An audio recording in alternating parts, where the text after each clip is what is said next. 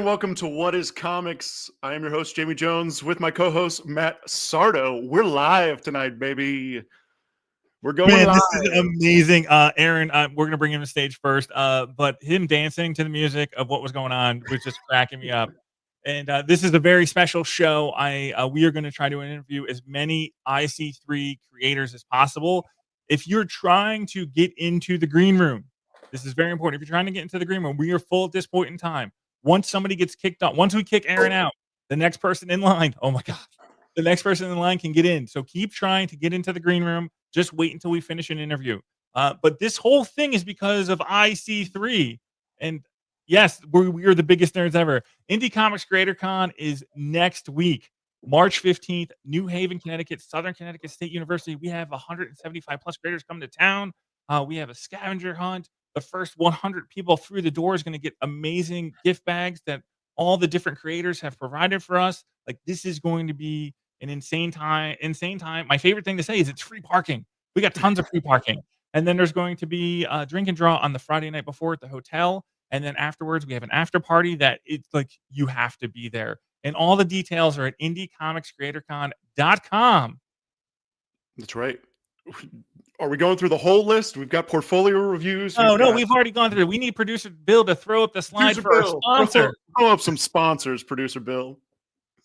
Oh my God, Comics Wellspring has been with us through the beginning, and they support us. They do all the print supplies for us. TD Art, Detulio Art, Athenium Comic Art are on board for the first time. Very thankful to them. Cosmic Lion Productions has a giant island at IC3, and I can't wait. I'll give Eli a big hug. The New Haven comic book store of choice, and they have so many indie comic books, and they support indie creators. Check them out when you're in town. Monkeys Fighting Robots, we all know about them. And then Dark Horse has put the swag in our bags, and that is our sponsors for IC3. Amazing, fantastic, lovely. Are we ready to do this? We get in our first guest. What's going on before we start this extravaganza? No, we're starting it. This is a marathon. Let's go. Let's go. Aaron, are you ready? Oh, hey. Nice to see you. Can you hear me okay? Right. Nice to see you there. See, I've got my mug. It says I must work harder. But hey, thanks so much for doing this, guys. I've been enjoying the What is Comics and all the different stuff that you've been putting on, just consuming that while I'm working on stuff in the early morning. So just want to thank you for the opportunity to be here. Well, thank you for coming to IC3. Oh, I wouldn't miss it. Wouldn't miss it. I am so hyped up right now, but I need to know where are you coming from for IC3?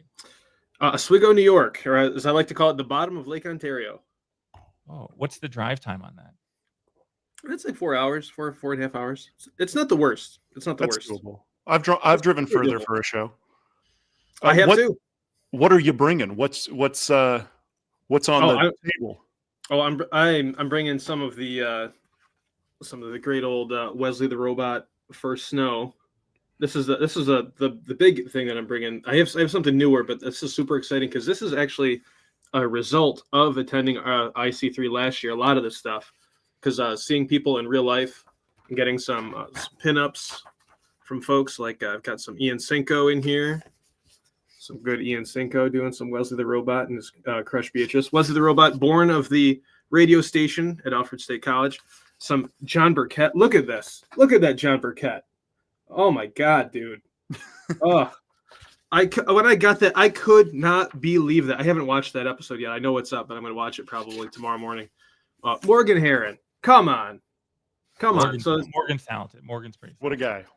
So basically, I went to the event and I made these connections with people, and I was like, I want to give you money or trade something to have you draw my character, and then that's how I ended up with this. And a nice little 10-page short story. And I was driving home, and do you guys know Steve Mannion, who does Fearless Dawn and some other stuff? Yes. Yeah.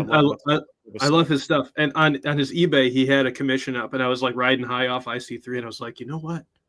Yeah. I'm gonna do it. Let's go. Nice. So I've got First Snow. I'm super pumped about this thing, and I'm working on. Well, I'll get to it, but I'm gonna be debuting just a little dollar zine of a little snippet of the next thing I'm working on. Oh, nice. It's a Halloween special. This is a little 4-page thing called Save the Cat. So it's about a cat stuck in a tree. So I'm super influenced by Warren magazines, like the creepy and eerie stuff. How they have like the first page splash page, and then you get in and out 10 pages, like 4 pages, 6 pages, 10 pages, 12 pages. So like they get in, they get out, you get the story, and I'm really trying to pour on like the sauce on the artwork, like really kind of like relish in the detail and the levels of highlight, midtone, shadow, just really push as much as I can. So that's the new stuff. I've got Creep of the Crop and the Crop of Creeps Craptacular Crop Show. That is a one-man 30-page little horror anthology in the spirit of EC Comics with my rural ghost horror host. He's got a little straw hat there. Did you have this last year? I think so. And I didn't grab it? That's ridiculous. No, I'll have more. These are home printed too, because what was it? James Easterly posted somewhere that you can print on newsprint and in this Epson. You probably have the Epson workforce, so we probably have the same thing. Maybe. I don't know. I don't. I have a brother. Oh, me too. An older brother. Yours younger brother? Yeah, it's an older brother. Okay. We got to keep going. We got to keep moving. We got to do just so everybody knows, we're talking about printers. Yes. For the non-artists out there, for the people coming to the show, we're talking about printers here. Oh, this is what I live for, man. And then we got the Piece de Resistance, the Wesley the Robot, the Dark Ages, 170 pages of story, tons of bonus stuff. Interviews with some of my favorite bands like The Faint, Interpol, Abso Facto, Longwave, Secret Machines, Power Nerd, Berenstain, and more. While you're holding that up, who would you say this book is for? Who's your audience?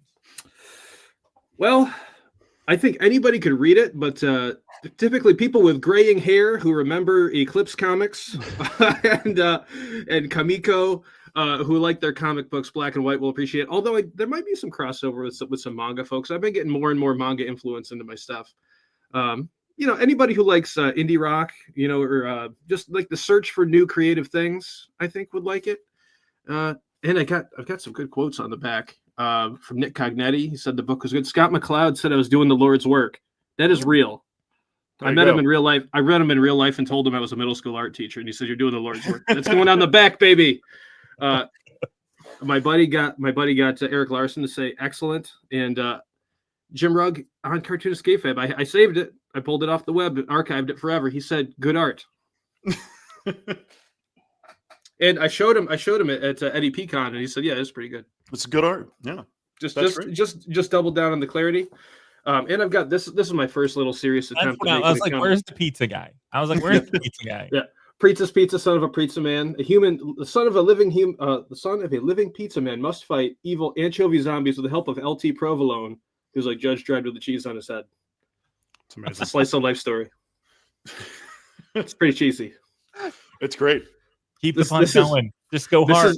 This is like the ironclad like pitch monster. Like I'll never have a better pitch than this. So I've almost like crippled the rest of my career. It's like, yeah, the first thing I ever did is the best pitch I've ever done.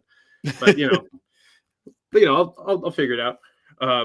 I also have a sketch cover of First Snow I played around with. That was kind of fun. My first batch of sketch covers I've done. You guys want to hear about a comic that was super influential to me? Yes. Or we would like to. Or am I out of time? We are. Let's keep moving. Let's keep going. We've got a bunch of people in the audience. I want to be a good citizen because I appreciate everyone else in here who's waiting. I appreciate your good citizenship by appreciating everyone else's. So we have, what are you working on next? Which I guess you kind of alluded to. You got more Wesley the Robot coming out. A Halloween special of Wesley the Robot. It's going to be a 32-page thing with some bonus stuff. It's going to be the best thing I've ever worked on. That'll be out. I'm hoping to have it debut next year at IC3. Nice. Fantastic. And I've got it mostly sketched. Yeah. Final question. What is your favorite indie comic?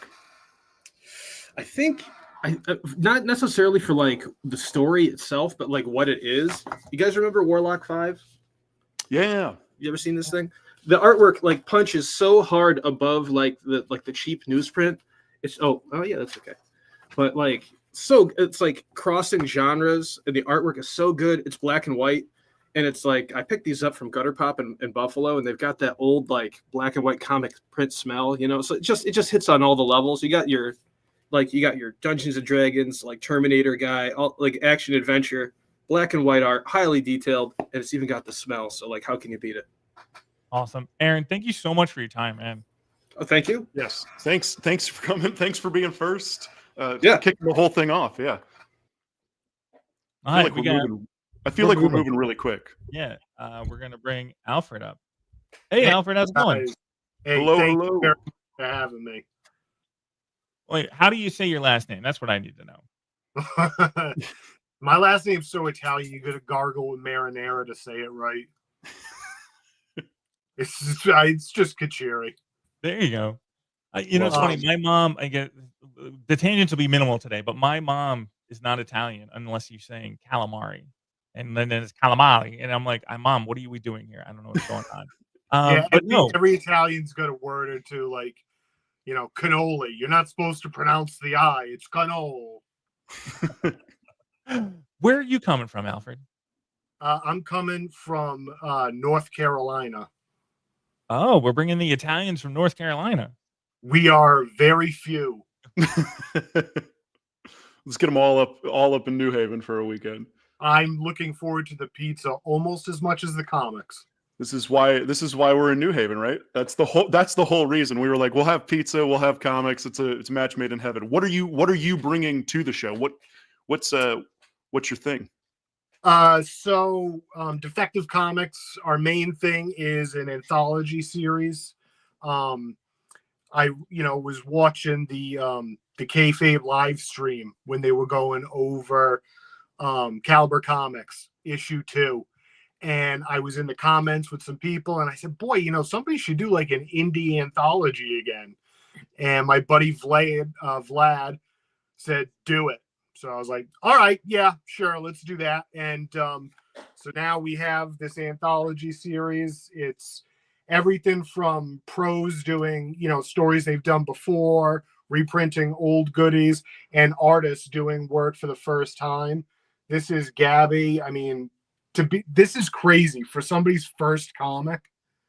This work is unbelievable. She's a painter and just started getting into comics. I'm so happy to be the one to print her first comic. It's so good. But yeah, we have an anthology series. It's all original creator-owned art, stories, characters. And this is one of my favorites. This is issue 3. This is an issue that IC3 basically built because I made connections, made friends with a lot of great creators at IC3 the first time around. And so I got some unbelievable people in here. Got Rick Lopez doing a Cosmic Cat story. Got Blade again right there. Unbelievable art. Got pinups from some incredible creators. Work by that same painter, Gabby. I mean, yeah, that's really good. Yeah. It's unreal. And then super fun. Got some other incredible creators like Chris Anderson. We know that guy. Yeah. He's pretty talented, that kid. He's all right with a pen. You know what I'm saying? He's okay. He knows what he's doing. He's going places, that guy, And then a pinup by yours truly. Oh, Werewolf. I'm a big werewolf guy. So there's my Wolfie. Let me just remind all the creators to make sure you drop in all your links in the YouTube chat so people can check it out. We have we got 34 people watching right now. So 34 new fans of your work. That's right. We have a website. We sell things online. We are legitimate.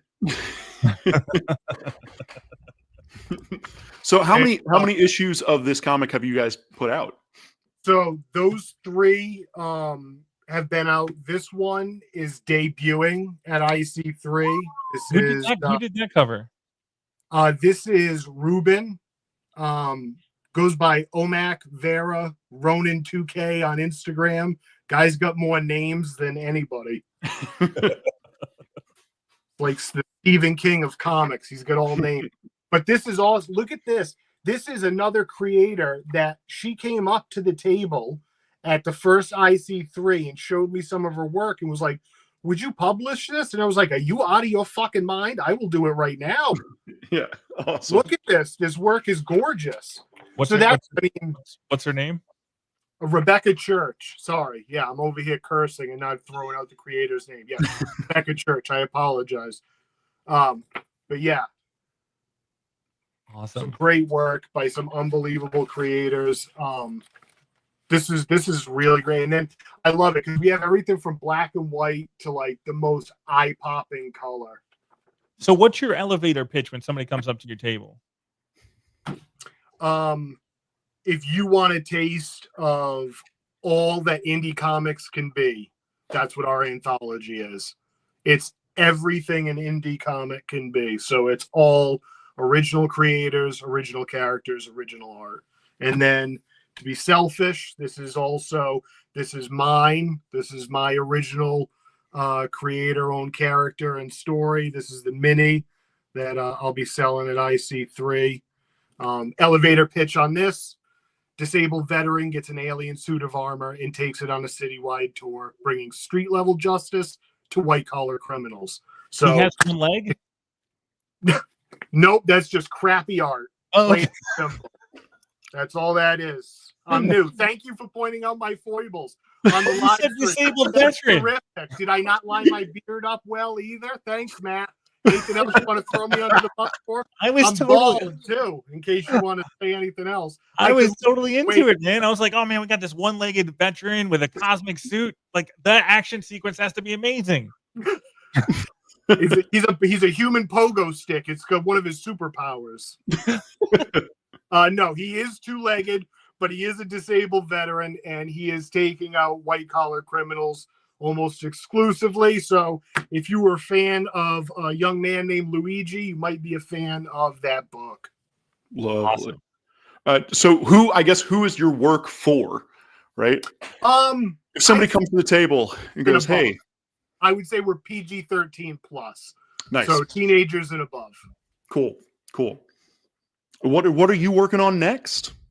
I have really been writing a lot for doing an actual Renegade series. Nice. So I've spent like 4 months going over issue ones that I really enjoy and trying to figure out how to create a really good issue one that gets you all the information in an entertaining way and makes you want to come back for issue 2. So I feel like I'm 90% the way there. Nice. Awesome. And what's your favorite indie comic book of all time?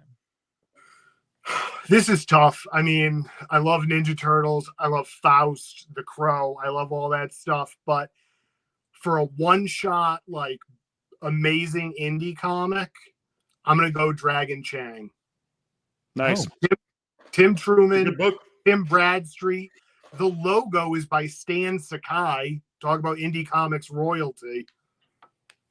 Awesome. Alfred, thank you so much for your time. And I can't wait to hear about all the pizza you eat in New Haven. You'll see some in my hand when you see me. Fantastic. All right, man. We'll see you in a week. Thank you. I cut him God. off. We got a whole week. We My only bad. have a week? Yes. Oh, it's a no. week. Hey, to everybody trying to get into the queue, just so you know, we're full at this time. As soon as we kick off a new creator, there's going to be, I heard the beep. I heard the beep in my head. That means a new creator kicked in. So Indie Comics Creator Con, March 15th, next Saturday. Drink and draws on Friday. After party is Saturday. Let's bring Enrique onto the stage. Enrique, how's it going? Pretty good. How are we doing, guys? Doing well. Very So, excited. Enrique, where are you joining us from? Well, I'm not that far for you guys. I'm coming in from the New Jersey, New York border. I'm about an hour and a half from Nice. you guys. My longest trip was New York to Miami. Drove that. I have done that trip. And and then from there I went to, because I did a show down there, SuperCon, and then the very next weekend I did a show in Cincinnati. So I went full circle that way. That was a big 2-week trip. So Ooh. that's a lot of fun. So you're going to actually be on Every year every part of I'm a 95. hero. So Yeah. What are you bringing to the show, my friend? that's the thing, man. I got so much stuff out here. I'm thinking, what should I bring? All this, or should I bring a few things? Overall, as an indie creator, and I got a whole bunch of anthologies I've worked on with a bunch of friends of mine down here in New Jersey and New York. We've done Stupendous, already a few volumes of Horrendous. You'll see a lot of my work there. My pride and joy is this one is called Not So Fair Tales. This was a Kickstarter that was done. I still got copies of it. There are 3 stories of mine in here. I wrote all 3. I did artwork for did all the ink work on them. Did full artwork on another one. It was lettered by my buddy Carlos Mangual. He's the guy. He is the letterer for almost any title in DC Comics. You'll see him doing it in Dark Horse. So, and this one is also special because my 16-year-old daughter at the time, now she's 21. This is her first published work. Is in here as well. So these are basically fairy tales that we all, a bunch of friends of mine, we got together to do. It was a great project. I'm going to have still a few copies of those there.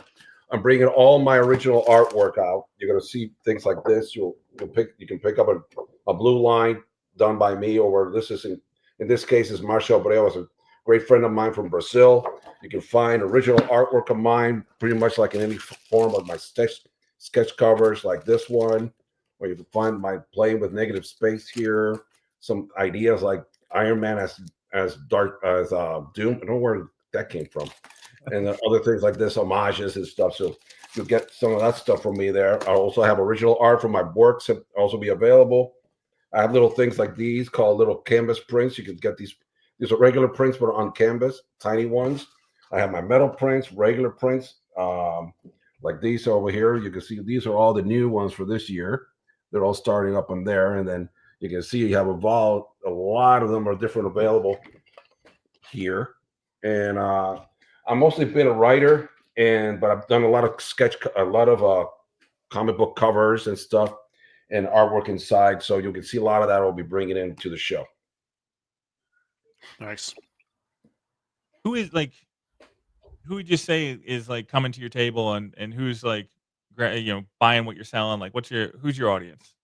My audience is so eclectic because it all depends on, every show is different for me, but it's like some people will come because they see the art style. Like, for example, my #1 bestseller of all my prints is this guy, Link. I've been doing Link for years, and anytime I put this out, this is actually a metal print.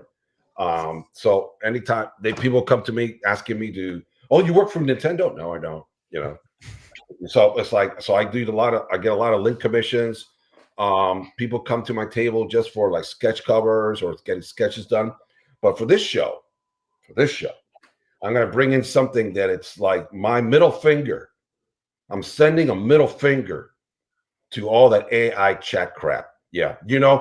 Us artists, we do our stuff. So I'm going to have this little card, and believe it or not, with this card, you could just come to me. It's called Story Time. You come to me and you give me some prompts, and I will write you a story here, live, not having to go to a computer and maybe see what comes up. I'll get you a little story right here from your prompts from a real human writer, not some kind of crap out there. Give me a break. And if you're really into some good stuff here, I can do a 6x9 sketch on here. You can get it. I prefer to do it before the show because you'll get a much better thing, because you can see back here. That's the good old table. And that makes it look a lot nicer than on these tables in the show. Sometimes they're not that stable and we're moving around. So it's always a good idea to come and get that stuff there. So I feel like I have to defend the quality of tables at IC3 now, don't I? yeah, take it up. You got good tables. Well, I can tell you for sure. I mean, it depends. There are some shows that I go to that they're really, really nice and they're nice and stable. But like this last weekend, it was hard. I mean, the show was great. The tables they gave us was like moving so much. I ended up having to work off it, and it was like, it's not as great. But the client was happy with the product, so that's what's important at the end of the day. And going back to your question, what comes to my table? I got everybody. I got a lot of kids because they see the big link as my banner, and they go, "Hey, that's a." So they see a lot of all these books are very young age. When we wrote like for example in Stupendous, we did that one during the pandemic, and my original story was more, what do you call it, deep as to so this version came out. He asked me to do a new version, something a little lighter. So all these stories, even in the horrendous ones, are really low key, maybe PG level,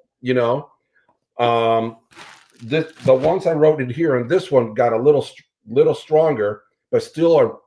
I mean, I got people who have told me they've read this to their kids at nighttime. I go, like, really? because most of the stories are nice. Well, the one or two is like, especially one of mine, has a nice little ending.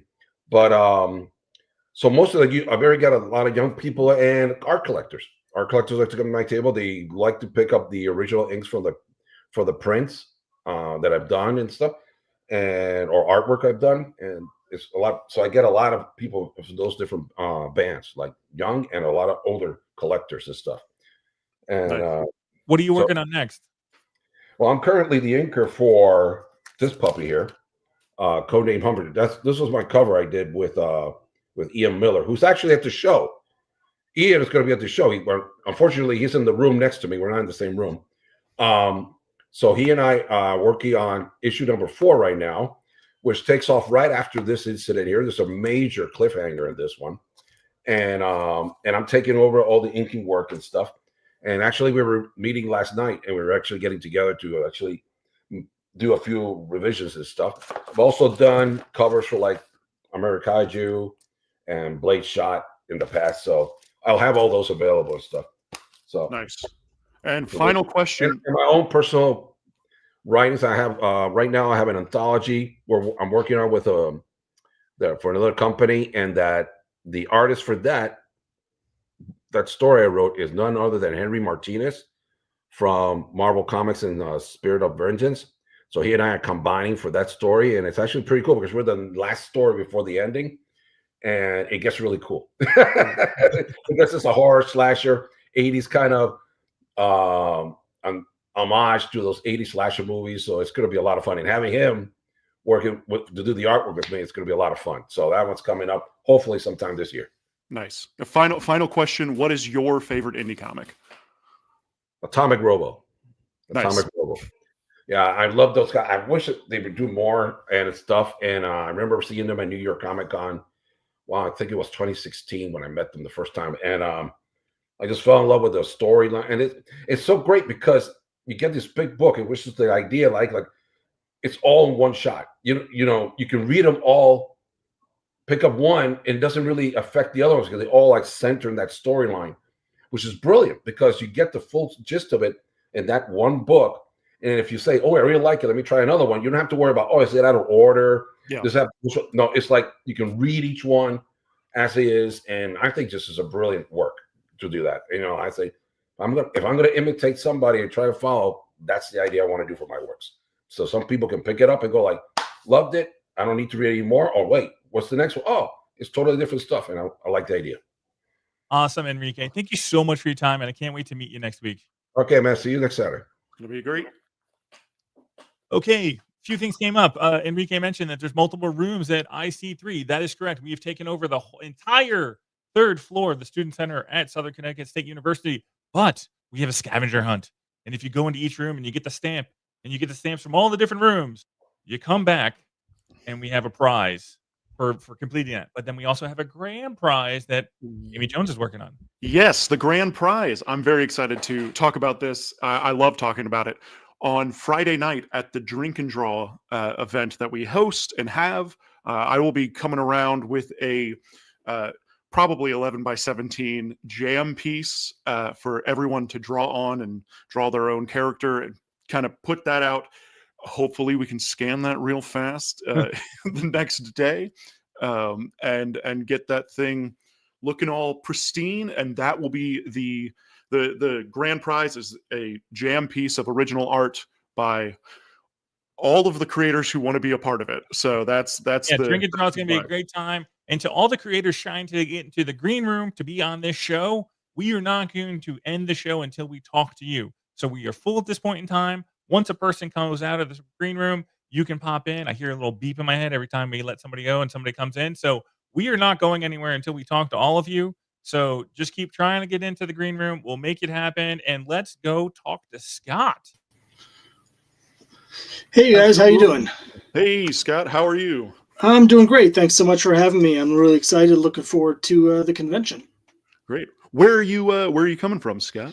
I'm just outside of Boston, so it's about 2 hours and 15 minutes for me to come down there. I had a table at the show last year, the first one, and I absolutely loved it. It's just awesome So I'm just really excited to get back there and see what everyone else is doing.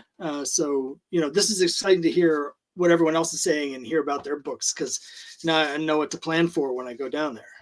This is a thing that I was really excited to do this particular show for, because last year I wasn't able to go and talk. We couldn't talk to everybody because you had to be at your table. And now it's like, okay, cool. I kind of know touchstones, where I want to go, what I want to see, what I want to do. So this is very exciting for me. What are you bringing? Speaking of things that we're bringing, what are you bringing? Well, I'm bringing a lot of stuff. So I started making comics in 2018, and now I have 3 ongoing series. So I'm going to be bringing all of those. So this is my epic fantasy series Quest, sort of my love letter to like Dungeons and Dragons and Bronze Age books like Red Sonja and Conan, Savage Sword of Conan and Warlord in particular. So I've got 4 issues of that out here. So that's number 2. And I'm going to have sets of these. I've got lots of variant cover sets as well that I'll be doing. So I'm hoping I can, people pick up all the sets.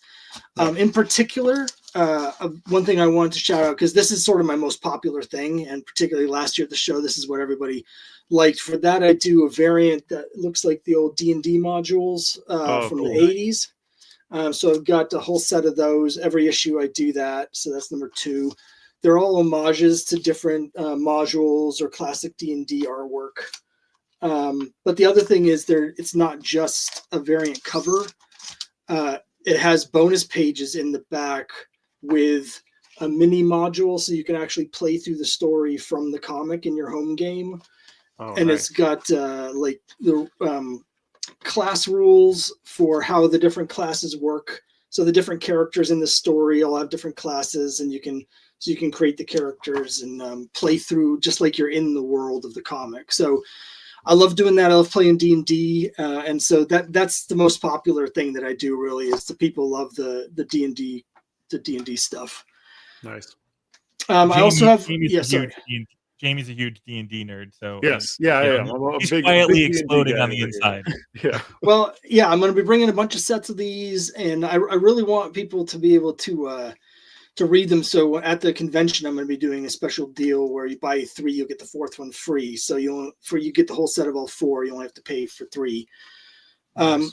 Now I've got another series called the Crime Busters. This is the volume 1 trade, and this is sort of my homage to things like Scooby-Doo. When I was a kid, I was big into teen mystery books like The 3 Investigators and Trixie Belden and Nancy Drew. And so this is it's drawn like in an Archie style, and they're sort of student detectives that are investigating supernatural mysteries. So this is issue 6. So I'll have the trade, which has issues 1 through 5, and then I also have issue 6 as well. And I'll have a deal where like if you buy the trade, you can get issue 6 for free, that sort of thing.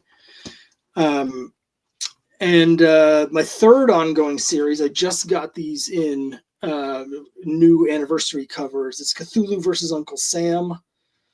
I like that Marvel homage cover. Yeah, so I'm doing a whole series of those for 5. That is awesome. We'll just put that up to the camera. Put the Cthulhu up to the camera. Like that thing is beautiful. Yeah, the cover artist, is a guy named Samir Samau. He's from Brazil, and he's actually right now he's currently drawing issue 3 of this series for me. So he's going to be doing the interiors for issue 3 as well as the cover. Nice. So yeah, these anniversary covers, everything I put out last year and the beginning of this year, I've done an anniversary cover. So I've got a whole set of like 6 or 7 of them now. And the story is basically it's set in World War II, and the Axis powers are trying to summon Cthulhu to win the war, and so Uncle Sam has to stop them. And so those are my 3 ongoing series. I'll have all of that. Some of these are new from last time. Like last time I only had 2 issues of Quest, and now I got 4. And also since last time I did a romance comic. It's called Geek Love. And it's got stories about wizards in love and cosplayers in love and gamers in love. So I'm a big fan of classic romance comics, so I really wanted to do that. Now I write all of these. I've drawn some of them, but most of them I'm working with other artists. But like this is a cover that I did, and I did drew one of the stories on the inside as well. Nice. That's really cool. That's really cool. You're all across the board, but who is your target audience? Well, it's me, basically. I always feel like if you're passionate about what you're doing, other people will find it. They can tell if you're doing it. So I didn't really set out to do this, but what I've discovered is almost everything I'm doing is sort of the stuff that I was really into when I was like 13 years old. So in the early 80s, when I was, watching Scooby-Doo and reading those mystery novels, and I was playing Dungeons and Dragons and, reading Red Sonja books and Conan and stuff. That's the stuff that I'm making. So I really make everything for myself. A lot of this stuff comes about because I'm like, oh, it'd be really cool to have this in my own collection. And then other people respond because they can tell that you have the passion for it. That's great. What are you working on next? You said you had issue 3 of Uncle Sam versus Cthulhu, but yeah. So I've got a new issue of all 3 of these series coming out this year. I'll drop a link here in a second to my website because all 3 of the Kickstarter pre-launch pages are live. So if you go to my website, they'll have a list. You can click on all 3 of them and get the sign up to follow them. I've done 17 successful Kickstarters so far. They've all been fulfilled on time, and so we're going to do at least these 3 more this year. I'll just drop the link here, and again, if you go to my website, it'll have the list of all 3 of those issues. So Crimebuster 7, Quest number 5, Cthulhu versus Uncle Sam number 3 will all be out later this year. Nice. I just can't stop making. I'm addicted to making these comics. So, I'm currently drawing Quest 6 myself right now, and I have another artist that's drawing Quest 7 at the same time. So we're like, awesome. Yeah, really, really getting out there ahead of things. That's great. What's your favorite all-time indie comic book? Well, I'm a big collector, so I thought I'd show you because I've got 3 different answers for this. I'm going to give you 3 real quick. My head says Usagi Yojimbo. So here's my Albedo number 2 with the first appearance of Usagi Yojimbo. I've got a complete run of that, and it's just amazing from start to finish. The craftsmanship is just incredible. My heart, though, is ElfQuest. When I was a kid, I read this starting in '85 when they were being reprinted in Epic from Marvel, and then I got the Donner Starblaze trade paperbacks in color. So it's really that original ElfQuest series. Those first 20 magazine-sized issues were just really huge for me.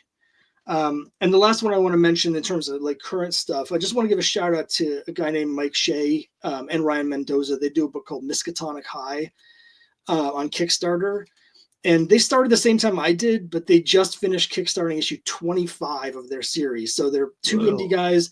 They've kickstarted all 25 issues, and they're putting out 5 new issues a year every year. And it's just that's what I aspire to. It's amazing to see indie people ground level starting here on Kickstarter, and just to get to issue 25 is really incredible. So yeah, that's crazy. That's great. Yeah. Gosh, to the moon. Yeah, exactly. Let's go. Scott, thank you so much for your time, man. I can't wait to see you next week. Yeah, I'm really looking forward to it. I hope to see everybody there. Yeah. Man, I was getting lost in Scott's eyes at a certain point and completely just botched having a next question ready. That won't happen again. Professionalism. Yeah, D&D, and you were lost. But let's bring Manny to the stage right now. What's going on, everybody? Oh, I know this guy. Manny's ready to go. I'm ready to go. What's the first question? Where are you coming from, Manny? Well, I grew up in Miami, but I'm in Cape Coral, Florida, which is on the west coast of Florida, southwest Florida. So nice, kind of east of Fort Myers. What do you? I don't want to be here. You got to go. What are you bringing? What are you bringing to the show? There's going to be a few things that are going to be there that I'm involved with. I don't really have any copies except for Relic Hunter #1. I have a backup that I wrote that Rick Lopez drew. Second printing of that is going to be coming out, but Adam Lemnah, Relic Hunter creator, he's going to have those copies with him. So I don't have one in hand to show off today, but that, and then Anton Blake and I are going to be debuting a bootleg Ninja Turtles comic that we did about Bebop and Rocksteady starting a hardcore band in 1980s New York. And he's got those copies ready to go. So those will be on hand. And I also edited a book for Cosmic Lion called Red, and those copies will be at the con as well. So That's great. You are also going to be on one of the panels. yeah, that was going to be the next thing I wanted to talk about. Yeah. I'm going to be on one of the panels. It's going to be called Asking Good Questions. It's about interviewing creators, podcasting about creators, and it's going to be with the amazing editor-in-chief of Monkeys Fighting Robots, Anthony Composto. Yeah, no, really hope Anthony's been sick, and I'm hoping he survives and gets back and everything like that. Yeah, but yeah. We joke that if Anthony isn't feeling better, we're gonna prop him up like Weekend at Bernie's with sunglasses. That's a good idea. Yeah, it'll work. That's gonna be the best part of IC3 is Weekend at Bernie's, Anthony. Okay, so give us the elevator pitch of the Teenage Mutant Ninja Turtles bootleg. Okay, so basically, Bebop and Rocksteady, as they always do, screw up. And they have a piece of Dimension X technology stolen from them by a bunch of punk kids. The kids think that it's an amp, so they're going to give it as a prize at a battle of the bands. So instead of being the usual thing they do, going the violence route, Bebop and Rocksteady say, hey, let's start a hardcore band. We win the contest. We get the amp back fair and square. Shredder never finds out. There's no fighting, and we're in it. Problem is, Raphael and Casey Jones overhear it and they start their own band. So then, now we have conflict. This sounds great. I'm going to have to pick up a copy. Yeah. You sold me. I'll give you a preview. The Casey Jones's band is called Penalty Shot. It's a hockey theme. Yeah. You sold Sardo. Yeah. So who is your work for? You're editing? I mean, Scott mentioned something that I thought was pretty spot on. I kind of write for myself, but I think I have taste that a lot of people love. I like 80s genre movies, stuff that I grew up with. I like punk rock. I like 80s and early 90s Marvel comics. Dungeons and Dragons. Sword and sorcery books from the 80s, black and white boom. You throw that all in a blender, and I think you kind of get the kind of stuff I'm interested in writing. So. Well, that's what Jason Aaron says every time I've talked to him, name dropping. That's what I'm doing today. Every time I ask them, who are you writing for? He's like, I write comic books that I want to read. Yeah. And that's my advice that I give. There's two advices that I give, that I've stolen from other people. Jason Aaron's one is like, write the books you want to read. And then Gail Simone's like, you don't have a budget in comics. Your budget's infinite. So make the biggest, most impressive comic book you can and make Jamie go crazy doing all the artwork that you can think of. Yeah. Yeah, I'll say this. In high school, the best kind of night I would have was maybe playing some Magic the Gathering with some friends, listening to some, good new punk rock band, walking the shelves of the video store and renting whatever B horror or action movie that I've never seen, and reading some comics. I mean, you put all that together and you kind of get what I want to write about, right? So that's awesome. What are you working on next? Oh, sorry, Adam and I are Adam's putting the finishing touches now on the second issue of Relic Hunter. I came on as co-writer with him for issue number 2. And issue number 2 goes in a really cool, crazy, wacky new direction. We're both very excited, man. I think it's actually one of the best things I've ever written. Nice. And I can't wait for everyone to see it. I mean, it jazzes me up just to see what Adam is doing with the pages. I mean, he's leveled up 99 levels with this comic. I mean, what he's doing now is going to be killer, and I can't wait for everyone to see it. And I'm so stoked. I wish we would have it for IC3, but maybe we'll have some kind of ash can or something with some of the pages, because he's pretty much done. And it would be really awesome if you guys were at FedEx Kinko's on Friday night making it for the Saturday show. Hey man, if he's down, dude, I'm there. I get there kind of late, but who the hell needs to fucking sleep? I'm not planning to sleep till I get back home on Monday, so I'm gonna be pretty good. The cool it's last year Adam couldn't make it to the show, so I'm really excited that he can make it this year, and that's super exciting. And Adam and I have never met face to face. I mean, we've been collaborating for years now. We talk all the time. We FaceTime all the time. But as far as physically shaking the dude's hand and giving him a hug, I've never done that. And honestly, that's one of the first things I want to do. Oh, you know what? I forgot. There is a business center at the hotel. You can just make copies at the hotel. Hey, man, if he's down, Adam, if you're watching, message me. Maybe we can come up with something really quick. I'm down. So that's okay. So bringing people together, Matt. That's what we're doing here. Yeah, I mean, I'll have the beverages. You guys can be in the business center. We can make this happen. There we go. Matt and I have talked about this before, but Indie Comics Creator Con is the show that you find out how tall or short somebody actually is. Honestly, yeah, that was probably one of the strangest things about it, you know? Yeah. Yeah. I love Chris Anderson. Man's a lot smaller than I thought he was in person. I thought he was a giant. Yeah. I really thought he was a giant. And then To I me, met him. the vibe for IC3, what I said last year was like, it didn't feel like I was meeting people for the first time. It felt like I was seeing people that I hadn't seen in a long time. Yeah, that's You a know, good. like That's a good way. yeah. So that's, and I think that's what's going to be this year, even more so, you know? Yeah, that's awesome. So the final question: what is your favorite indie comic, Manny? I got two. Obviously, the original Eastman and Laird Ninja Turtles comic. I mean, that came along at a time when I was already in comics, and like I was like, when I saw this, you know, I had already kind of seen the cartoon, but I saw this, and I was like, wait a minute, there's another version of what I saw on TV. And then, I mean, I was blown away by what I saw. It was so gritty and violent, and I mean, I've been in love with it ever since. And you know, this is my copy of issue number 12, probably one of my favorite issues.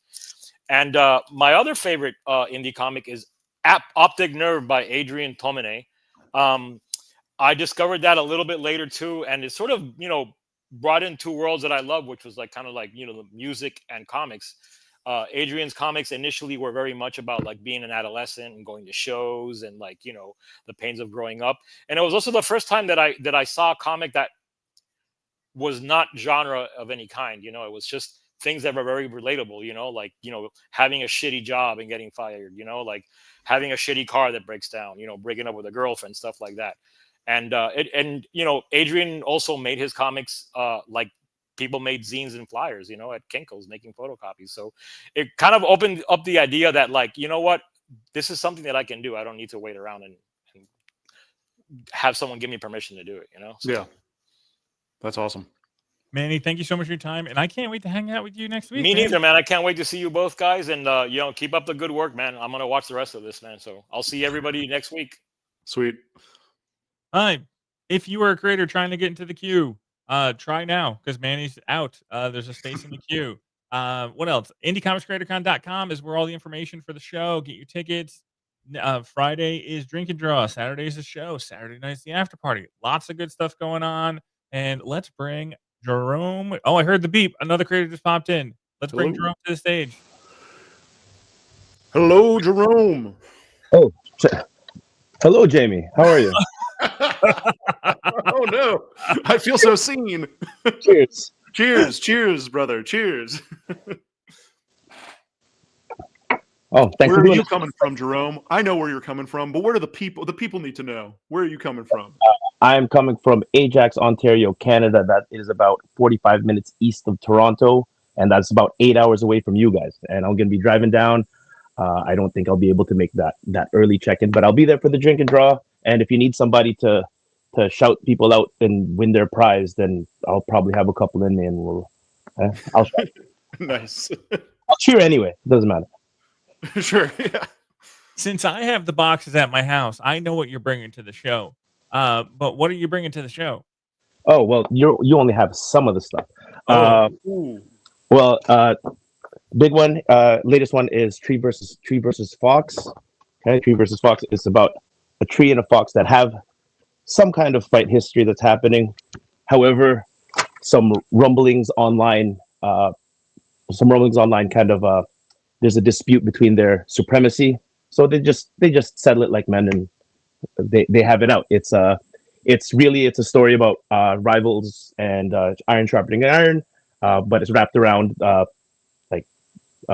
over 40. It's a 72-page book, but 47 pages of the story. It was the best choreographed fight in this side of indie comics, and I stand on that. I know there's a lot of people that can draw, but when it comes to that choreo, I like it. I had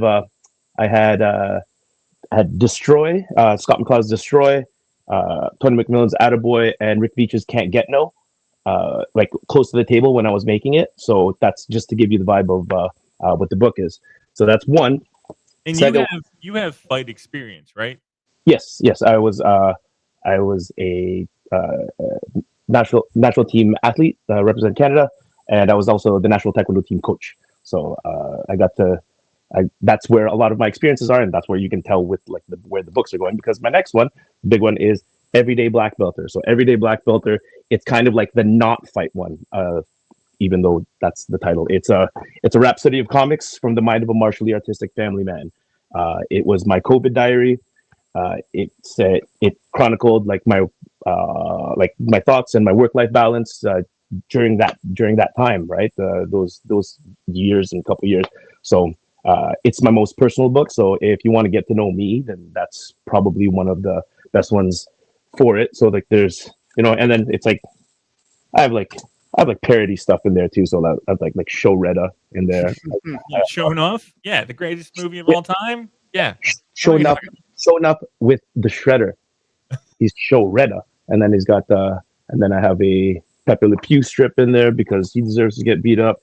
And then there's a lot of things, just black and white stuff for me. This one, really inspired by Jim Rug's Super Mag and like Mad Magazine, and like a lot of like personal diary comics. I just felt like I can make up stories, but then how to tell somebody how I feel and what I'm going through in my actual life is. I felt like I needed to go. So I was like I was saying, I was a national team coach and I was traveling around a lot, and I had a young growing family, and I was losing a lot of time with them. And this was the book that kind of explains how I dealt with it. Right. I also have, this is one what you got. This is Haya the Handbook. It is it's my interactive graphic novel promoting the practice of martial and sequential arts. It's about a tree that wants to get his next belt, but he keeps getting distracted because he wants to make comics. So it's a goal setting book. There's art stuff in there that kids can copy. Where is it? Oh, and then there's a bunch of these all over the place. Oh, that's cool. Hey, if my kids pick up this book, are they going to beat me up after reading it? No, because they're gonna learn what they should be doing. If they beat you up, it's not gonna be my fault. That's gonna be your fault. I have this. This is kind of like somewhere in between. It's somewhere in between Dogman and Bone, right? So this is a great all age book. The kids do love this one.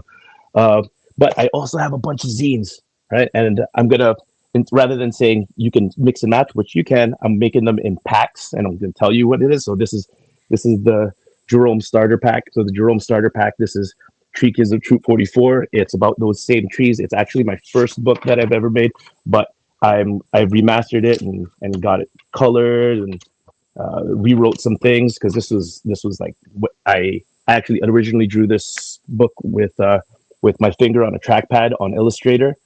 I had no idea what I was doing, and it just ended up being a 248 page graphic novel. And I'm gonna give you guys so this is gonna be chapter 9. Chapter 9 is like it's like the training montage. This is gonna be like a best of the best, right? You know that movie Best of the Best, Eric Roberts. Okay. Yeah, to save life in defeat. Yeah, this one.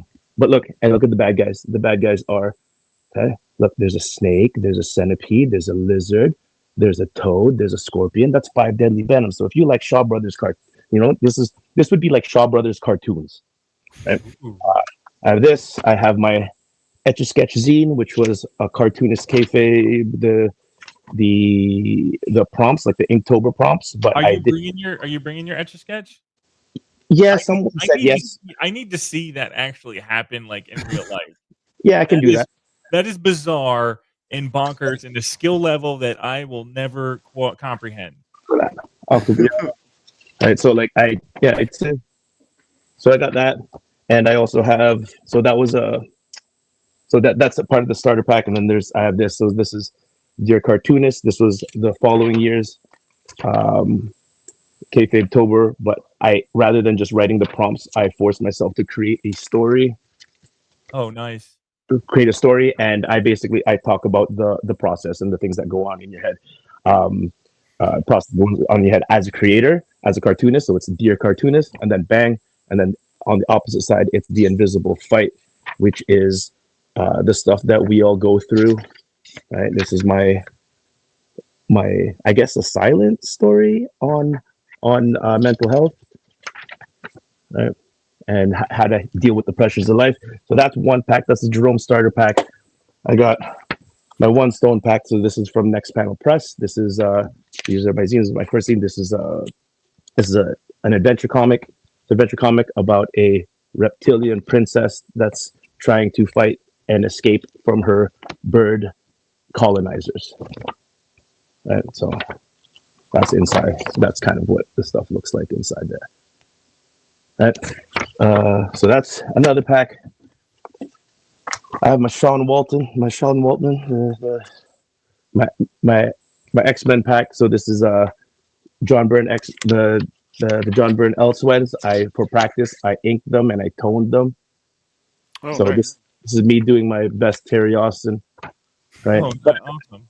but I made my own covers. So if anyone feels any ways about it, you're buying the print. That's the cover, okay, guys? I'm not getting rid of that.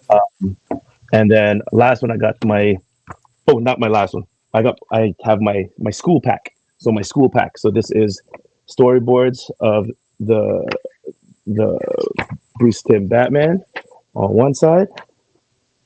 Right, it's the full storyboard of the intro, and then on the opposite side, I have the Autobot Massacre from the movie by Peter Chung. No, Yeah. don't do that to me. Yeah. So where is that one? Oh, how does this one make you feel? Oh man. Yeah. So I got that one, and then I got this one too. People have seen this one. I got the Peter Chung Turtles, and then the Scott McCloud, Kurt Busiek, the X-Men, the OG X-Men Grand Design. I got that on each one. And then I got my favorite stories from Kuber Skeeber. I got just a few that I just jacked over there. So these are super bootlegs. I think IC3 indie stuff. I think it's welcome. If you don't, then I won't. Okay. And then Pow Biff Pops. You guys know about Pow Biff Pops? I do not know. This is from 1978. It was Kurt Busiek and Scott McCloud got a license for one day only to create a Marvel and DC crossover. They got the actual license, but they only got like 250 copies. But everything that wasn't sold, they had to burn. So there's only like 12 in existence. If you find it on like eBay or something like that, it's a lot. But it's not this. And yes, I will about that karaoke. That's on Matt. If Matt wants to get I'm people. gonna start researching for karaoke for Saturday night. Like I think if the town stays open, we will make it happen. And then my last zine pack. It's my Image Grand Design flip book. It's just basically my pages. You guys know about the story about Image Grand Design and how important it was to me and to the group. This is me. This is a Rick Lopez cover, and it has that nasty fight that Chris Anderson finished inking and Ben Granoff colored, and I did the ballpoint pen layouts for it, and they made it into something really, really beautiful. And then the Ringsideology, the hand versus the foot. So if you wanted the Ninja Turtles and Daredevil, well, they ain't really in it, but the foot in the hand. There's that, and then there's right. Shout out Sam. Right? Shout out Sam Blanchard. Right? He'll I'm sure he'll be there. And then last one. This is my latest Inktober project. It's Lost Cats. This is it's a silent, or I should say not a silent because you can hear it when you watch it, but it's wordless. It's Last Ronin but Thundercats. Okay. It's Last Ronin but Thundercats. So there's some black, white, and then it has like these fights that are here, and I'll have the original art for a lot of this stuff here. Okay, Nice. I'll have the original art for a lot of this stuff here. Hopefully, people will catch it, and that's what I got. I'll be basically doing what I'm doing now. I'm just going to be rambling a whole bunch of stuff, throwing a lot of stuff in people's faces. And I'm also going to have a pack of what I like to call oops zines. So oops zines are like, when you print the zine and something goes up like upside down and you print it wrong, and instead of getting messed up, I make sure that my print guy gives it to me, and I'll like fool around with the pages, and then I'll just staple it and fold it just so just so if you come by the table and you don't want to buy anything, I'm gonna throw something at you so you can have something anyway. Whether it makes sense or not, it's better. It's better in your hands and in your garbage than in my garbage. That's amazing. Jerome, I can't wait to meet you next week, man. Thank you so much for hopping on the show. You have so much stuff. That's amazing. And it's new to everybody there because I'm stuck up here with the igloos and everything, and then nobody's ever seen it. So I'm just trying to throw everything at everybody. You know what I mean? Oh, I'm definitely going to support the Canadians. That's my job. That's my job right now. So, man, all right, I'm going to kick you out of here, and we're going to go with Jeff. But I can't wait to meet you next week. No problem, man. Thank you. Oh, thanks for taking those boxes. We've just hit an hour. Are you ready for the next hour? Oh, we are. If you are a creator trying to get into the green room, space is just cleared up, so keep trying to come in. We are going to talk to you all. Yeah, we just did hit an hour. That's amazing. All right, so I heard the boop. Somebody just came in, but we're going to bring Jeff to the table. Oh, hey, guys. Oh, hello, Jeff. How are you? I'm good. I'm ready for round 2 of IC3. Let's go. Where are you coming from? I'm coming from the Boston area. Nice. Thank you for putting on a tie. I appreciate. Well, I tried to counter-program the bow tie. Yes. Yeah. Thank you. What are you bringing? What's going to be on your table? Well, I got a couple things. First up is my brand new graphic novel, In the Valley of Death. It's a true story about the first day at the Battle of the Somme in World War I. You can see I also painted the back cover as well. Got some pull quotes from my friends Rich Woodall, kind of popular guy that does some indie comics, and my buddy Shuli Egar from the Howard Stern Show and now the Shuli Network. Cool, man. Let's see. What's the elevator pitch for this book? Let's hear about it. All right. In the Valley of Death is the true story of the first day at the Battle of the Somme. It was probably the bloodiest day in all of World War I. The British had 60,000 casualties in one day. So if you like the horrors and traumas of the First World War, I got you hooked up. Yeah, this is right up my alley. I've recently got really into World War I, so I'll have to pick up this book. Yeah, I'll also have what I have left in my inventory is some older work that I've done, like Spiderweb, which was kind of a legal procedural thriller, and Honey Trap, which was espionage. And I've also been getting a ton of commission requests, so I will be doing commissions just like this. Nice. I guess hold that up. That's really good. Yep. That's awesome.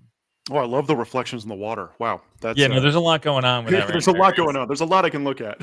Yeah, no, that thing's beautiful, man. That's solid work. Thanks. So, who is your work for, other than the World War I enthusiast?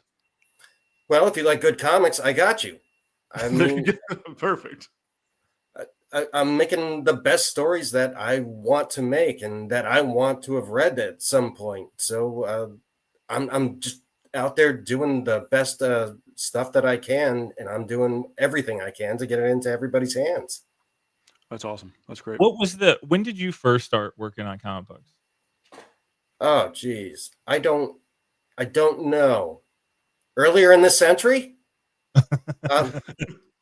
My first published work was a thing called Zachary Midnight Terrors #3 with writer Bob Tinnell. We did it for Chanting Monks Press. I remember that's what it was, but I don't remember what year it was. And then, okay, when did you decide that I want to make a World War, comic book and really go into it? Oh, it was after I'd finished up my last book. It was I'm tired of doing crime for right now. What book would I like to read? I want to read a war book. And my first thought was to do World War II, but I couldn't think of a story that had already been told 7 different ways. So I decided to go back another 25 years and thought there's a rich tapestry for World War I. There's some good stuff there that can be told. So I willed it down to the first day at the Battle of the Somme, which was... I thought it had the most heart and the most tragedy. Oh, you're selling me. That's not a hard sell for me. This sounds great. I'm so excited. I can't wait to see you next week and get this book. what are you working on next? Okay, well, there's a couple things. I've started working on my next graphic novel, and I'm also getting ready for an art show that I'm a part of. So doing stuff like this, very expressionist. Oh, nice. So good. And for the next 6 months, I am on the road from the West Coast to Western Europe, out there promoting In the Valley of Death. So Where are you going in Western? Where are you going in Western Europe? I have dates scheduled in London and in Ireland. Nice. I definitely want to hook. I want to talk to you afterward to see like what the response is on the book. I think that's going to be very impressive. Yeah, well, I mean, I want to give a shout out to the guy that does my lettering and also does a ton of production work on the book, Patrick Hernandez. He is the best creative partner I've ever had. I don't want to work on books without him. Like, he takes everything I do and he just makes it a little bit better. That's and fantastic. I don't know what more you could ask for in a creative partner. No, literally nothing. That is, do you like each other? I guess that's the other thing. Well, I mean, we never met, so he's probably ahead of the game. Yeah, I like him just fine. Perfect. And what's your like all-time favorite indie comic book? You know what? I'm going to give you the one that is probably the most influential to me, and that was something that my buddy Rich Woodall started a number of years ago, called Johnny Raygun. He did it out of Jetpack Comics in New Hampshire, and it was just one of those things where when I first started thinking about working in comics, I picked up a copy, and it was just like, wow, you can do this, and it can be done in black and white. You can have color covers. It was just like a revelation that there was more out there than just Marvel or DC or Image or whatever. I guess I just always have to keep thanking Rich Woodall for opening my eyes as to like that there's this whole other world of comics out there that are equally, if not more so, interesting than anything that any of the established publishers put out. I'm going to need to find Johnny Raygun. This is the first time I'm hearing about it. I just Googled it. I'm in. I'm sold. I can't wait. Glad I could sell a comic for Rich. So Jeff, Jamie and I are definitely going to stop by your booth, check out your books, because you got us both hooked on the book. Thank you so much for your time, and can't wait to see you next week. All right, I'll be seeing you guys. Thanks. Oof. That was I'm terrified of that book right now because I'm gonna think it's gonna be crazy. Crazy good. Adam, I saw you chimed in that you want to get into the green room. Somebody just left, so try to get in right now. Oh, I heard a boop. It might be you. What else is going on? But let's just go straight to. I'm going straight to Anthony because I think I lost my train of thought. Anthony. Hey, hello. How are you? Good evening. Thanks for having me, guys. Appreciate it. How are you doing? Just so everybody knows, I'm answering this question for Anthony. Anthony's coming from Philadelphia, and like that's where he's coming from. And we're not a big fan of Philadelphia. My kids boo Philadelphia all the time, so that's where Anthony's from. Now you can ask him. Anthony, I'm a big fan of Philadelphia. You are always welcome, Jamie. He's moving there. I'm moving. I'm going to be moving there. So. Oh, and I'm 5'7", so great. I know Matt probably already knows that, but that's about it. Yeah, 5'7". Nice, so, fantastic. No one's gonna think that I'm 1,000 feet tall or anything like that. From your image here, I would have expected you to be 1,000 feet tall. Yeah, right. So I'm glad to know. I'm glad we've established a height. Yeah. So we know where we're coming from. What are you bringing? So I'm bringing all of the comics that I've made so far, which are right here. I've seen this stuff. The grandma. Where's the grandma? Show us the grandma. It's on here. So I'm just gonna go in order, the order that I made them. This is Babies on a Plane, which is about a Yummer Baby Corporation, like the Gerber Baby Corporation. They're looking for their new baby model. So they grab a bunch of babies from Philly. They're all on this plane. And all of a sudden, they start turning into monsters, and hilarity ensues. Next book I made was Silver Fox Golden Ops. This is about two old ladies, part of the Silver Fox, which is a covert operation, and they basically just fight for senior citizens' rights, and they do it with extreme prejudice. They open up the book. Show us some, we aggressive. need some artwork there. Oh yeah, sure. So it gets here we go. They get a little wild. Oh yeah, there's some fun little fight scene, beating the piss out of this bald guy. Yeah, let's see. They're naked in the shower at one point. Up there's all the old guys with their boners. It's yeah, it's good. It's good times. Some decapitation, all the fun stuff. Everything that your grandma did to you, you know. Well, that's my favorite book from your table. Thank you. The only one I didn't write, Checkers on the Beach. It's written by a Jersey comedian, Nick Fierro. These two dirty seagulls just bickering at each other the whole time, and yeah, it's a good. It's kind of like the conversation's just like it's like about nothing, Seinfeld-esque, or like kind of like a Quentin Tarantino side scene that they go on about McDonald's burgers or whatever. It's kind of like that. Then the next book I did, this is a long one. This is 94 pages of nuts. These are nuts that you do not need an EpiPen for if you're allergic. It's still good. You could still read them. This is there's some other little homages I did for the back of Ghost in the Shell and what's this, Akira references. But basically these three nuts go around the house just trying to help other anthropomorphic food. That's their vow. And they go on a ridiculous little trip. They keep getting killed. And then what I'm working on now, before you even ask, is Demon Nun. Oh, that's so awesome. Demon Nun is about this demon, Andromalius, and this is issue 1 that I just finished, that I will be bringing to IC3. Andro here is sick of torture. He's sick of being in hell, and he wants to get back to heaven. His buddy thinks he is insane. He says, you know what? You should just possess somebody and get that out of your system. Come back to torture, and you'll be good. Well, Andrew has another idea. He goes, I'm going to possess somebody and do good shit and basically not give the body back. And then once the body dies, I'm just going to sneak into heaven. And issue 1 here is how he's basically getting out of hell.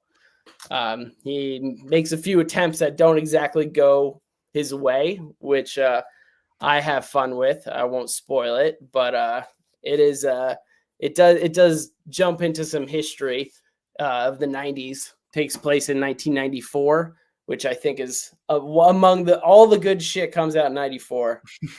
all the best Nintendo NHL 94, Quarterback Club, anything. Music, Alanis Morissette, you know, at 90. That's the first. That's the Alanis Morissette's your first. It's my first, yeah, Nirvana, yeah, whatever. Alanis though, come on. Jerome was on. He would probably agree. No, I'm a big fan of Alanis. I have no problem with it. She was God in that movie. Yeah. Dogma. Yeah, she was God. Who are your books for? Oh man, I think who was it? What's his name? Scott hit it on the head. I make them for myself. Like I do it to amuse myself. I am bored like all the time. Like it's not that I'm not busy or I don't have things to do, but I need to constantly amuse myself, whether it's during work or whatever. So like, for instance, I work in New York. I'm walking around the city. I'm usually humming like the Super Mario go down the subway. It's like like I need to do things to amuse myself, and I've always wanted to.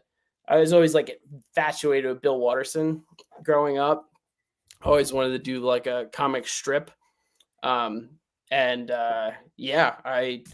I got more back into drawing, 8-9 years ago, I got really bored with just drawing a picture of a character that I did not make, and I was just like bored at. I'm like, this is bad because I love to draw, but now I'm hating this. And then starting to put all my goofy ideas on the page really kind of opened me up. So yeah, me. And I hope other people enjoy them. And if they don't, that's fine. I'm not going to stop. I'll be 90 years old making goofy shit about old ladies decapitating people. I don't care. Nobody could read them. It's totally fine. I mean, I hope you enjoy them. But it's to give my own shits and giggles. Is the Mallard coming to IC3? Oh man, this baby. He's a good boy. Let's see. He's old enough to drink now. Yeah, that's my first duck. Oh, good. I'll tell you that story sometime. You can tell us that. Sounds like a fantastic Saturday night after party story. Oh yeah, I could absolutely share it then. I'm excited. What is your favorite indie comic? Oh man, it's I'd probably have to say God Hates Astronauts, Ryan Brown. Yeah, that is a fantastic bunch of nonsense that I just ate up. It was so refreshing. Before I read that the first time, everything I was reading was very, I don't know, structured. That's probably the wrong word, but his everything, even his like onomatopoeias were like is so refreshing. Like I can't even give you an example, like butt poke, like something stupid, and he would just write out what was happening. It was like absurd. I loved it so much. Nice. I love his brand of humor. Comes off great on the page, I think. Anthony, thank you so much for your time, and I can't wait to hang out with you next week. Safe travels, my friend. Thank you guys. Have a good night. Appreciate your time. We're going to keep this rolling. Let's bring Daniel to the stage. Hey, all. How's it going, sir? Good. It's been a long work day, but I'm here. But we're here. We've made it. Yes.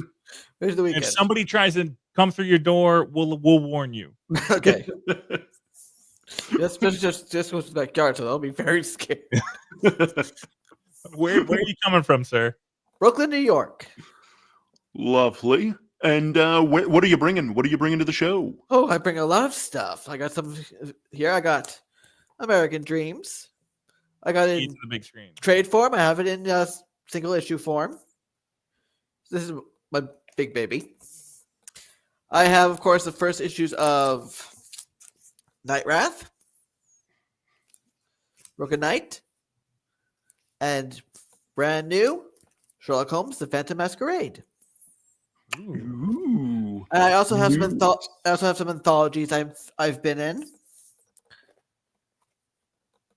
I have the Spider Squirrel anthology, where I wrote a short for one of the heroes in this. Holiday Spirits. I wrote a Hanukkah story in this one. It's like holiday horror.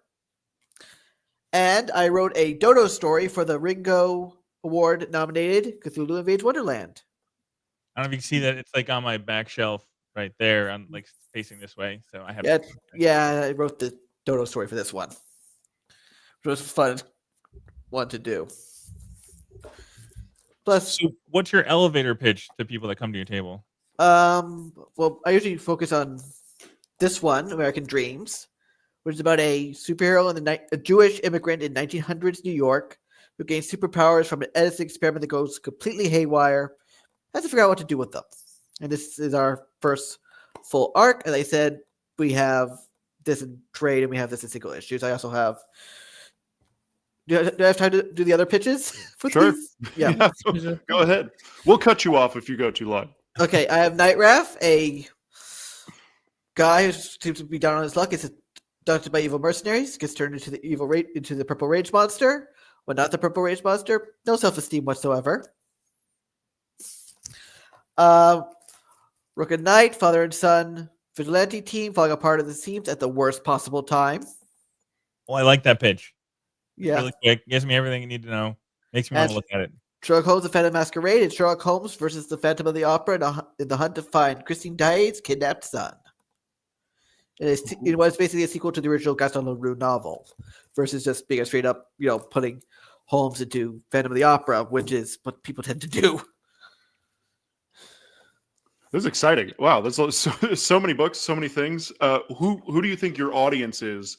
Who's the people that you're really trying to attract to come to your table? Well, I would like to say, like everyone else's, my first audience is me. Like I wanted more Jewish superheroes. I wrote a whole book about Jewish superhero. But I really think I lean towards like a PG-13 rating mostly when I write. But it's like anyone who loves like interesting twists on superheroes for most of my work, or fans of, in the case of Sherlock Holmes, or fans of the opera, fans of Holmes or Phantom, or just a good old-fashioned mystery. Nice.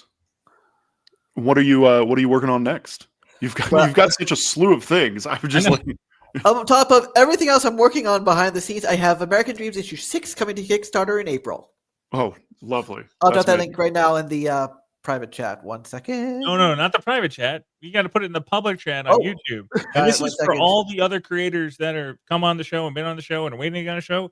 Drop your links to all your work on the YouTube page or on the Facebook page. Oh, it says it failed to connect to post. It's okay. After you get off, after we kick you out of here, you can go on the YouTube page and like put it in. Okay. Yeah. I failed also. Ask you to leave. But no, what is your favorite indie comic book? Well, I had to think long and hard because I can't decide because there's so many, but I figured out at least 2. And I brought them downstairs. Ooh, lovely. The Rocketeer. What a book. Amazing art. And continuing the idea of Jewish comics, and because his birthday week was just celebrated this week for the comic book community, Will Eisner's The Spirit.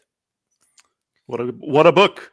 I'm a big Spirit guy. We've talked about it. Also a Contract with God, of course, but yes. This is my favorite Eisner.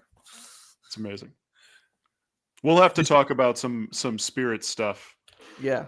At the show. I've got questions. Yeah. Like I really got started with the Darwin Cook run, but then I went back to look at the original Eisner stuff. Yeah. That Darwin Cook run is great. Yeah. Daniel, thank you so much for your time. I can't wait to be there because this is your first IC3, so it's on my birthday too. Oh, it's your birthday. It's gonna be on my birthday. It's gonna be on my birthday, the day of the con. What? So just so you know, like I used to work at TGI Fridays, so I'm gonna have the whole entire room saying happy birthday to you. Okay, I could deal with it. You know, that's gonna happen. I deal with it. I had a bar mitzvah about 23 years ago. Well, let's do bar mitzvah too. Let's do it. Yeah, make it happen. Excuse me, whether it's a dust, as I just remembered, I was 13 over 20 years ago. Daniel, thank you for your time, and I can't wait to see you next week. See you soon. I almost went to producer Bill because he was next in line, but he's looking. Man. But I didn't do it. So a big shout out to producer Bill making everything happen today. He's amazing. And somebody just popped into the chat, so we have to go to Carl. How's it going, my friend? Hello, Carl. It's going great. How you guys doing? I was really hoping that a whole bunch of claymation was going to happen. Well, I did bring some of my friends. Let's see if I could get Arnold in there. Oh, there's Arnold. Let's see, which way does he go? Oh, there he is. This way. So this was for a second TV series that I worked on, and it's they call it claymation, but it's not really made of clay. He's kind of like soft foam rubber, and you could squeeze him, and he could shoot you and things like that. Where are you coming from, Carl? I'm coming from Long Island, so not that far away. Nice. And what do you bring into IC3? Okay, so we've been working here for about 3 years. So I'm kind of like the new guy on the block here, doing comic books. And this is something I've been dying to do for a very long time. This is my character Spontanea. This is the first issue. It's out of print now, but we did put the first 6 issues together, and we have our first trade paperback. And there it is, volume 1. It's all 6 issues, and it's a reader. Let me see if I can pull up something there, because that seems to be our next follow-up question is, who's the book for? I miss a lot of the books from the 1960s, the ones that Stan Lee says he wrote, but really they were written by like Jack Kirby and Steve Ditko, and there's a lot of great dialogue and a lot of great characterization, and that's what I was really aiming for when I created the book. I wanted it to be something that would hold your attention for more than a couple of minutes, because there's not a lot of fight scenes. It's more about characters, where they're going, what they're doing, what's going on in the story. I even tapped into a horror writer by the name of Robert Atone, and I had him create a character that's a conspiracy journalist. So he writes for a company. He writes for the newspaper of the town, which is Tranquility. So he writes the Tranquil Times, and the conspiracy journalist begins to write about the strange things that are going on in Tranquility, which is where Spontanea is. This is wow, what a thing.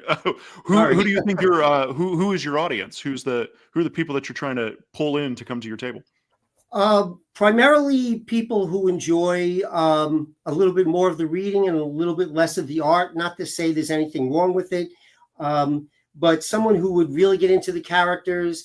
I've got I go across the evenly across the board. There's a lot of representation in my books. So someone, let's say higher middle grade, teenage plus, teen plus, young adults, a little bit of everybody. But primarily I'm looking for people who appreciate something that goes on for a while, a lot of interesting characters, a lot of little mysteries that need to get solved. That's what I'm aiming for. That's awesome. How many issues have you done? Are you doing more than the trade? Are you? More than I probably should. The paperback is the first 6 issues. Okay. So that's about 100 and I think we're at about 160 pages there. I keep getting backwards here which way the camera's pointing. So we just finished issue 12. We have a little bit of coloring left to do. So that's going to be the second volume. And I'm not sure if I want to actually do a second volume of the book, or do I want to put all 12 issues together as a trade paperback. It'll be a little over 300 pages, and look for a publisher that is not small time like me, because I self-publish. I may be looking for a publisher who's looking to that 300-page paperback and get it out to get it all over the place. Nice. Yeah, that's a great plan. That's Thank awesome. you. 12 issues is impressive. It's been taking about a little over 3 years from start to finish. I had to find just the right artist. I started illustrating myself, and then I thought I wanted it to be better than that. I'm more of a sculptor. I could bring out a little character here from another show I did. So you may recognize it's, Mel Gibson from Braveheart, and he's also made of foam rubber. They call it claymation. It's the same story, but it's really foam rubber latex. And I'm just much better as a sculptor than I am as an illustrator. So I have a couple of friends live in Mexico City, and they were the illustrators. And then I found myself a pretty good colorist, one in Italy and another down in Argentina. So it's kind of a global thing going on. And I'm very proud of the book. I'm very, very proud of the story and the artwork. In fact, I'm going to be giving out several of these. This is the final issue. I'm hoping to get a lot of people interested in it. And there's a giant werewolf trying to eat Spontanea right on the cover. So I'm going to give out a lot of these for free if as long as my supplies last. You come to the table, you say you want to look at the book, you're not sure if it's the paperback you want, you might be able to get that for free if you're the first to come to my table. I'll be happy to give them out, get more people interested. I believe in doing things grassroots, getting people genuinely interested. This is the first time I'm at IC3. I didn't even know you existed. I apologize for that, but I'm new in this business. And when I saw you had this going on, I have to be there. I think I was probably the first to say, take my money. This is only our second show. So it's the second show. Second show. So we a year ahead of me. Yeah, you're right. You're right in there. There has been a little chatter about your office. What is your favorite Spider-Man item on your back wall? Oh, so I've been collecting things for quite a while. I have, I don't know if I can pull it out because it's in a case. Don't worry about it. But it's a Spider-Man ice pop from the 1960s. So you get these little plastic containers. You fill them full of orange juice. You put the thing in there and you put it in the freezer and you pop it out and you suck on it. It's just something I remember from my childhood. I saw it on eBay and it's like, I must have it. So, but there's some other things. I've got is that Ren and Stimpy up there? Yeah, it is Ren and Stimpy. That was signed to me by Bob Camp, who I used to see all the time at School of Visual Arts where I teach. When we were both in the animation department at the same time. So we used to hang out and have lunch. And when I saw him at a convention, I said, I must have a Ren and Stimpy. I know Bob. Bob's a great guy. Yes. What's your favorite indie comic? Wow, there's so many. I'll tell you what really I found was groundbreaking. As I started to get away from being an illustrator and a sculptor, I got more into story development, characters, story arcs, really diving into that. So when I think about indie comics, I think about story. I think about Terry Moore's Strangers in Paradise. A lot of simple black line, no reason to color it in, but you could sit there and just look at his pictures and there's so much expression on the characters' faces. There's so much going on in the background. This guy knows how to tell stories. And I've been waiting for when is this going to be a Netflix TV series? What's taking so long? It's so good. And he's already gone on to 2-3 series after that by now. Yeah. But I still appreciate those old books. Recently, just back in print, they've been out of print for a little while, and they just did bigger omnibus collections of them, within the last few months, I think. So wow, I've been selling them. I guess I should hold on to them now. Yeah. Carl, thank you so much for your time, and I can't wait to meet you next week. Fine, fantastic. I appreciate it. Thank you very much, gentlemen. Thank you. Okay, quick reminder to all the creators in the queue. If it's your time to come up on here and you are away from your desk, I am going to skip you and go to the next person. Mario, get back to your desk. Hello, my friend. How you doing? Good. How are y'all doing? I don't want to butcher your name. Can you just tell me your name? Yeah, it's Cayetano. Awesome. And Kai is fine too. Kai too? Okay, awesome. Yeah. Where are you coming from? I'm also coming from Oswego, New York. Oh, nice. we have 2 now? Is it 2? Yeah, that's right. We got a little contingent that are gonna come up there. Are you all coming together and traveling together? Well, I think we're driving separately because I actually wasn't sure if I was gonna be able to go, but so we're driving separate. But it's gonna be me, our comic shop owner friend Evan, and Aaron Lee. Nice. From Oswego. Well, what are you bringing? What are you bringing to the show? Well, I'm going to bring some comics that are Rizzo printed. I have issues 1 and 2 of Night Moves, or issue 1, 2, and 3 of Night Moves, which is a full story of a pumpkin-headed magician and a large cat trying to make their way back to a circus that disappears at dawn. And this is Rizzo printed and put together. I'm going to cut you off. Explain what Rizzo printing is for Matt, because he doesn't know.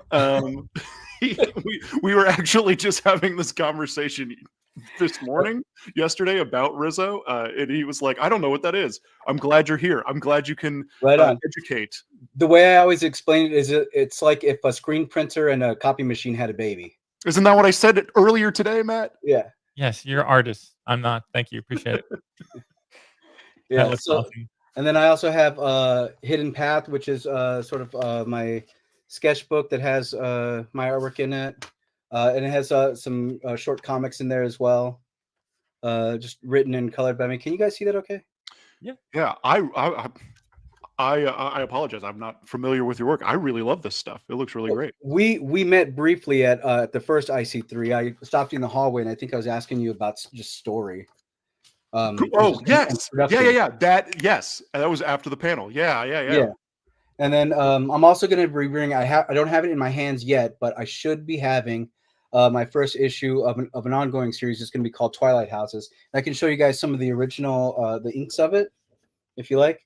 So this is the cover, the inks for the cover, and I've got like characters like this. It's sort of a portal fantasy / urban fantasy work, and so I'm gonna be bringing some of these originals too, just like for people to flip through and check out. I've got like this is a cover for the new the issue 22 of What's Furthest Place from Here. Image book. Yeah. And then this is one for a cover for Camazotz, which is an indie comic that I did the cover for with Rafael Flores out of Texas. I don't know if you can see that. The Return of Camazotz. And then I'll also be bringing a handful of some prints I work on. I'm hoping you guys can see that all right. But this is just the work that I do. I'm fairly new to comics, so I'm like kind of learning as I go, but I've been illustrating for a super long time. You're doing it all wrong. Oh man, I knew it. I figured I'd talk to you fellas. You guys would know. I follow you on Instagram. Now I'm seeing art and it's coming things and everything, faces to images. Right on. Yeah. It's great. Yeah, this stuff is awesome. Are you doing commissions? Are you taking commissions? Yeah, I figured I'd just bring stuff, like bring paper and stuff and work on things there. And also bring I have some contributor copies of issue 266 of Savage Dragon, and so same deal with my comic shop owner Evan. He introduced my work to Eric, and he said it was beautiful and I'd love to publish it. So in the back of Savage Dragon, it's kind of a funny story. He published my the First Time You See Cathead, which is the issue #1 that I'm going to be bringing. Nice. So he put that in the back. Unfortunately, my name is literally nowhere on here. And I was just like, so it's sort of like when I got the copies, I was just like, yeah, that's amazing. And I'm like, oh no, my name is nowhere. So he apologized in issue 267 and mentioned my name, but I was just like, but anyway, so I've got these copies. I'm going to bring some copies to share with folks. So you're new to comics, but you're already published in Savage Dragon. Yeah, I mean, it's a total I've got like, so yeah, like and Tyler Boss. I met Tyler Boss at Syracuse, and we started talking. And I go to Buffalo all the time, and he lives in Buffalo, so we were like chatting, and he offered me to do a variant cover of the What's the Furthest Place from Here. So it's like my second foot in the door. Doing stuff for Image, and I've got also like a comic and a short story in an anthology that's going to be put out. I think it's supposed to be available later this month through Ohio State Press, and that's like it's called From Lucha to Cocinas, and it's story like Chicano stories of or Latinx stories that go from like wrestling to like food and culture, and so I've got a short comic in that. It's going to be coming out, and then so I'll be bringing that stuff, and just like more like just a ton of original stuff. Figure I'd just show you guys because like I like looking at original artwork. Hope you guys too. You too. Yeah, this looks great. Yeah, so this is like my my Cathead comic, and this is actually part of like issue 3. But I figured I'd show you guys, and I've got like I'll be bringing like I've done like a couple of these kind of things. So just kind of like trying to practice my my superhero muscles. And this is like that print. This is the original of that print. Nice. Oh, that's really cool. Yeah. Yeah, and just a reminder to all the creators that are in the green room or have been on the show, drop your links in the comments on YouTube and share your Instagrams. More links you put in the comments, the better, so that everybody can find you and everything. And I forgot every time I do that, I forget my question. Well, who's your work for? You've got a wide array of work. You have the Cathead comic. What is your age group? Who's your audience? I would say that my age group is probably somewhere in the range of teen plus, like teen and up. Yeah. And like because I do have like some cuss words in my books. Sort of like for people that really dig on see, like if you were to like mix Hellboy with Adventure Time and maybe a little of the Max, that sort of stuff. But I really like a clean style, but I also like, you know, bombastic action. So I'm sort of like trying to like figure out where does like Jaime Hernandez meet up with like James Herron, Yeah, you know, or like Daniel Warren Johnson, like somewhere interlaced somewhere in there. And I don't know if I'm doing it right at all. But what a great I feel like that's a great description of your work. So good on you. Good on you for knowing what you are. Right on. And I can ask you, like, because I was running around with it, like last IC3, like a chicken with its head cut off, doing everything. Were you tabling last year? I wasn't. I just went to go hang out and check it out. So we came up, me and my buddy Isaac, we went and just like we got a hotel room and just hung out. So we were hanging out at the drink and draw ahead of time, and it was just such a good vibe. Everybody was so awesome, like super friendly, and that's the thing that like I really love about the comics community. Everybody's like that I have met has been like super welcoming and friendly and giving with information. Like it's just been awesome. And so like that vibe, like the same kind of vibe that like I went to SPX a couple of years ago, and it was amazing. And I just loved everybody's like just the friendly vibe from everybody. But IC3, I was just like, no matter what, like I'm gonna come back. Like I don't care what it takes, come hell or high water. Nice. All right, we're just gonna clip that. That's our commercial. Thank you. No, I'm looking forward to. Just so everybody knows, Drink and Draw is the Friday night before the show at the hotel bar. And it's an amazing time. I just love how everybody just had their books out, they had their inks out, they were painting, they were, you know, it was messy awesomeness. Yeah, it was an awesome hang. So I guess last question. I feel like we could talk forever, but last question: what is your favorite indie comic? My favorite, dude, I had to think about that for a while, but I think like I keep on coming back to one that just had a really beautiful emotional gut punch, and I really love Poor Sailor by Sammy Harcum. You guys familiar with that book? No, it's a lot of like just a single square panel format, and like it's been published a bunch of different ways. But like I really love the single panel per page. But Sammy Harcum's Poor Sailor is fantastic. It's a really cool story that like there's pirates, there's like a husband and wife, and there's a crazy brother that takes him out. It's such a beautiful book. I have one of the original pages on my wall.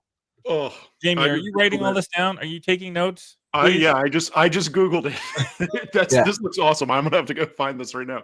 Yeah, wow. This is what I love about indie comics. I love not knowing anything. Like the second you think you know something, somebody pulls out some incredible thing that you have no idea about, and this looks like it might be my favorite thing. Yeah, I love it. I love Jordan Crane. I love those kind of comics. But I mean, like I am also like when I saw, and it's not necessarily like indie, but it's kind of an unusual book, the Wonder Woman Dead Earth by Daniel Warren Johnson. I was just like, holy shit! Like this is the most fucking wild thing I've ever seen.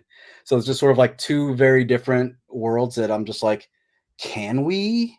Yeah. These like yeah. Yeah. All right, Kai. Thank you so much for your time, and I can't wait to like officially meet you. Right on, same. Right on. I'm so excited, guys, and thank you so much for having me on. I appreciate it. Thanks. All right, let's keep this rolling. Go. How's it going, guys? Hi. Going well. Can you hear us? Yes, I can hear you. I love y'all's sweater. Oh yeah, Astro Boy. Yes, we are Tezuka fans. I'm a huge Astro Boy fan. Astro Boy is my jam. So this is amazing. Where are you guys coming from? We're in the Philly area. Nice. We've talked to a few Philly people already. We heard, yes. Yeah, we kind of took offense to the anti-Philly Matthew. No, I'm kidding. We're all gonna fight them when we get up there, and that's what we're gonna do.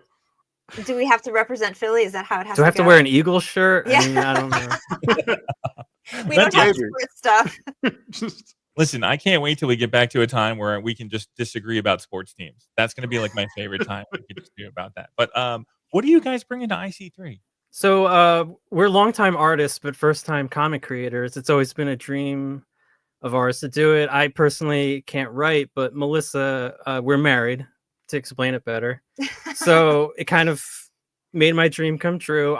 Melissa is the character designer and artist for Starcat Galaxia.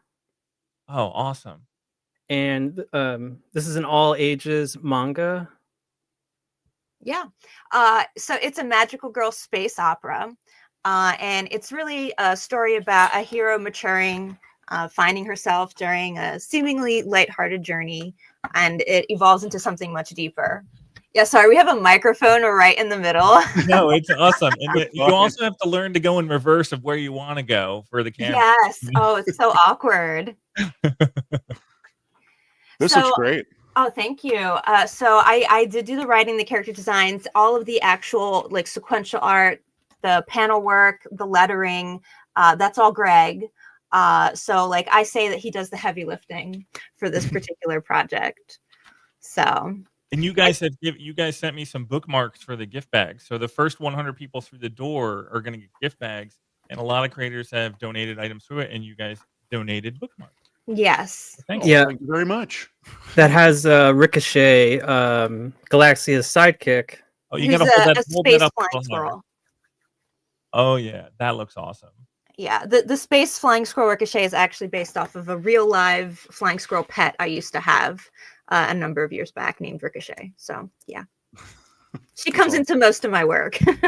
That's amazing. Don't tell my girls that you had a flying squirrel, because I don't need to It's have that a year-long pet. battle. It's definitely a single person pet. It will attack everybody else. You're safe. You're safe from this one, Matt. Yes. Yeah, Galaxia is so the basic world is there's a group of star cats, and when they enter into space, they turn into cats, and only cats can navigate space. But when they enter like a atmosphere, they turn into human. That's where the magical girl part comes in. Yeah. So it is an all ages adventure, and it does target younger teens. Mm-hmm. Like it's rated G though, so it's it's for everybody. But it will have deeper concepts going forward in the story. So this is the first chapter. It was a successful Kickstarter, which is really exciting because Greg spearheaded that. And oh my goodness, it's going to be an epic journey. There's a lot of time involved. Greg decided that he wanted to color all pages with Copic markers. I don't know if anybody out there has worked with Copic markers. What an undertaking. Yeah. Yeah, that's exactly what I thought. Watercolor would be so much quicker. No, it must be Copic. Okay. Yeah. Well, I wanted it to be consistent, and the marker it should always be the same color. Like I don't want to have to mix colors ahead of time or have like a palette ready whenever the time comes for me to draw. So yes, it makes sense. Like there's logic behind it. It's just it is an undertaking. It is a time-consuming effort for Yes. sure. So I'm assuming into our next question. This is what you guys are working on moving forward. This is how many issues do you have planned? How many issues? What issue are you working on now? So in total, we're gonna be doing it manga Takoban style. So it'll be 9 chapters per volume. I'm working on these are the names in Japanese or the page layouts. So I have all of chapter 2 and 3 laid out already. Whoops. Are you going to bring those to the show so we can look through them? Oh yeah. Yeah, I really want to look through those. Yeah, at the I would show. Yeah, definitely please bring them. that out. And we have the original page art as well. This is very large. I'm gonna try to knock the microphone off. Oh. How big are you working on? I'm this? doing the deleter manga pages, which are roughly like 11 by 14 almost. Yeah. Oh, awesome. Are these pages for sale? Yeah, they'll be for sale. There's a few accounted for already. Okay. Can we? But yeah. Turn the page? Can you even see if it's back Yeah, here? yeah, those look great. Yeah, we can see them. Okay. Your effort is not for naught. Sorry. Yeah, Yeah, no, so- that's great. Really good. We'll have them at the show. Yeah, and we're also doing sketch trading cards. Oh Nice. my god, you need to talk Hey, with Ezra. It sounds like a Kezra thing. Yeah, you need to talk with Kezra. He'll be walking around the show, and you and him need to have a conversation about sketch cards. because he is trying to make sketch cards the thing, and he is accomplishing it. And oh man, that's awesome too. So yeah, we'll have some holographic prints available. That is a Honey Tessa special. That is going into my kid's room like almost immediately. I can see that like oh being nice. bought. And we have, I mean, we're looking at it more because our background is graphic design, marketing. Melissa had products sold in Hot Topic in the 2000s. She had these dolls made for her IP, which is Precious Miseries. She could tell you briefly about it. Yeah, I've been working with Precious Miseries since college. It was my senior thesis in 2005, 2006. And I went to the San Diego Comic-Con 2006, I believe, or 2005. And it just, everything happened. Like, it was really right place, the right time. I met with the Hot Topic reps. They loved my series of character designs that were fashion-based. And like, it all happened very quickly. I was just very naive and like young, so I didn't know what I was doing. But it gave me a kickstart. And you know, this is back before like the internet was as it is now. It's like super accessible now. But I will also have at our table my Precious Miseries stuff. So like, this is an origin poem book that I write and illustrate. I have like a novella based on one of the orphans, one of my more popular orphans. I have an artivity book, which is basically a coloring book of the line work for my illustrations. And then a comic book that I wrote, but I'm not really a sequential artist. That's not my strength. I'm more of an illustrator and character designer developer. But I did hire some comic book artists to see my visions come to life. So I'll have those there. Nice. That is really cool. Yeah, I'm excited to talk to y'all at the show. Final question: what is y'all's favorite indie comic? So we thought about it, and it's already been given, ElfQuest for me. But I mean, I do love Bone. I love Earthworm Jim, even though it was like 3 issues from the 90s. But I am a big Earthworm Jim fan, just like video games and figures and everything like that. So nice. Yeah. That is awesome, guys. Thank you so much for being on the show, and I can't wait to meet you guys next week. Yeah, we can't wait. Are you guys going to be there for Drink and Draw? Oh yeah. Mm-hmm. Nice. It's going to be a really good time, guys. Thank you so much. Thanks. Thank you. Thank you. Thanks. Hi. So people are saying I need to apologize to Philly. Yeah, that's not going to happen. Not at all. All right, we're gonna. Oh, Mario is in there. There we go. Hey, Mario. Hey guys, how you doing? Hey, Mario, how are you? I'm I good. don't want to be on the main screen. You're gonna be on the main screen. There Really we nice to be here, guys. Thanks for the opportunity. Where are you coming from? Okay, so as you probably assume by my accent, I'm not from the U.S. Originally, I'm Brazilian. I come from Brazil, but I've been living in Long Island for 2 years now. So I'm going from Long Island, which is much closer. Well, Nice, yes. you help me when I say that we have an international crowd coming to the show. Yeah, you do. Yeah. So thank you so much, my friend. What are you bringing to the show, Mario? Okay, so let's see. So ever since I got to the US, I had to decide whether I was gonna, I don't know, keep my connection to Brazil, keep publishing back there. And whenever I go back there, I do my stuff and my shows.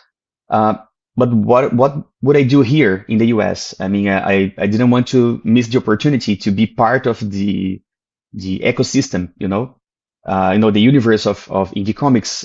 So I started publishing my stories in English. So the first one that I took to IC3 last year is Vincent in Pieces.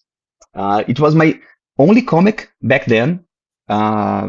And it's a slice of life story. It's kind of autobiographical. And one of the characters, actually, the story is about this guy who's not Vincent van Gogh, but he looks a lot like him and he feels like him.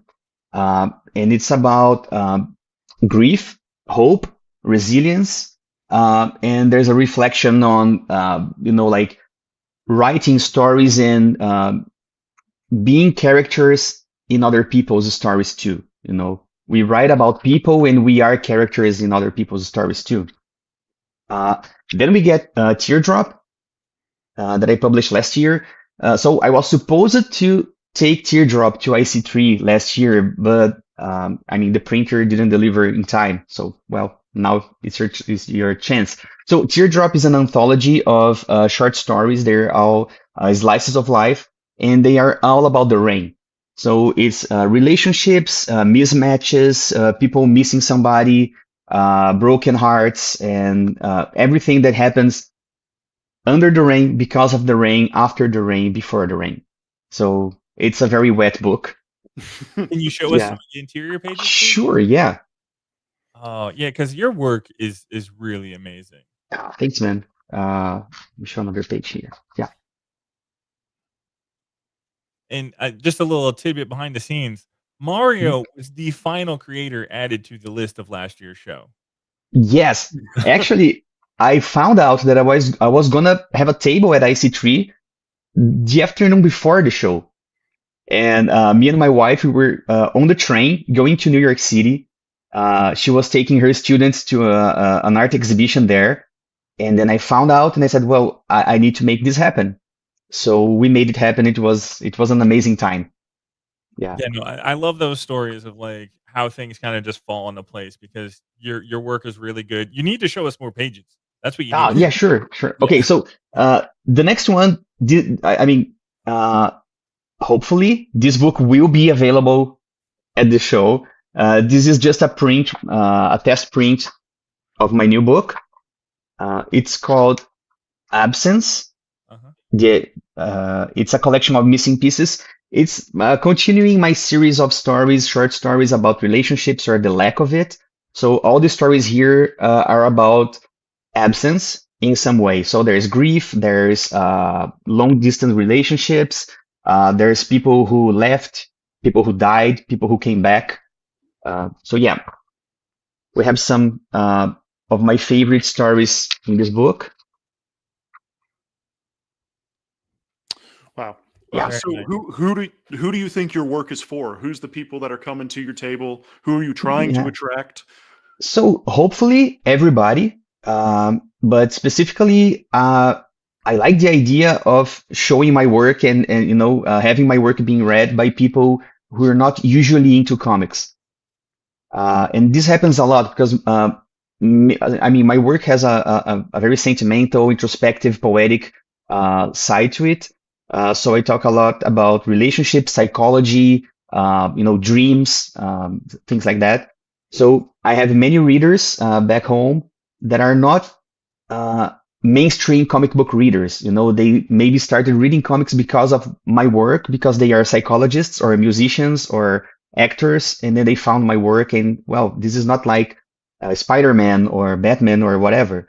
So I like the idea, like the broken-hearted people, the people who are missing somebody, people who are dealing with grief. If my work can offer these people a little bit of a shoulder to cry on or a hug, that's my objective. That's what I wanna reach.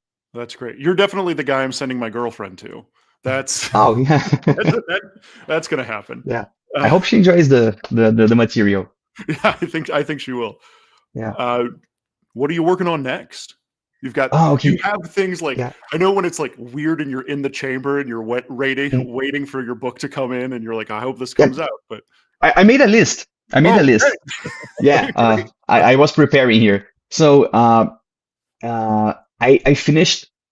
I was the inker for a graphic novel. I can't say anything about that because of the NDAs, but it's supposed to come out next year, which is a bummer because I would love to show people this. It's an YA adventure, such a cool book.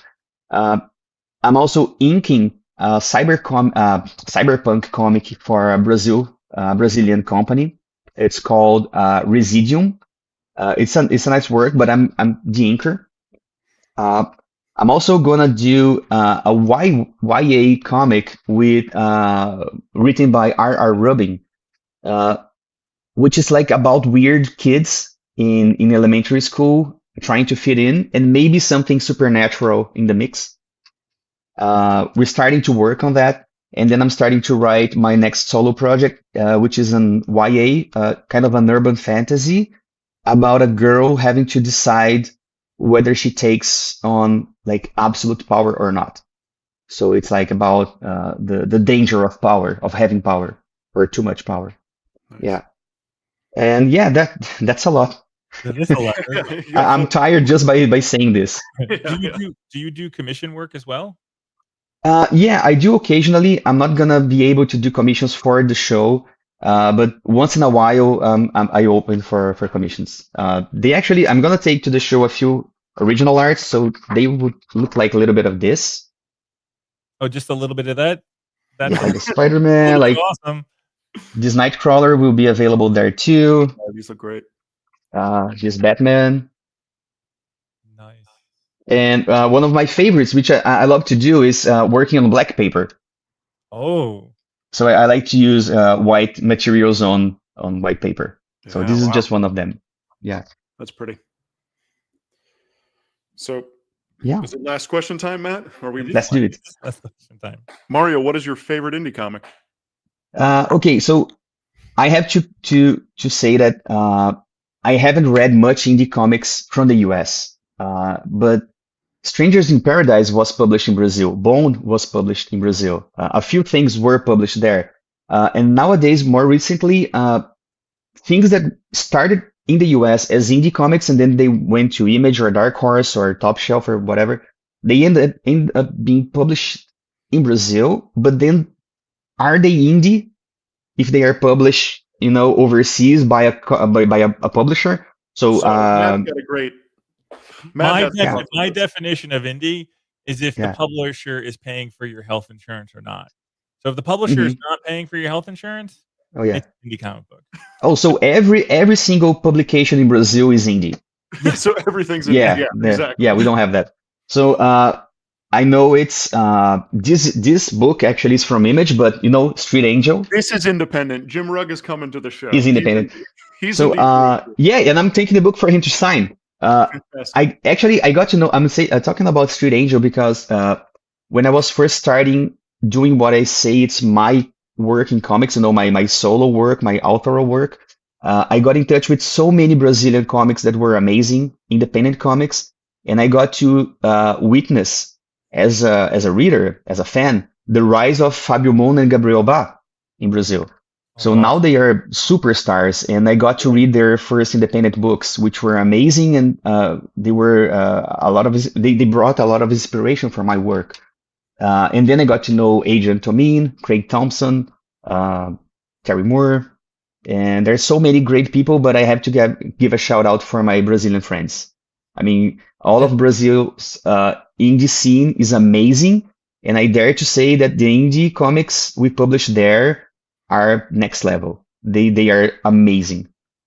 All right, so Kezra, I know you're listening. IC3 Brazil, we got to make it happen. Yeah, I can help with that. That's going to be my conversation at the bar Saturday night. Like, listen, seriously, that's going to be my conversation. Let's make this happen in Brazil. Amazing. Yeah, let's do it. Mario, thank you so much for your time, and I can't wait to see you Yeah. again. And your artwork is just stunning, and Thanks, man. Appreciate it. Looking forward to it. It's gonna be a blast. And thanks again. Thank you. All right, see you guys. Bye. All right, we're gonna work on the multiple saying goodbyes. We hit 2 hours. We just hit 2. Can't say goodbye more than twice. So all right, let's do this. I know this guy. Hey-o! Hey, Hello. It's How's it going? Mr. Ryan Murphy. How are you, sir? I'm doing pretty well. I like Jamie's bow tie. Oh, thank you. I'll be wearing a Yeah. bow tie at the show. It's giving the baboon. It's well, there's a reason the baboon wears a bow tie. It's because I wear a bow tie. That makes sense. We've talked on the podcast, What is Comics? What's up, Matt? No, I was just gonna be like, I think he might be the closest person to IC3. Yeah, probably. Distance I'm wise. literally Where are like you 5 coming minutes from? away. Just down the road. Yeah. Fantastic. What are you bringing? What are you bringing to the show? I saw some things. Yeah, so You were I'm posting. bringing the first graphic novel that I made, Turtle Man Year 1. This is the interior of it. If you want to see all black and white, I really like when people flip through the pages really fast.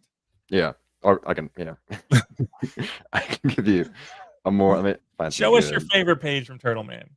I think the favorite one is the one I was talking about on What Is Comics. Let me find it. This one, where it's like a double page spread, but it like goes across it, like panels going across a double page spread. I was pretty proud of that. There you go. Yeah, so I got that, and then I recently got this officially printed, the first 5 issues or 5 chapters of Living a Fantasy. So I'll do this one slower so you can absorb all of the. Did you send it? You sent us all 5, right? So I've read all this. I think the 5th We one hadn't wasn't, like, finished issue 5. Issue Okay, 5 so was I like guess this is a in- good book, and I recommend this, and I will pick it up to get to the next issue because I need. Oh, yes. Give us the elevator pitch. Well, so takes place in like a fantasy world, kind of like Middle Earth, or if you're into like the Elder Scrolls games, kind of like that. And then the main character is this wizard. He's not a great guy. He does like experiments on animals, including his pet owl, who then gets his body. So the main character is his owl. So let me find. So this guy, Otis, the owl wizard, is the main character. And yeah, there's a bit of conflict because he's got that wizard's body and the wizard's got the owl's body. So, there's some tension there. And there's other like fantasy characters. There's a lovesick vampire. There's a broke leprechaun, all that good stuff. And they kind of cross paths every once in a while. This is I great. also have this, which I'm bringing, which is the Marvel character sheet that I was working on. So I did this on TikTok, and I did a Marvel character a day, and each character was requested by like people on TikTok. So it's over like 190 Marvel characters over like 190 days. And I also have a very big version of it, which I'm really excited to have everybody see at the show. How did it come out scale wise? Since you were like, what did you draw? What scale did you draw it at? And then what did you blow it up to? I forget the exact numbers, but I did try to do. It's like, well, this one's like 7 feet tall, and I forget the width. I forget the exact numbers, but I tried to do it like that size in Procreate. So that's a huge file. Yeah. Procreate file. That's insanity. Is MODOK on there? Yeah, MODOK is. I don't know if you can see him, but he's right there. Ezra saw it from a mile away. Yeah. So, Ryan, what is who's your work for? Who do you hope grabs your comics? Well, I kind of consider them like all ages, but I guess anyone that's like a fan of fantasy or superhero comics. There's lots of like Easter eggs in my books and lots of like references to tropes that I feel like come up a lot in those books. So yeah, if you're into that, I'm sure you'll enjoy them. But I think I try to make it so like anyone can, any age, any type of person, hopefully they can get something out of it. Nice. What are you working on next? Right now I'm still working on Living a Fantasy. So I'm doing the 6th chapter currently. And that's this is like what I'm going to be working on for probably the next like couple of years. And if anybody wants the long version of this costume, if anybody wants the long version of this conversation, go to What Is Comics, where we talked to Ryan for like an hour and we went down the rabbit hole of all his books. Yeah, that's true.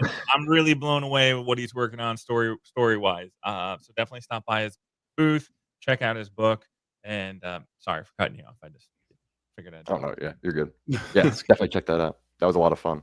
Yeah, it was a lot of fun. I was extremely excited to do it. Let's get to this last question. What is your favorite indie comic? So I was thinking about this. I don't even know if this is really indie because it's like one of the most mainstream comics, but it's also not a fun read. But I think Mouse is probably like my favorite. Like that ever since like high school, I like go back to that book, and that was also the first like non-superhero, non-like action comic that I had read. But yeah, I just go back to that like every few years, and I'm just like blown away by it. I feel like that's like the comic that has used the medium to like the fullest effect for me. So yeah, I'd probably choose Mouse. Awesome, Ryan. Thank you so much for waiting for this and getting on here and showing your stuff. And I can't wait to hang out with you next week. It's going to be a great time. And I need some copies of your books. Thanks, man. Yeah, I can't wait to meet you guys officially. Yeah, it's gonna be a good time. Oh yeah, because this is your first time tabling, right? You Yeah. showed up at the show last year showing your book, and then this is the first time tabling. So you're one of the people that I actually talk about, which I think is amazing about IC3, is that like you came to the show not tabling and we're just showing your work, and then now you have a table. Like this is the progression I love to see at the show, and I'm very excited. So, I've been waiting since last year. all right, my friend, take care. Yeah, have a good one. Ooh, I'm excited for this couple. Yay! Oh, you're muted. Let's unmute you guys. And I muted you. All right. Hello there. We're stop trying on our end. Hello. hello. Dylan and Lane, how's it going? We're good. How are you guys? We're here. You're having a long night. You're doing great. I know you guys look like I can see you and like everybody in little thumbnails below me, and I see the twinkling lights. I was like, those guys are having a party. We like to keep it a little lively in here on the even when there's not a big holiday going on. So. Where are you guys coming from? We're coming from Staten Island, New York. So I know Nice. there's somebody in here from Brooklyn, so we're hello from your neighbors. So not crazy far. Pretty good trip. Nice. What are you all bringing to the show? We're going to be bringing our 7 issues of Starside, our sci-fi fantasy comic series. Issue 7 just finished kickstarting at the end of the year, end of 2024. November. So it's almost a debut. This is issue 7. Oh, it's nice and dark. You can't see it great, but we'll have that, and as well as all 6 other issues. I know which cover is my favorite, because I know when I was like putting together social media, you showed me all the covers, and I was like, I think it's like 2 or 3 is like my favorite color. That like I love 3 also. I want to pull that up. 3 is probably my favorite of all of the art in general. Here's issue 3. Very kind of like Western. Yeah. Western. that's vibe. really good. And we use issue 3 is always the one that we have out on the table for a display too, to be like, here's what that the page Yeah, is that's the one real that I've pretty. seen multiple times. It's just sitting on my computer as like promo social media. And I always like, Oh, that's awesome. Thank you. Yeah, our artist Jordan, he's fantastic. So we're just writers. So that means everything in this book is done by Jordan. The art, the lettering, the lines, the inks, design of everything. Yeah, I mean, unless we have like a specific idea for stuff, like he takes the reins. Of figuring. Very talented guy. So give us the elevator pitch for your book. All right, so follows our main character, Jack. He's a normal kid going about his day. He gets ripped out of there when aliens invade Earth, and he gets brought deeper into the universe where there's an intergalactic war that's been raging for centuries, and Earth's been kept isolated from it. So as Jack struggles to venture back home, he starts to uncover a little bit of mysteries as to why Earth's been kept isolated from this conflict, and kind of just finds his place in all of this. So, yeah, it's a hero's journey. Yep. Fish out of water tail yeah. for sure. Nice. and you've kickstarted. I'm sorry, you kickstarted all the books. Yes. Yep. We've been doing this since 2017. 2018 we ran the first Kickstarter, I think, but we've been working on it basically since 2017 or 2016. And 7 issues so far. And then this summer we'll be kickstarting the collected volume of the 7 issues that are the first story. Ooh la la. Yeah. And how Excited about that. How far into the future is this book going? Like, what do you think? TBD. It's a long series. We know where it's going to end, generally, like how the story's going to end. Of course, we had that in mind when we started, but it's definitely an ongoing series for a while. So we actually, to already answer a question that you're going to ask, the next thing that we're working on is a much shorter series that's just like it'll probably just be like a single graphic novel. I think like 5 or 6 issues. That's a Victorian horror comic, and we have like a little ash can essentially of it. And it's us and Jordan again. because Starside, it's the first thing we worked on, and it's, you know, something we're extremely passionate about and excited about. But as first-time comic creators, publishers don't really want to say, yeah, we'll publish your comic that we don't know when it's going to end, and we think you're going to finish it and it'll be fine. So we're trying to get our foot in the door with something a little bit more digestible. Yes. Yeah. That's great. Who do you consider your work for? Who are the people who are coming to your table? Well, for Starside, honestly, it's hard to say. We have people stop at our table of all ages, interested in just all sorts of different things, drawn in either by just, oh, I love supporting all types of indie comics, or I love sci-fi and fantasy and space, or like, oh, this art reminds me of this artist who I don't know artists well, so I don't remember who they remind them of. But there's just like a lot of different ways that Starside appeals to people. It's definitely for like, I'd say maybe 12 and up, maybe 10 and up, because like there's some scary stuff with the aliens. There's some violence. It's like Star Wars level violence, nothing like gory, but you know, not for like young kids. But yeah, really anyone who's interested in like immersive worlds and a hero's journey and space operas, and will find something to like about it. And what's your favorite? We get two answers today. What is your favorite indie comic book? I don't know if we have two answers prepared. We've been thinking about it. That's true. It's both the same. We've discussed it since. Yes, we've decided. It's collusion. There's no collusion allowed on the show at all. I think we came to it separately, but Yes. I asked Lane and she said the answer. I was like, actually, it's probably my answer too. Well, because we read a ton of indie comics. It's probably almost exclusively what we read. You know, if you include like big indie, like Image, like that's our main publisher that we read, as in addition to just like self-published and stuff. So right now, I'd say The Pale by Jay and Sanders Fabre.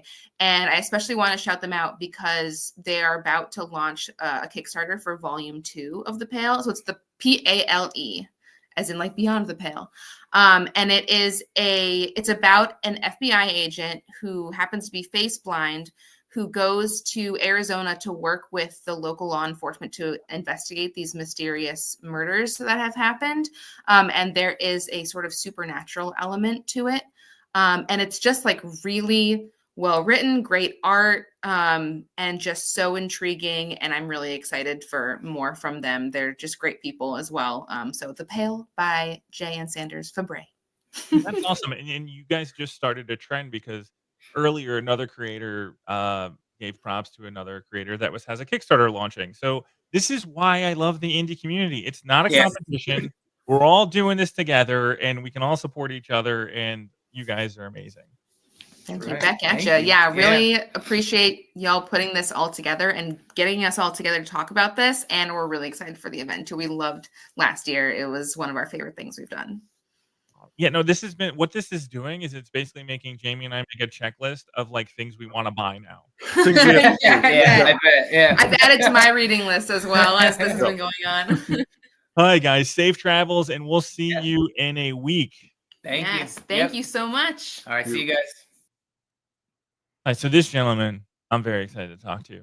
But first, if you were a creator trying to get into queue, we are full at this time, but as soon as a creator goes out, you can come in. So keep trying to get in. We're going to get through everybody. We are 2 hours and 18 minutes into this. Jamie's got to shake it up a little. Do you have another bottle of champagne coming, or what's going on here? No, I only had the one. I only have the one. I'm not even like I've been every now and then I've been pouring myself a little bit more, keeping the party going. But whew. All right, so creators, if you have, please drop your links into the YouTube channel on Comic Art Live. Put your Instagram handles, put your website handles. Let people know if you are doing commissions. Like, get your information out to the people that want to support you. Big time. All right, so now we've been waiting for this guy forever. Oh no, Steve. Hey. What's up, man? What's up, Jamie? What's up, Matthew? Nice to see you guys. Nice to see you. How are you doing, Steve? I'm doing great. I'm feeling good. I'm getting excited about next week. First con of the year for me. First con I ever did last year. So it just opened the floodgates, and I'm very excited to be back for this. This was your first con ever, right? Yes. Wow. And what a special time. Where are you coming from? I am in Norwalk, Connecticut, so not too far away. Nice 20, 30 minutes. You might be able to skip 95.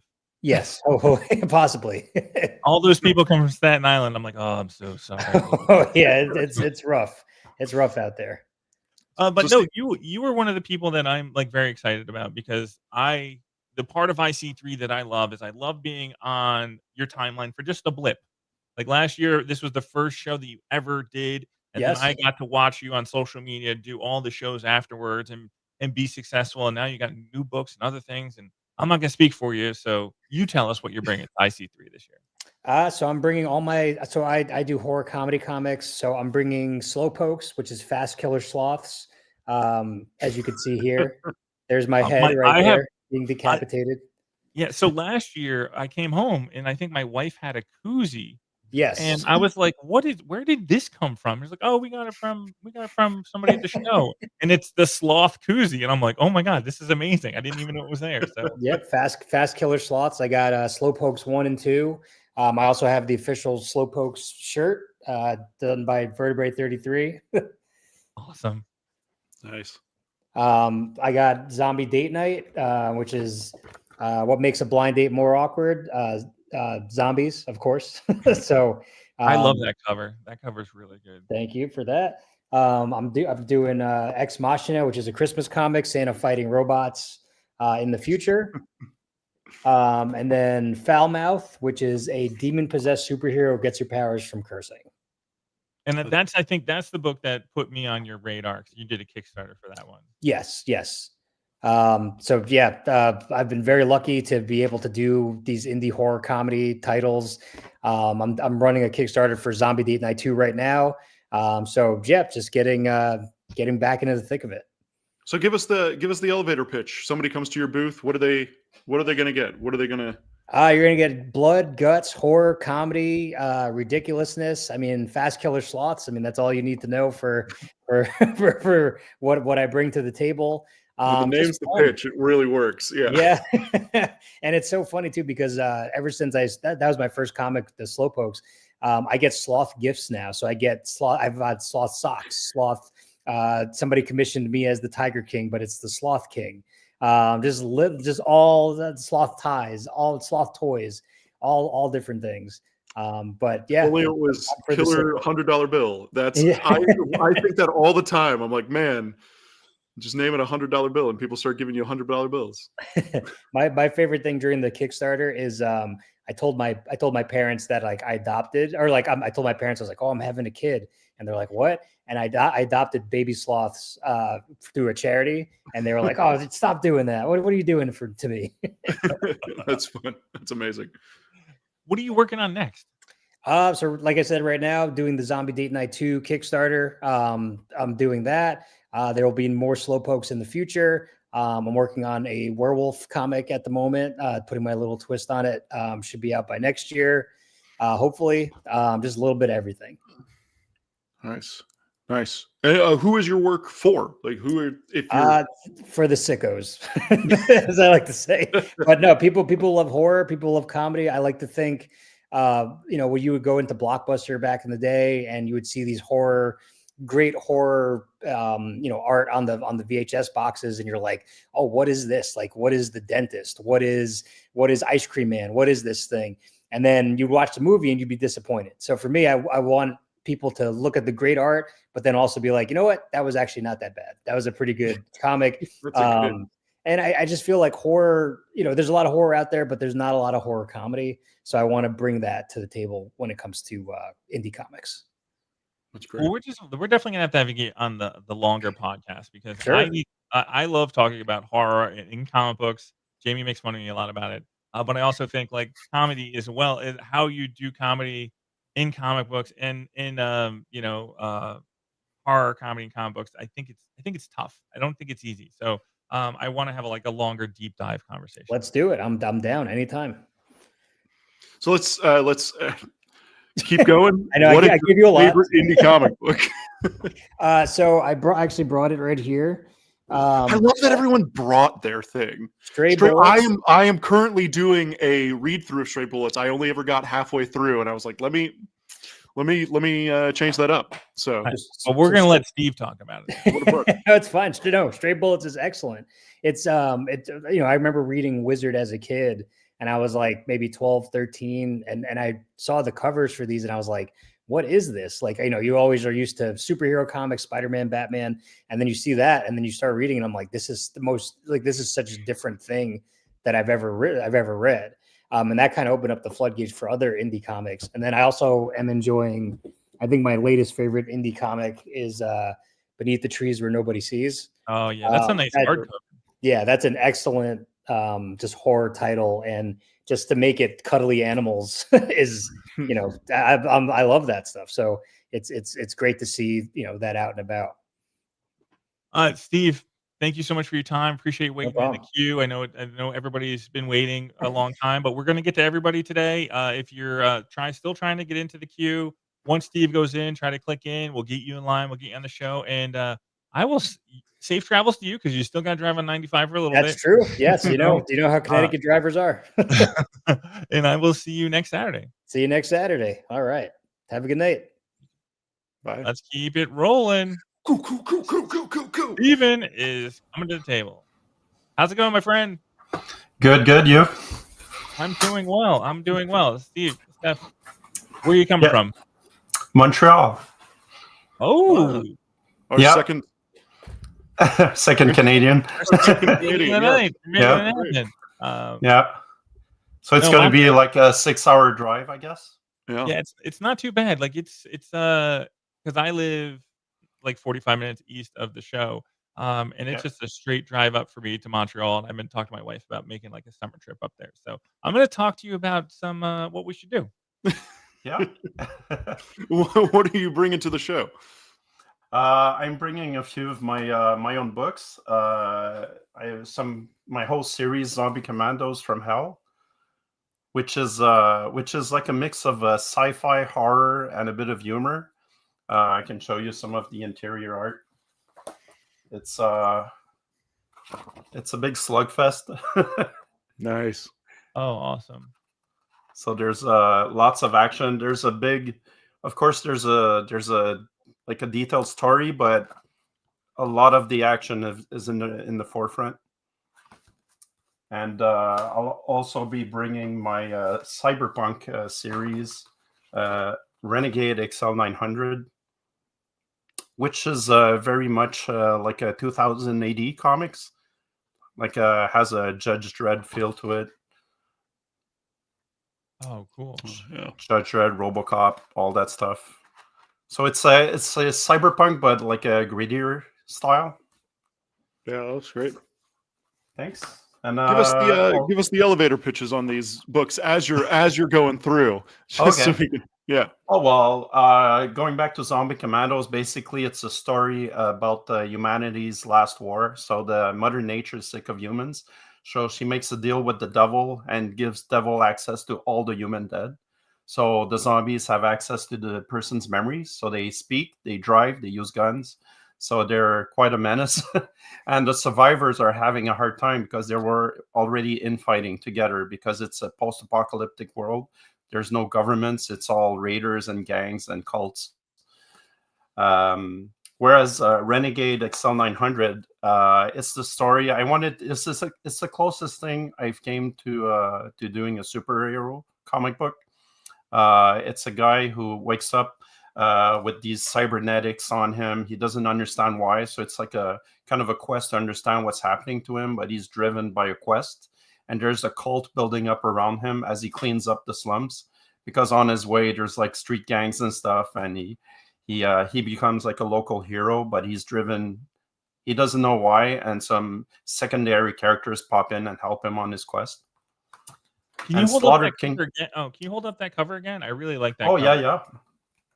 yeah. That's really cool. That's slick. And this is the second one. And are you the writer artist? You the artist on this? On this one, I'm the artist. That's really cool. I work Zombie Commandos. I wrote and illustrated, but this one I worked with a writer called Alex Gem. Nice. And Slaughtered Kingdom I illustrated, which is was also written by someone else, Matt Wazian. This is more like a homage to 80s slashers, and it's more of a horror. It's a darker book. Yeah, I love pages like this where it's just like endless. Like I could just like try to figure out what's going on. The whole thing is like this.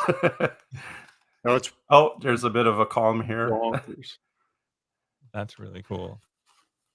And who's your books for? My books are for I figured they're for people who like the same books as me, like indie, like grittier comics. I was into the whole 90s dark thing, Faust and The Crow and Dead World, all that stuff. And like other people have said, I make books for myself, but it's like my teenage self when I discovered these books. Oh, okay. And I discovered with time that when I do shows and the people who order my books online, I realize they're all my age mostly. So it's never teenagers. Yeah. So I think it's for people who like, well, I mentioned 2000 AD. I think that would be a good way to describe the crowd that appreciates my books. I get people from Europe and the UK buying my books too, and that's where I learned that I had a similar style to that, and I realized that reading those books afterwards. Nice, that's awesome. I even have a game.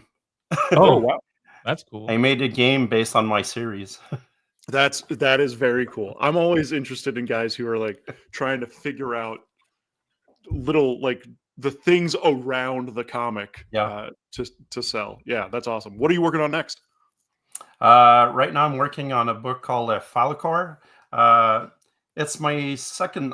All these books I've drawn by hand, like using markers on paper, and I've only recently started doing digital. I don't know if this will show up.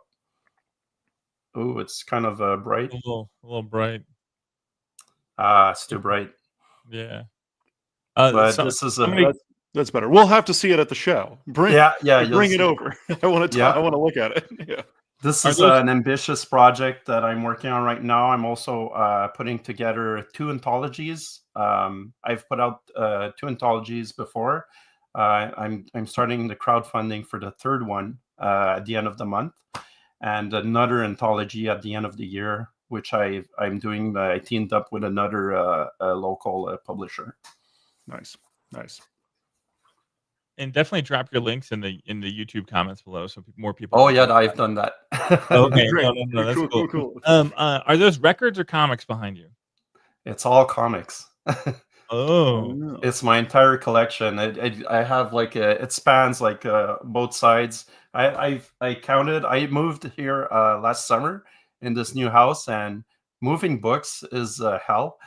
Oh yeah. But I realize I have like I about over 12,000.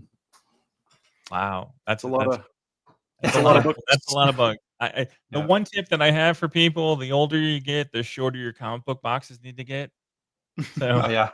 Well, I have a whole section of books. Like one shelf is all the books I haven't read, and I'm at that point, like a lot of people, where you buy more than you read. That's a good way to go. Just one shelf dedicated to I do not know what this is yet.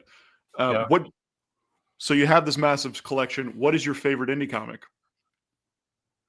I mentioned Dead World earlier. The day I think I was like 15, I went into a comic shop, and in the like independent. No, actually, it wasn't in a comic shop. It was in a head shop, in a like a dollar bin thing, and I found one copy of Dead World, and I showed it to a friend at school, and he said, "Hey, it's the guy who did the Cannibal Corpse covers." I was like, "No way!" And I got really into it, and I've been drawing like zombies and gore since. I've really been obsessed over that. Nice. Oh, that's so cool, man. That is really good. And I don't think we've met before, so I'm really excited for you to travel to town and meet you at the show, and it's gonna be a fun time. Likewise, and thank you for taking my books. Makes things simpler. Yeah, I shared the photo of my garage to Jamie today of all the books, and It is not a small pile. And it is. I feel like it's growing. It's only going to get bigger in the next couple of days. It better not. It better not. It's big enough. But I was thank like, you. is 2 boxes too much? Oh no. So, but it's 2 boxes from you, but it's also 2 boxes from 20 other people. Yeah. So it's approaching your back wall as the size of the books that I'm bringing to the show. Oh well. Are you driving or flying, my friend? I'm driving. All right. Well, safe travels, my friend, and Thank you. I will hopefully see you coming to Drink and Draw, or when are you getting into town? We'll see. I might. It'll depend on how the drive went, but I'll try to give it a go. Yeah. No, it'll be a lot of fun, and it's a great way to like just meet all the creators on just a mellow, super mellow level. Excellent. All right, my friend. Take care. Thank you. All right. I gotta bring some people in. Who's There we are. next, There we Matt? go. I'm getting slow on the buttons here. All right, who's coming in here? All right, there we go. Hey, Ian, how's it going? Oh, What's I know going this on? guy. I'm in the middle of working. Let me put everything That's down. a great. Yeah. No, continue to work. You're completely fine. What commission are you working on now? Is that a commission you're working on? Yeah, not for someone who's coming to the show. It's Shadow from Sonic. I saw you post this earlier. Yeah, this is awesome. Yeah. It's but yeah, I could show some other commissions. Yeah, Ian, what's where going are on, you man? coming from? Where do you hail from? Right now I'm out on Long Island. I've been like recovering from something, a surgery, and I've been laying very low and just making a lot of art, which has been nice, and raking in commissions, which I usually never do. So, Do you permanently making have money your- from home? Okay, do you That's awesome. permanently have your booth set up at your house? This will not be my booth, but I'm experimenting with configurations. Yeah. Nice. That's awesome. I wonder how many people actually do that before they go to a show, is like test out what they're doing, how things fit, and all that stuff. I got some new things because I've vended and tabled a bunch, and I kind of haven't done it in months, and I was kind of tired of my regular setup, so I wanted to up the game or just try some new things. Nice. Yeah. So you got a bunch of stuff on the walls. You got a bunch of stuff set up. What are you bringing? I figured let me try to flip the camera, show it. That way. Oh. Is that cool? Yeah, we'll make it work. Yeah. Actually, We'll look at your ear for a little bit. It's fine. This is good TV. This is quality TV. yeah. Sorry, everybody, for holding up the show. No, we'll go You're to. good. We'll make you small. There we go. We'll make you small. We're all fit here. This is just a reminder. Indie Comics Creator Con. Go to indiecomicscreatorcon.com for all the information. Grab your tickets. There's Drink and Draw on Friday. We got the show on Saturday. There's an after party.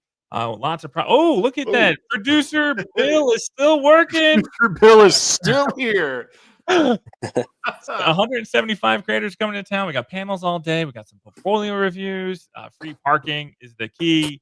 The scavenger hunt's gonna be a lot of fun. And if you're the first 100 people through the door, you will get a gift bag full of amazing items from a whole bunch of creators that are coming to town. Nice. And we are go. Oh, there we are. It's we go. happening. Yeah, so I got this is like the newest thing I have right here. This is a Hellboy bootleg anthology from K-Fam, cartoonist Kayfabe, as we all know, Jim Rugg and Ed Piskor. K-Fam is like a group of people who all loved Ed Piskor, and we all make comics now. And so I got this cover. I did the cover, and I got a couple other pieces inside. And I'm not sure the exact number of creators inside, but it's a healthy number. There's a lot of. This is a 160-page book that we all made together. Yeah, no, I'm really excited about this book, and I'm trying to think of how many creators are actually going to be at the show. I think it's like 5 or 6. I know Devin, who put this whole thing together, unfortunately won't be able to make it for some health reasons, sadly. But Deanna is our editor. She's going to be there. Vlad is going to be there. I'm not sure who else off the top of my head. But no, that's a good book. That's going to be really good. Yeah, and I haven't done them yet, but I'll be doing Hellboy sketches in the front cover for everybody who wants that. Cool. Then I'll have more than I'm showing here, but this is my comic that I make, Neon Spring. The easy thing is to just call it cyberpunk, but the first big story arc is definitely a major like espionage heist with like a redemption plot baked into it. And this issue is about a driverless car that lobotomizes people. It takes their brain out and puts a new brain in. And this in this particular issue, a mission goes astray. So this main character of mine, Zuzu, gets brought in to help lure the victim into the car. And yeah, this is Neon Spring, and I did a bunch of variant covers on it. I got a Brendan Graham variant cover. my homie Alfonso Martin did a variant cover. He's from Venezuela, as is Alexis Zarit, who did a variant cover. And I have a few signed copies. Very few Zarit covers left. And street artist Adam Fu, since it's named Neon Spring, he does like a ton of neon art. So I brought him on to do that cover, and then this is my variant cover. And this is my art book, Erotica. It's 556 pages, I think. And this is like my return to being an artist after decades of just doing video for a living. And I started just sketching in sketchbooks, and it gets a little more intense as it goes on. And then I think this is like right around here is where I realized, I'm going to make an art book. And I thought I was going to make a small one. But I ended up making a giant. I just collected everything I did for 4 years, basically. This looks great. This will be like, I consider this just my collection of everything. I'm not like, I had people saying edit it more, and I was like, you know what? This is just my black and white phone book, and I have future volumes that'll come out, and I'm just going to literally collect everything I do, not hide anything I've done from the world. And for people who, the cool thing about being indie comic books, when somebody goes, you should edit that down. You'd be like, no, this is my book. This is my book. Right? Yeah. You can edit down your book. Yeah, exactly. There are some comics inside. I did throw some comics in here, which and for anybody who buys this, I've sold. I think I'm approaching 300 copies sold now, and I've drawn in every single one of them a custom sketch in the front. I don't usually take requests on this. I usually just do whatever I want. That's kind of like the rule for Erotica. The name is Erotica for a reason, and but every now and then I'll take a request on that. And I've been throwing a copy of the main cover for anybody who buys Erotica. I usually throw in a copy of the main cover of Neon Spring. Nice. As a and then also I'm making prints. So back to K-Fam, we did a cartoonist kayfabe tribute comic, which is not coming. That's still in production. But over the course of the weekend, everybody got basically an episode, and we had to do a page in the style of the artist that the episode was about. And I got R. Crumb. So I'll have prints of this available. Oh, wow. That's really great. Jim and Ed sitting on a bench with one of R. Crumb's weird drawings. And yeah, so that's kind of what I got. I mean, I have stickers, magnets, prints, all kinds of other stuff that I always bring with me everywhere I go. I can't believe Stingray went to bed and missed this. Stingray went to bed and missed it. Yeah, I know. Yeah, I'm gonna have prints of all this stuff. These are originals that are going out the door at the con, but I'll have prints of everything, and people can look through. I'm bringing a bunch of original art with me. So. Yeah, stuff is your work has been just every single thing. I feel like the last several months has just been like, okay, undeniable. Yeah, so this is exciting. This is great. Thank you, Jamie. Man, you saying that means a lot because I love I got some cow behind you. Your level of cartooning is off the charts, man. Oh, thank you. So who's your work for? What? Oh, Matt. No. Jamie was trying to ask, what was the paper made out of the art book? Yeah. What kind of paper? Yeah. Oh God. Oh, the paper in the art book? Is that what you're asking? Yeah. I don't know. It looks like nice. I printed the cheapest option through. It looks nice. I'm gonna have to come look at it and feel it and see and see what you got going on there. It works for what it does. Having sold as many copies as I've had, I've restocked a bunch, and sometimes I'll get like 10 that are way off, like the registration's fucked up. But I knew that going in, and I kind of designed it with that in mind, and I'm okay with that for that specific book being like that. Yeah, that's awesome. So who is your work for, Ian? I mean, I can echo what everybody says. Like, I don't go into making art thinking who is this for. However, having sold a bunch now, I could say I have a wide variety of people who come to the table. One uniting factor is, I would say 90% of everybody's an artist of some kind, whether they're comic artists or just painters, sculptors, whatever. So it tends to be like artists are really like my main buyers. but I don't, I don't really think I have I figured out who my audience is yet. I don't really know. I think it's smart to make the thing you want to make. It's adult. I make adult work, so I can't really I have to say no to kids and get their parents to come to the table if a kid wants it. But I know that I had to convince my dad to convince the comic store that I went to sell me Preacher, and then eventually other adult comics when I was a kid. So I hope that some younger people convince their parents to let them read what I have. Yeah. That's when you unlock everything. I think is when that's a really interesting take. I remember when I read Fables for the first time, and I was like, I think I'm a little too young for this, but it hit perfectly, and somebody just gave it to me. The comic shop owner was like, "Yeah, you'll like this," and I was like, "All right, I'm getting some new things." Little tip for all the kids out there that want to get comic books that they're not allowed to. Just work at the comic book shop. That's what I did. I did that too. I did that too eventually. Yeah. Or start your own comic shop, right? You had your own comic shop. I did, but I was way older at that point in time. But I worked at a comic book shop when I was 12, and I just worked on credit, and that was the best credit ever. And I'd work a week and be like, "Here's a short box of comic books that I just worked for." Yeah. And it was a great time. Yeah. But West Coast Dave, did you buy your plane ticket yet? Come on, Wes. You're going to chime in here about Jamie's love for sexy paper? Yeah, I need you to buy that ticket. You can't say that online. You got to come and say it to somebody's face. That's right. Yeah. We can only fight online, and that's not okay. We're Matt and I we're already gonna gang up on Matt. All of the Philadelphia people are already gonna fight Matt. So I think there's enough New Yorkers that are going to defend me. I'm not worried about that. There might be a rumble in IC3. It might happen. So what are you working on next, Ian? Well, my number one thing for this year is push all these other things that I do, because I do a lot of things not aside, but make sure I make issue 1 of Neon Spring. It has to be done by the end of the year, if not sooner. That's my number one goal. It's going to be an oversized issue, and I'm not even worrying about the Kickstarter yet, because I just want to make sure I finish it.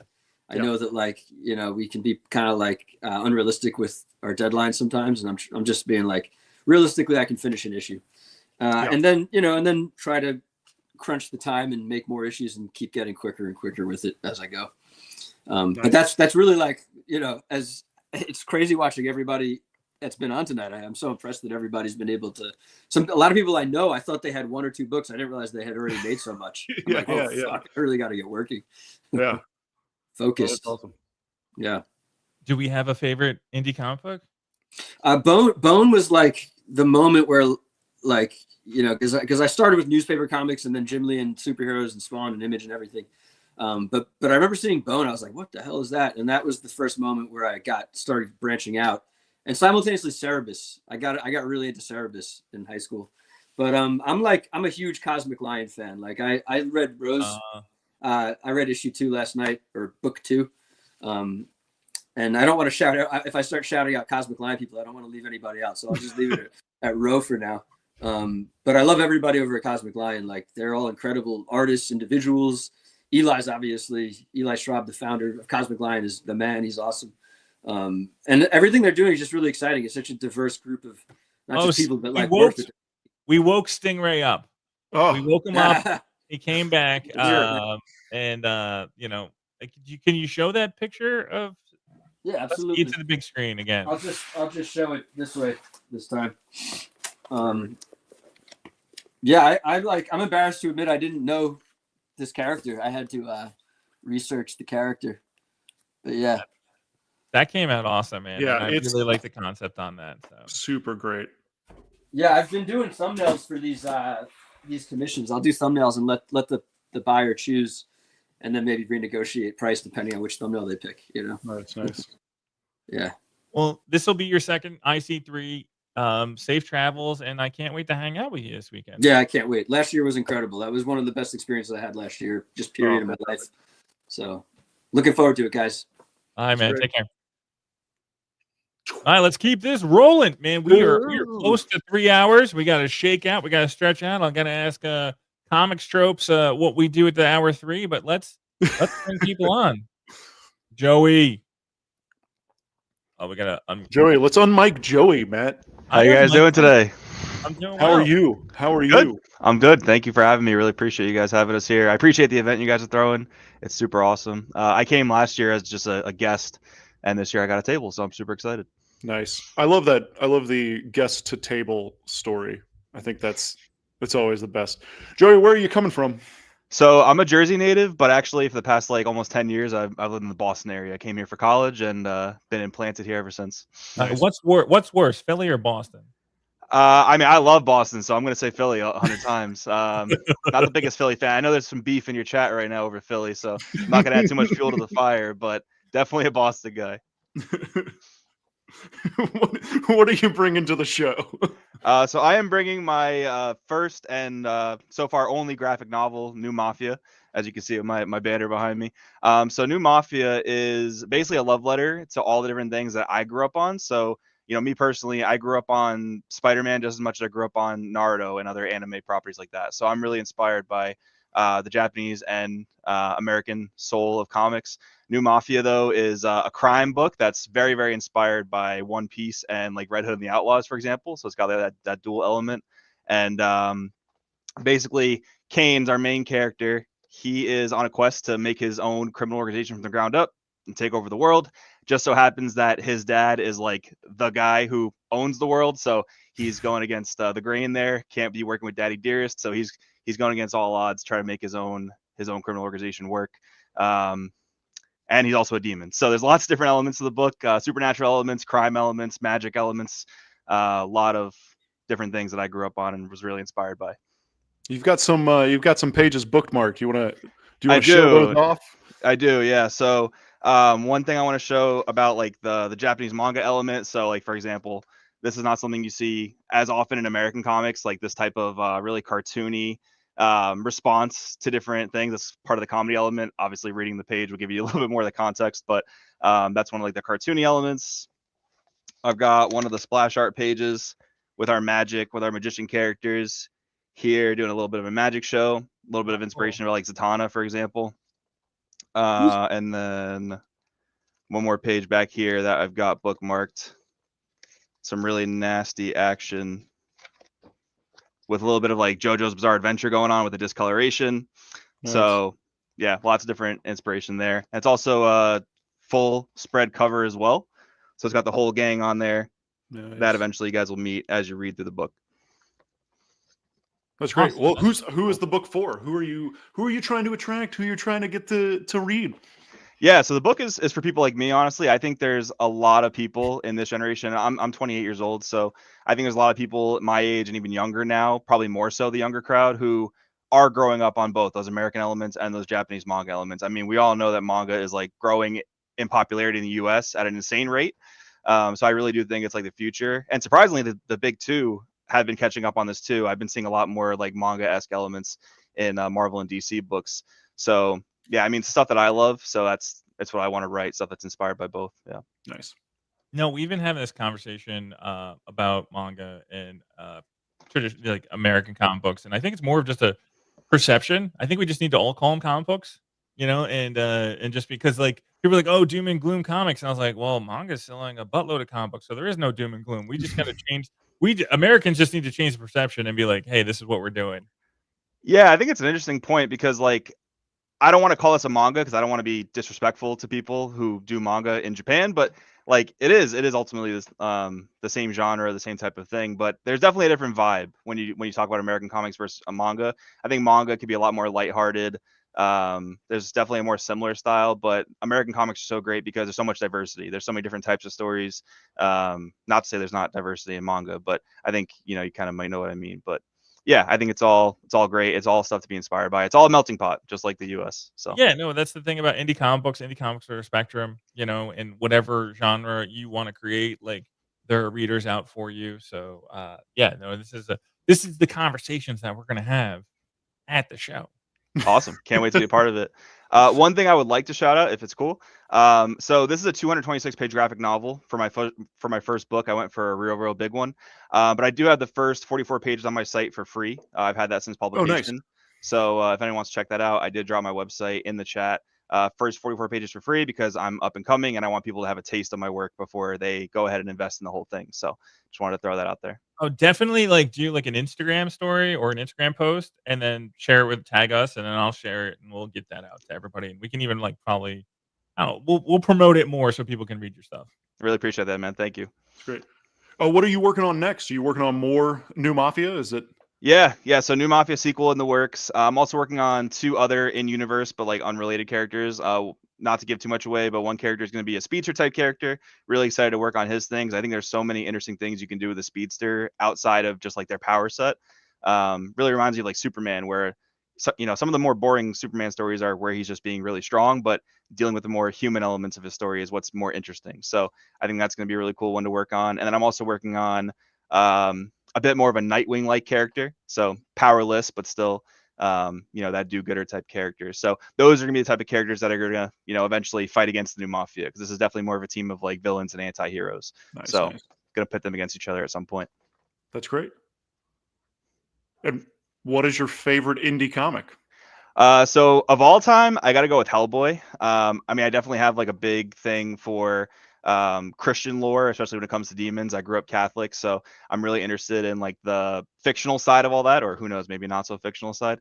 But yeah, big on Hellboy. Recently, though, I've been reading a book by a friend of mine named Carmen Costa, Proctor.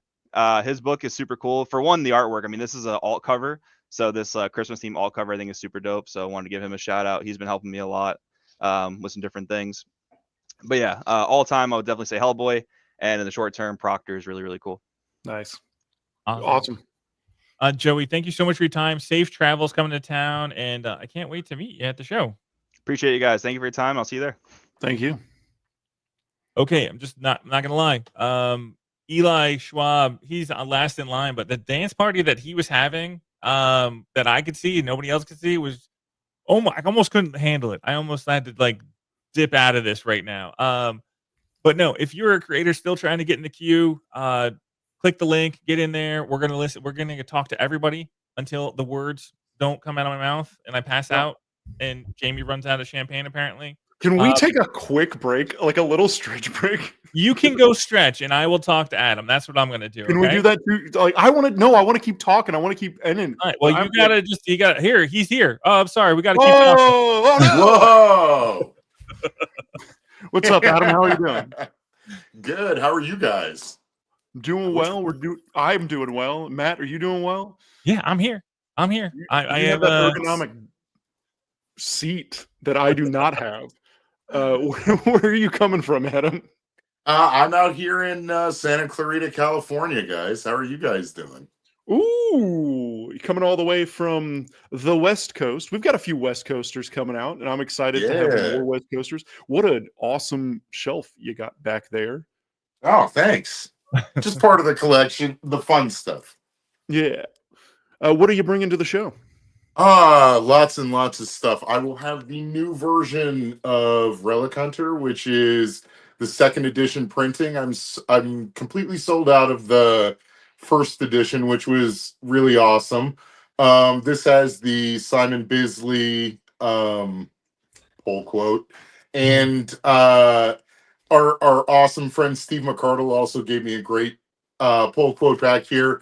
This is a new version of the book that was actually printed on newsprint. So it is exactly how I originally had envisioned it. And it turned out really fantastic. It's got, of course, tons of pinups by, all of the folks at Cosmic Lion. And it's got a backup story by Manny Gomez and Rick Lopez, and it's got an awesome Ken Landgraf pinup in it, which turned out really, really cool and looks really, really good.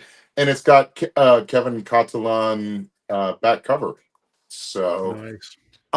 Then I've also got Ghost Agents Metropolis, which is also newsprint, Spy-Fi, and then this is like one of my pinups in here, or one of my double page spreads in here.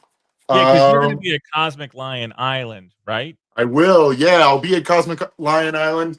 And I don't even know. I mean, so many people are going to be there. It's going to be it's gonna be wild. We're all really excited. We're all prepping everything right now, so it's kind of like we're all in get ready mode. But really exciting. I will also have some copies that I made last year for Heroes of the preview for issue 2 of Relic Hunter.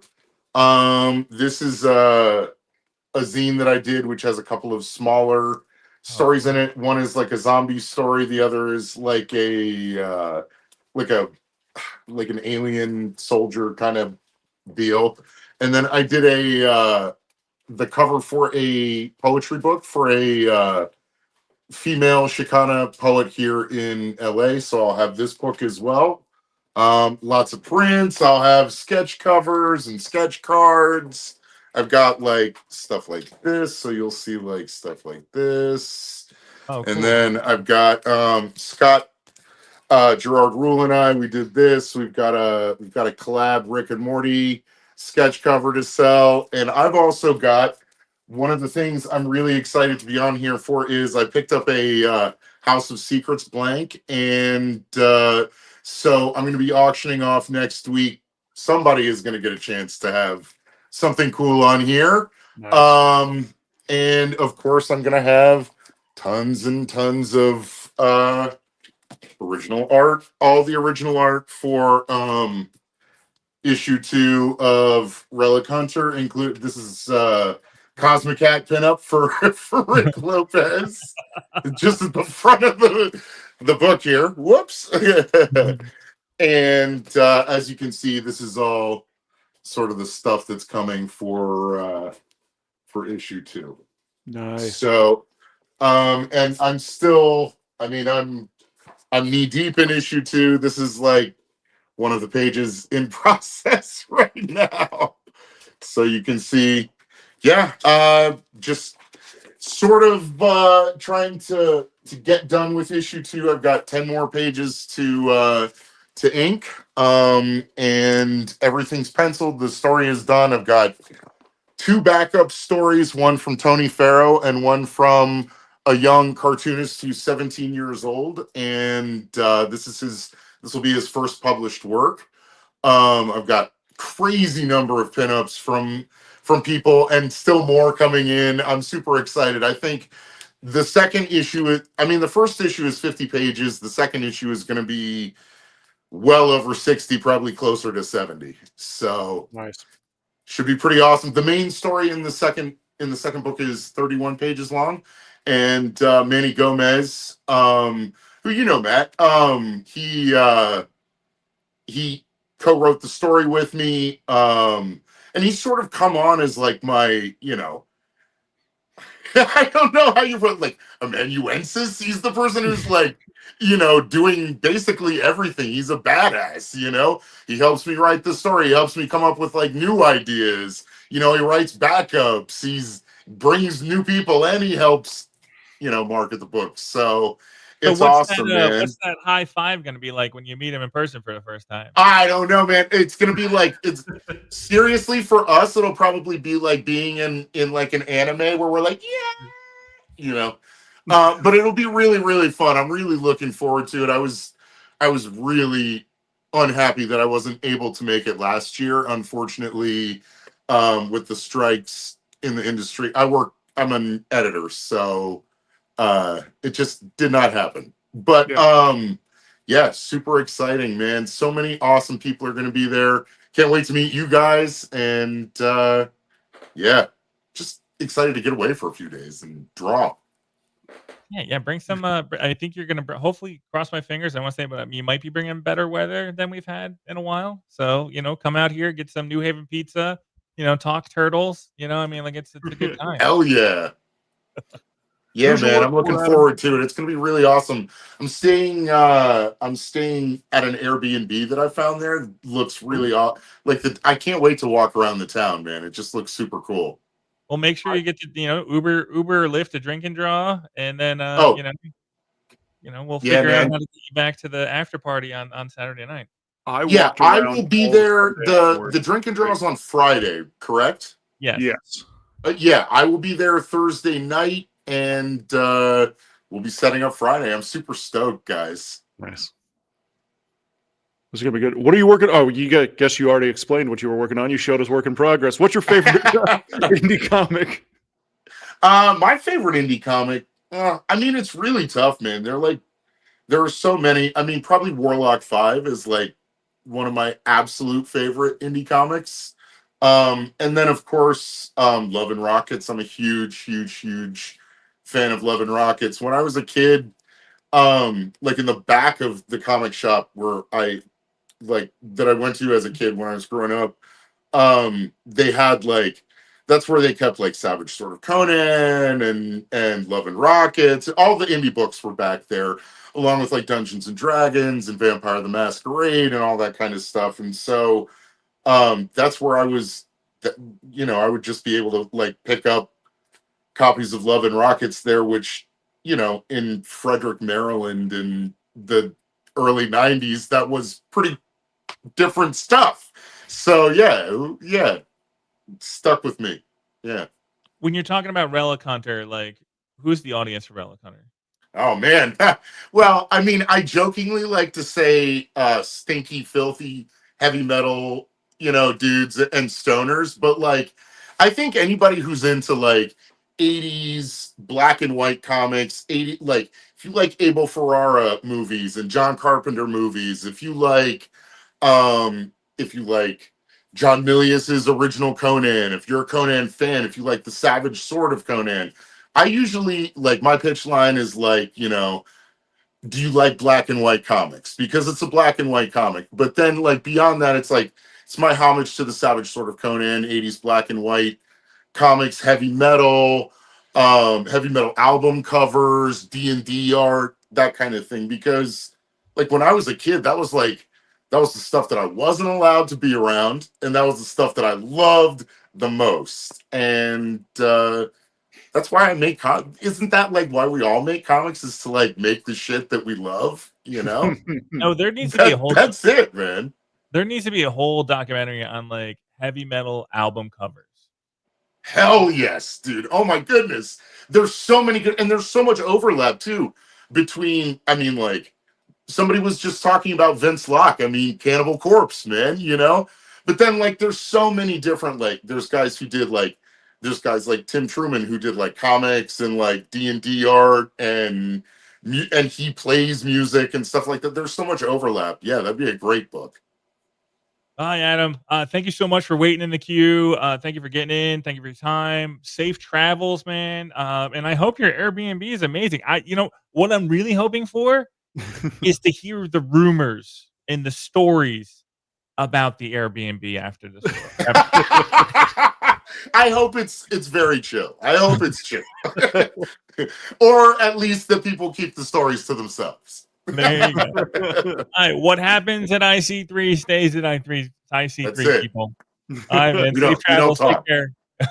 In the circle of trust. Have a good one, guys. See you guys. All right, let's keep it moving before Jamie can get out of his seat. Matt, I'm going to pop away real fast, and then I'll be right back. Jeff, hi, how are you? I'll be right back. My body is literally... he's gone. We're getting rid of him. That's fine. He's been here for 3 hours. Every time a new person comes up and it's not me, I've been getting up and taking a lap. So we're good. Jeff, I appreciate you waiting, and I appreciate the time. And to all the other creators trying to get into the queue, we are going to talk to everyone. And, my kids are already sleeping. I don't think I have to worry about anything. But Jeff, thank you so much for your time. And where are you coming from? From Ware, Massachusetts. All right, man. It's the section of the state that they deem disposable, literally, because they sunk a section of this town and bordering towns to form the Quabbin Reservoir, so Boston has drinking water. Oh, man. Yes. Yeah, no, it's the history of New England is interesting, and that's just one little footnote right there. What are you bringing to IC3? I'm bringing in a couple things, but the big one and the one that I'm going to talk the most about is Heretic Hex. All right, let me bring you to the big screen. Slide you over. There you go. I've got the first 3 volumes of it. Volume 4 is written, not drawn yet. Each one of these is 60 pages long. They are black and white love letters to all the comics that I grew up on. Let's see. Yeah, just give us a big look at it right there. Yeah. Black and white love letters to the comics I grew up on. It's a little bit shiny in here. So Yeah, no, I can see it. Yeah. And so, okay, so give us the elevator pitch of your books. Yeah. My quick elevator pitch is 3 words long, and that's punk rock Gandalf. Punk rock Gandalf. Oh, George O'Connor's giving a big clap in the air in the queue. You definitely sold some people on that one there. Well, thank you. It's a world of magic and sorcery, fantasy, Dungeons and Dragons inspired, and my main character, Lars Strummer, used to be a member of the Mages Council that runs everything and is now diametrically opposed to all forms of authority. That's awesome. That is so cool. Okay. Who is this book for? It's for me. Yeah. I have made what I think is the coolest thing that I could and threw in everything that I think is cool. And then therefore I hope it resonates with other people. There is, a little bit of violence. I try to be minimal on the blood and guts. But there is a little bit here and there. And to keep it edgy, like they swear all the time in the book, but it's all substitution swears. So you might get them insulting each other by saying things like, you flaming slug slime. Listen, I love a bee snatch. I love a Lobo slur. This is great. This sounds great. Yes. Is that? Did I feel like I cut you off? Are you bringing other things to IC3, or is that the? Oh, yeah. So also with this, I'll be bringing a 3-pin pin set for. Oh, they got to get closer to the camera. Get them closer to the camera. You got the logo. There you go. We've got our main character, Lars. Oh, And of he course, looks awesome. everybody's favorite character, Lars, who is a wizard, does have a familiar, and that's a little tabby cat called Loki.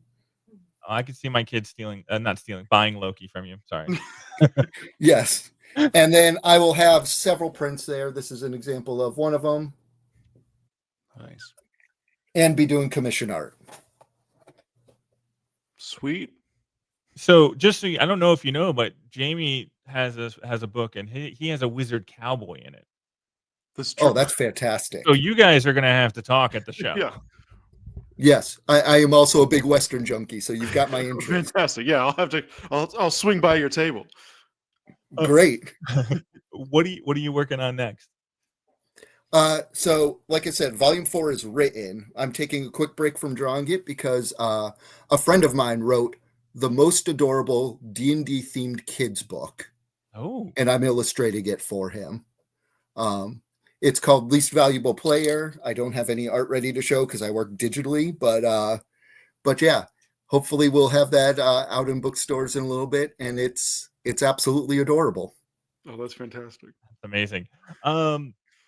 What's your favorite indie comic book? That is a huge question. I read a ton, and I've been reading a ton forever. I was in 4th or 5th grade when I got my hands on like the Eastman and Laird original Teenage Mutant Ninja Turtles run. So that's high up there, but I'm going to go Poison Elves. I'm unfamiliar with Poison Elves. I'll have to look it up.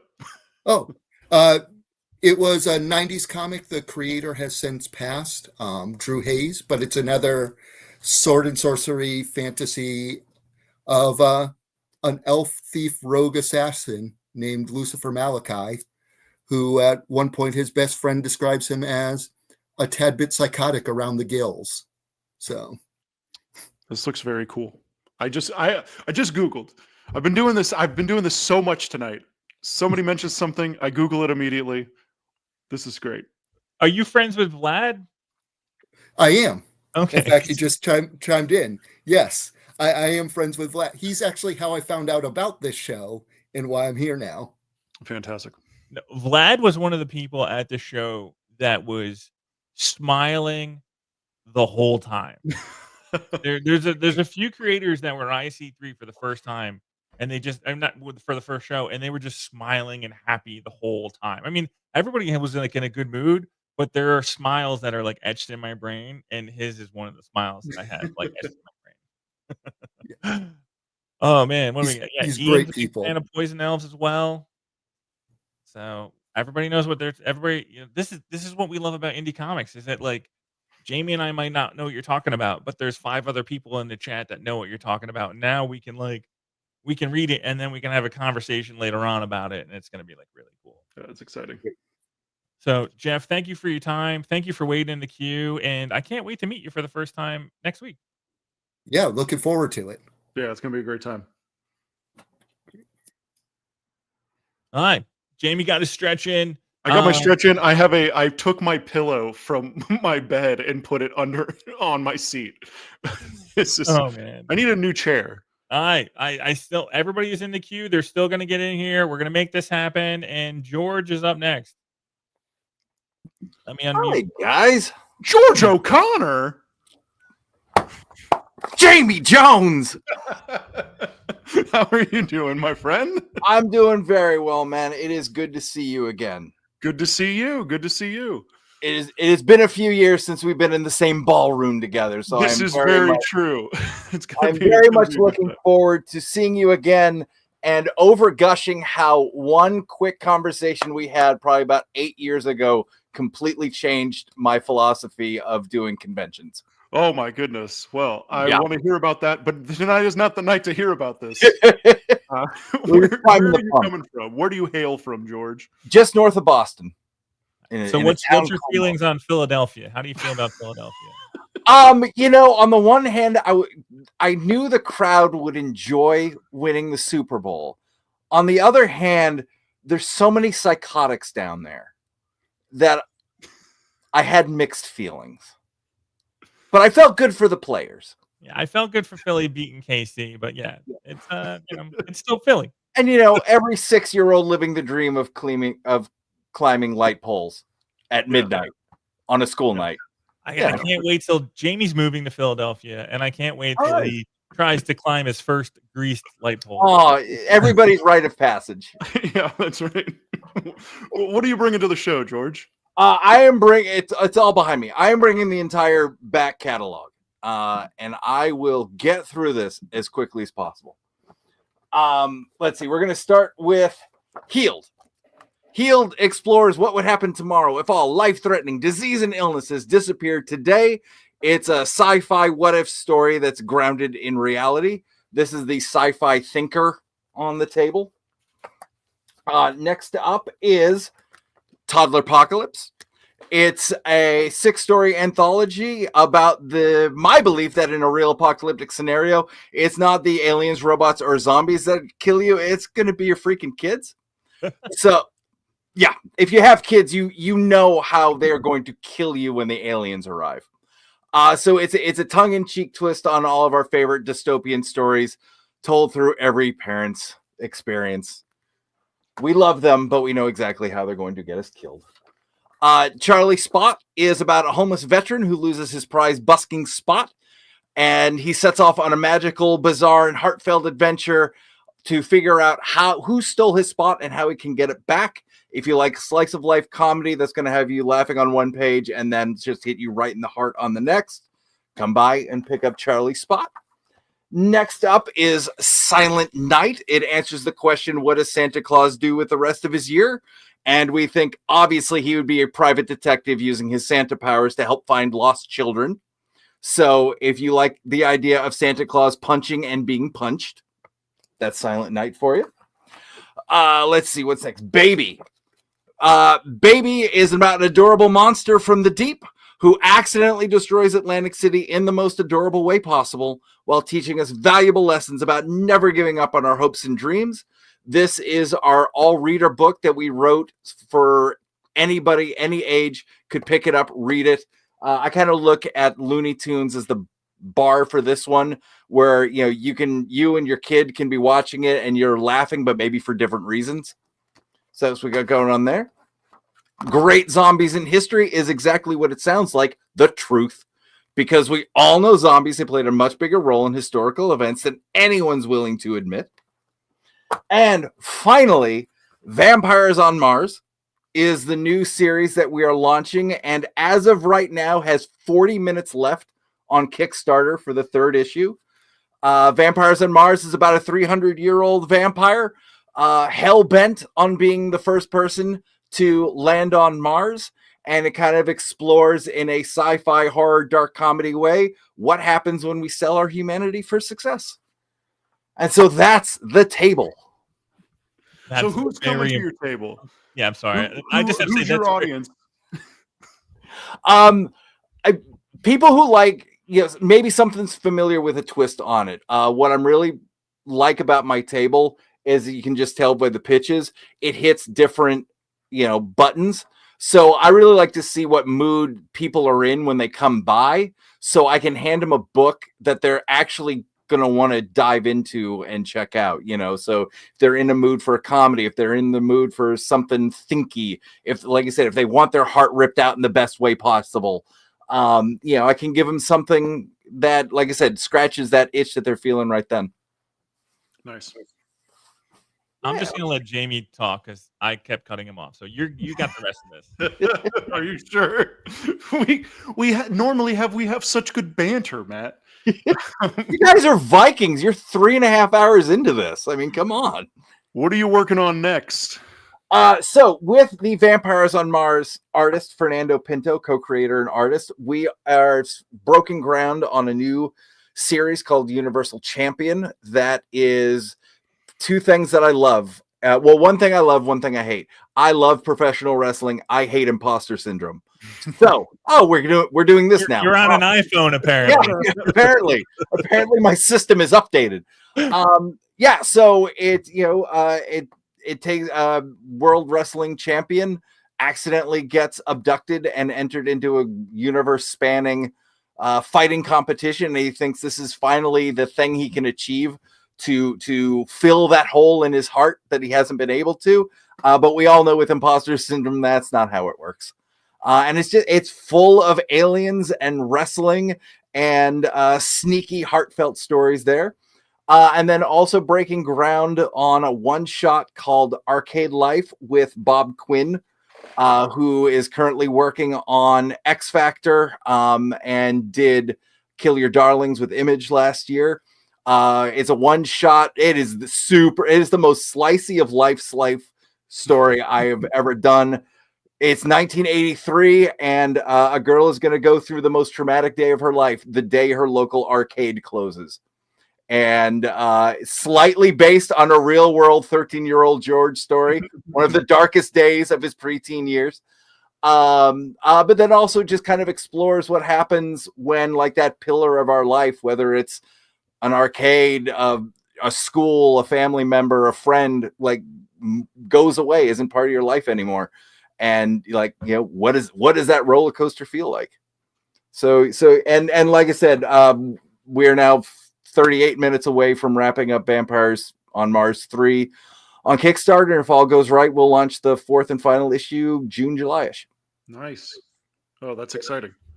There's a lot going on. We'll round out this interview with what is your favorite indie comics? Middle West and Motor Girl are 2 books that, as soon as I read, became benchmarks and bars of like, oh, this is what I want to do. Recently, Traveling to Mars by Mark Russell blew me away. And so those 3 are kind of like my big pillars right now when I'm sitting down to write. Nice. So, George, sir, a couple creators have chimed in and DM'd me. They want to know if you'll teach a class on pitches at IC3. Absolutely. 2 things. My day job is an advertising marketing copywriter. So like it is how I pay the rent and how I pay for making all these comics. And 2, this is my 15th year doing independent comics. So I'm getting close to my 10,000 hours behind the table, and simply getting behind a table and trying to tell somebody about your book is the best learning experience that anyone can do. So I just wholeheartedly agree. If you haven't tabled yet, do it. It'll be a fantastic learning experience, and you're going to find that there are so many people out in this world that are into that thing that only you think you're into. And it's a way to find people who are into what you think you're the only one into. And then, like I said, you just that rep of talking about your book and, you know, being your book's biggest fan. It's invaluable. And that's one of the things about IC3 that I mean, I put the show together, so it's what I love. Is we have like people who've tabled as many times, you know, like you, but then we also have people that like first time tabling, and then people like last year showed up with their book, and then this year they're tabling, and like now there's some people that'll be here that table for the first time, and all that growth and everything like that is amazing. And then like Eli, who's probably going to close out the show, like he's got Cosmic Lion Productions where he's got 20 books to pitch and stuff like that. So it's the IC3 and the indie comic scene is a spectrum of talent and skill levels and all this stuff, and you will find your niche if you look for it. 100%. Yeah, and I mean the biggest compliment I can give you guys is like I had FOMO the Monday after this show because like everybody who attended, you know, and this is a kind of a small community, especially up in the Northeast. Everybody was putting the show over how great it was. You know, so the vibe is right for people just to swing by and just talk comics and find something that will be your new favorite thing.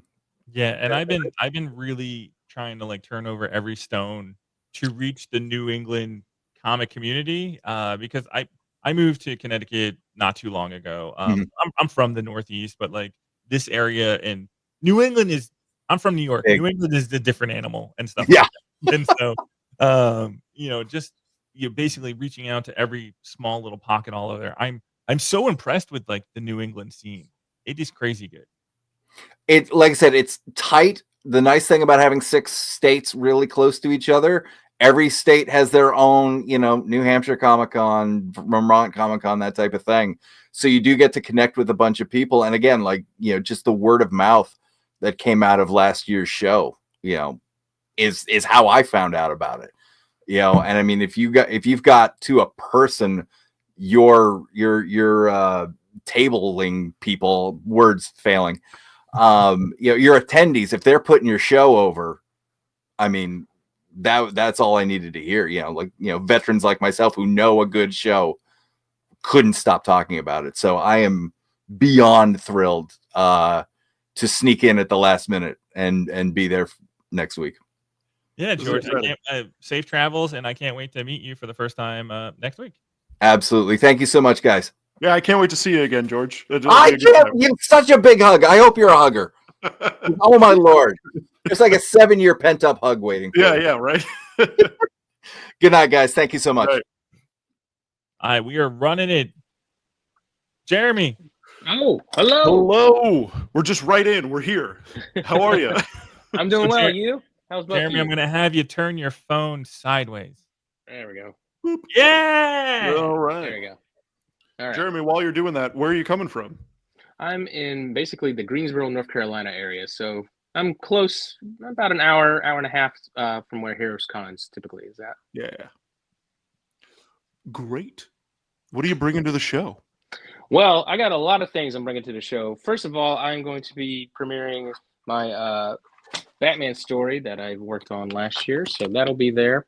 So it's 126 pages, all black and white, all silent. So if you want to enjoy, there we go. If you want to enjoy some really cool black and white artwork, it's all 4 of these stories that kind of celebrate a year that cannot exist. So year none is something that I put together. I will also have an exclusive print for Chrono Trigger because it is the 30th anniversary the same weekend. Oh, cool. Oh, really awesome print that's available.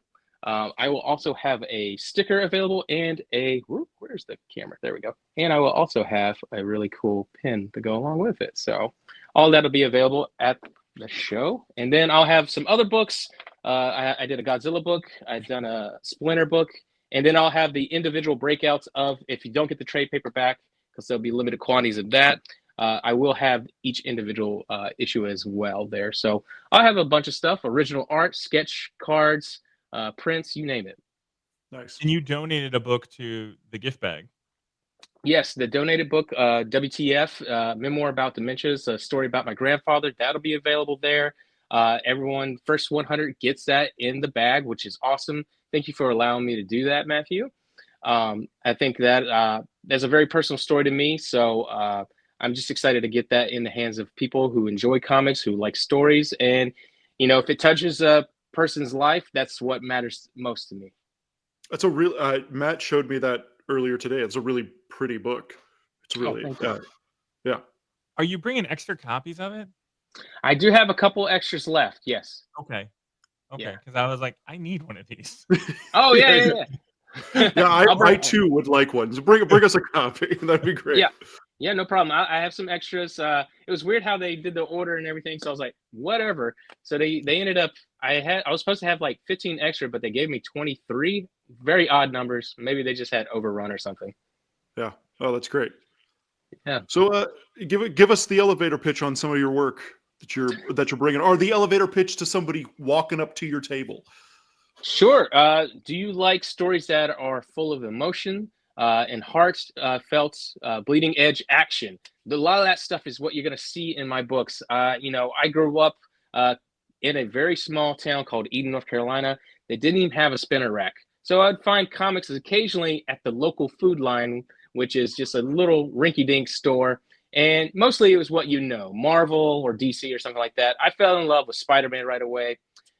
Just because so unique of a character idea, pops of colors. I fell in love with it during considered the worst time, in the Clone Saga era. But it was just imaginative. I was like, whoa, what is happening with all these characters? The artwork, John Romita, Steve Scrooge, all these guys were just putting out some amazing stuff, and that's what drew me in right away.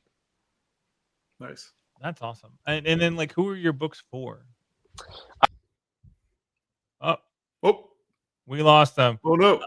the first glitch of the day.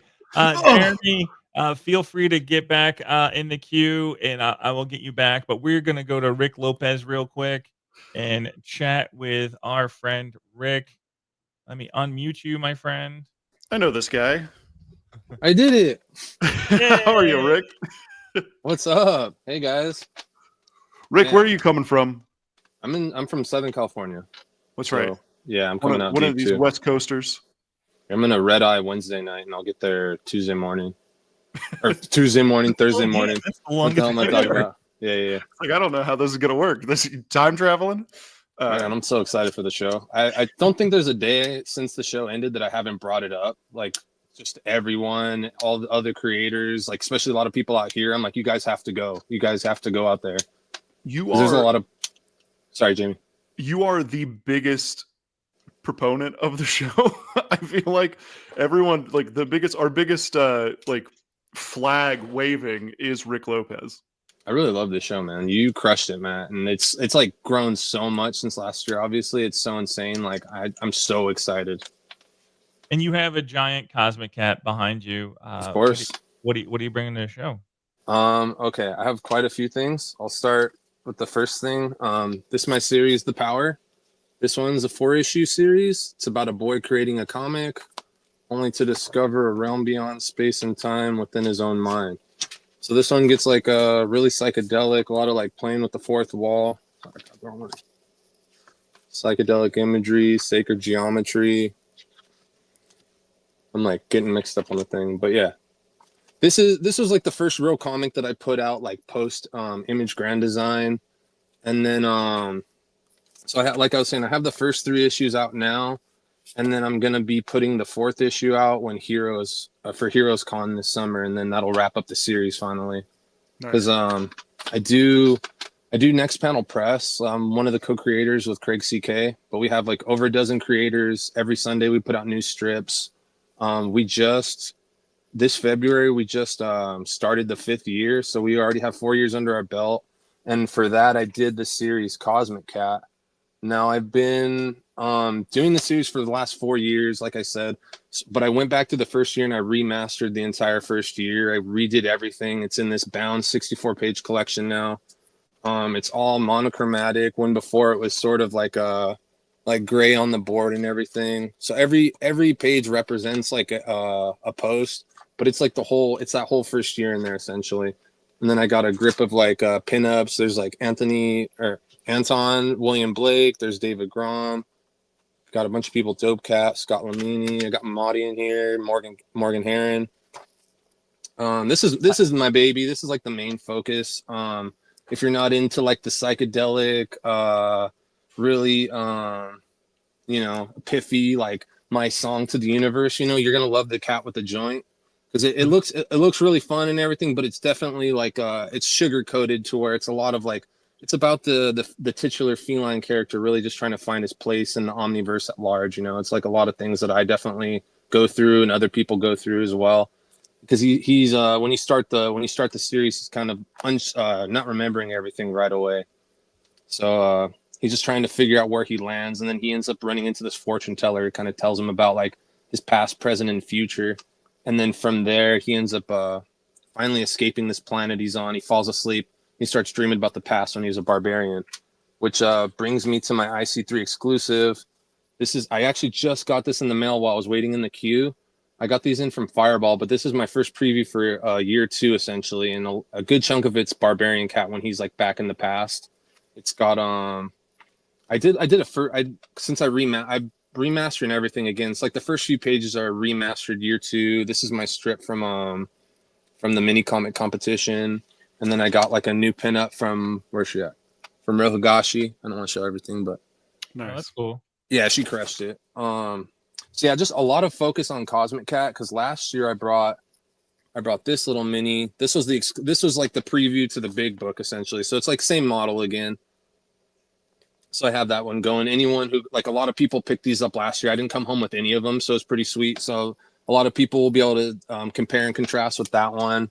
And like I was saying, I've been doing the series for so long. I've had this other mini that has just like the first 12 in its original format. So I'll have these as well. For a while, I didn't want to print them anymore, but I feel like at least having them to compare for a while will like really show a lot of people like just the effort it took, and like I use it a lot for like kids and stuff too at cons. I tell them like I do one page of this every 2 weeks, and I have a shitload of stuff going on. So like you could do a page a week, and by the end of the year you have 56 pages, and you can make a book, 2 books, It's like it really like helps illustrate that sort of thing. And that was like when I first put it out, it's like I'm just trying to meet the deadline every time. So when I went back to remaster, I was like, all right, let's make this like the best I can possibly make it and really show people like what I'm capable of. Nice. So yeah, I'll have this too. I'll have I have a couple of these left. A lot of them went to the pre-orders, but I'll have a couple of these left at IC3. It's like this nice little chrome, because I've really I've done these stickers for a long time, these Cosmic Cat anti-AI stickers. And seeing him in Chrome kind of like messed with my head a bit. I was like, oh, I need a Chrome book. Like, even if it's only a couple, I want a couple of those. That's dope. And then I have couple last things.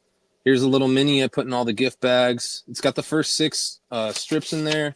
And then on the inside, it's got like a little mini poster of Cosmic Cat reading the power. So we'll just in-house fun. That's super cool. Thank you so much for donating to the gift bags.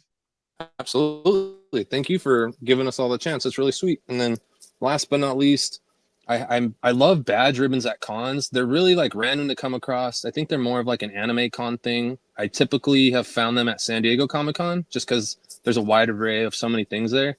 But I made these so like anytime someone gets my book, I'm going to give them these. And I have a bunch of people there's like 8 different people that did pinups that are going to be at IC3 for me. So I'm going to give them all one of these if they want to rock it, The badge is a little small, so I'm going to have these covers for it too. Because some cons are like big, some cons are little. So I have these for little ones. It works perfect. I'll make sure to get you the badge size next year. No. It's okay. These have to be like the full color ones had to be a certain size anyway. So like it didn't really matter because like Heroes is like the same exact size as here, a bunch of places. So it worked out. I'm just super fucking excited. I know I'm rambling for a bit, but I can't wait for the show. Fly out Wednesday night, and we'll get there early Thursday. Nice, awesome. Nice. And who's Cosmic Cat for? That's for me. I think it's all for me. We're getting a trend. We're setting a trend right now. I'm starting to sense the trend.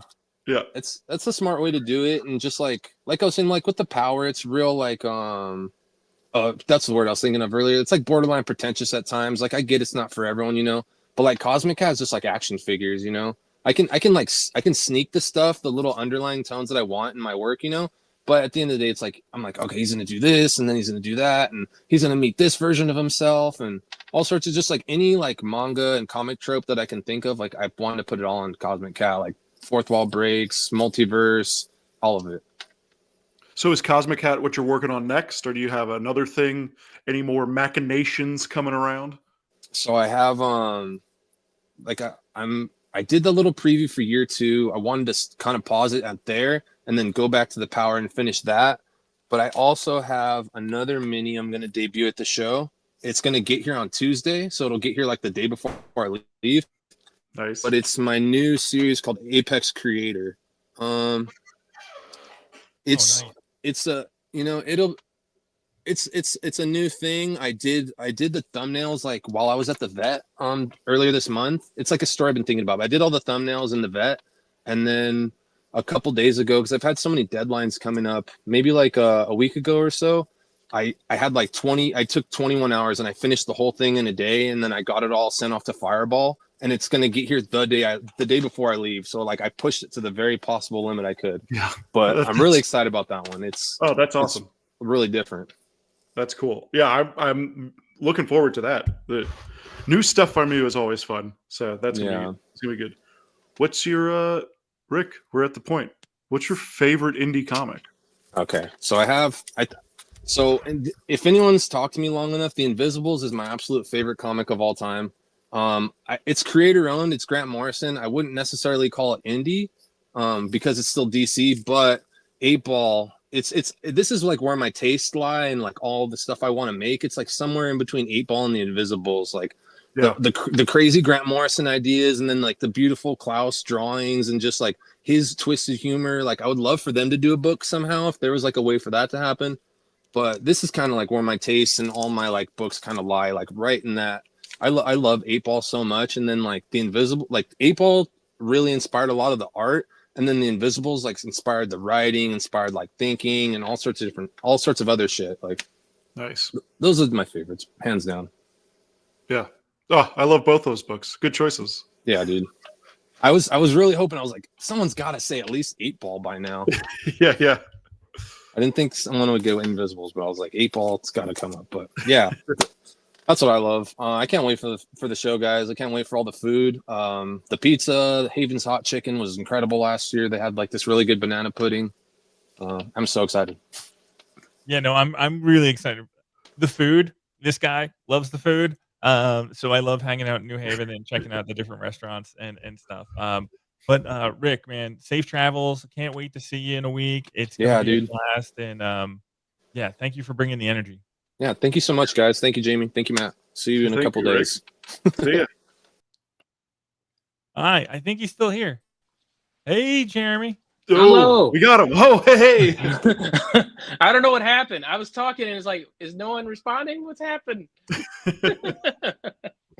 Oh no, it was the good cliffhanger in the show. Like the crowd went crazy. They were like, "What happened to Jeremy?" Oh no. I was dumbfounded. I was like, "Oh, great! Technology is going to poop out." I've been waiting here for like an hour and a half, and of course, immediately just when it's my turn. But what were we talking about? I have no clue. Who would you work for? Let's go. Somebody's coming to your table. They're trying to figure out who they are, what they want. They're coming to you. I'm looking for people who are interested in exploring all different types of stories, but are all heartfelt. I think one thing a lot of my peers have told me is you write with a lot of compassion in your stories. There's something about that. And I think that just historically, that's always been me. I come from a film background. I worked in the film industry for over 20 plus years. And after that, I'd made short films, worked in the industry from an editor, director, writer, and cinematographer. So I'm putting everything that I've explored in those mediums into these books. So if you're looking for something that has emotion and cinematic appeal, that's what I'm putting out there. And then that was well worth the wait. Yeah, no, that was definitely that was really good. Like we're gonna clip it. It's gonna be a soundbite. That's what's gonna happen. It's done. I was hoping it froze again just to make me feel like, come on. No, it's funny because my thing is like I thought you were like you said you worked in the industry for like 20 years. Like I thought you were like 21, 22 just from your picture that you sent me. Oh yeah, I'm a baby face. Obviously, I'm turning 40 in August, but for the longest time, people would be like, "Hey, sir, what grade are you in?" I'm like already 28. I'm like, yeah, and I'll play with them sometimes. Like, oh, I just graduated. So no, it's the one of the things that I love about IC3, and we talked about this earlier, is we're all like online friends, and then we come to the show, and I was like, oh, I thought you were a kid. I thought you were taller. I thought you were small. Like all these different things that were going on. So it was just we were talking, and I was like, and then you were saying some things. I was like, I don't think he's 22, 23. But no, it was awesome, and I'm really excited to meet you. And you're gonna make it a drink and draw, right? Oh, that's my plan. I fly in that day, but I will be riding with my friends, and we plan to arrive there to be there for that evening. Yeah. Fantastic. Cool, man. Safe travels, and I'll see you. Well, wait, we got 2 questions left. Oh no. Well, okay, you can ask those. What are you working on next? Sure. Again, I'm working on probably for the next year or so will be this story, Virulence. I'm working on all that right now, so you can see a lot of that promotion will be happening through here for the next year or so. But that big story is coming out, and let me show you one more piece from that. I think will be exciting. It's a double pager, and you guys are the first people to see any of this stuff. See, Matt, we wouldn't have gotten this exclusive. Oh man, yeah, that looks great. Yeah, doing some high action stuff. So really exploring the medium, getting in there, playing with that stuff. So I'm gonna have a lot of cool stuff in the next year. You'll be seeing on my timelines. Again, I'm gonna kind of do a lot of world building on my timeline in the next year, to kind of give hints at like what type of character and story it's building out before I release it to the world, obviously. So really excited about that. All right. And Jeremy, Eli, last question. Eli is excited to see your books, but watch out for that guy. He's a little shady, that Eli guy. It's true. What is your favorite indie comic? Well, so my older stuff, I'm going to say Teenage Mutant Ninja Turtles. That's what really got me into anything. Newer stuff, I fell in love with Murder Falcon. I thought that was amazing. But the one book that I read a lot that has that compassion, those notes, is Zoe Thorogood's Center at the It's Lonely at the Center of the Earth. That book really put it over for me that, like, man, you could do anything in comics now. And I love that she, it's a memoir, but it's also like something unique, different that I hadn't really seen. So I really love that piece. Yeah. Awesome, Jeremy. Safe travels. We'll officially say goodbye right now, but we'll say hello in a week. All right. Thank you so much for allowing me to be back. And thank you for allowing me to jump back in. Of course. Take care, my thank friend. You guys. All right, who we got next? Shawn. Hey. Hey, Shawn. How's it going? Good. Jamie's just stretching back. You got to watch out. We're doing it. We're here. I feel it. I've been in here for a little while myself. Yeah. Shawn, where are you hailing from? Where are you coming from? So I'm from Holyoke, Mass. So probably like an hour west of Boston. What's your opinion on Philadelphia?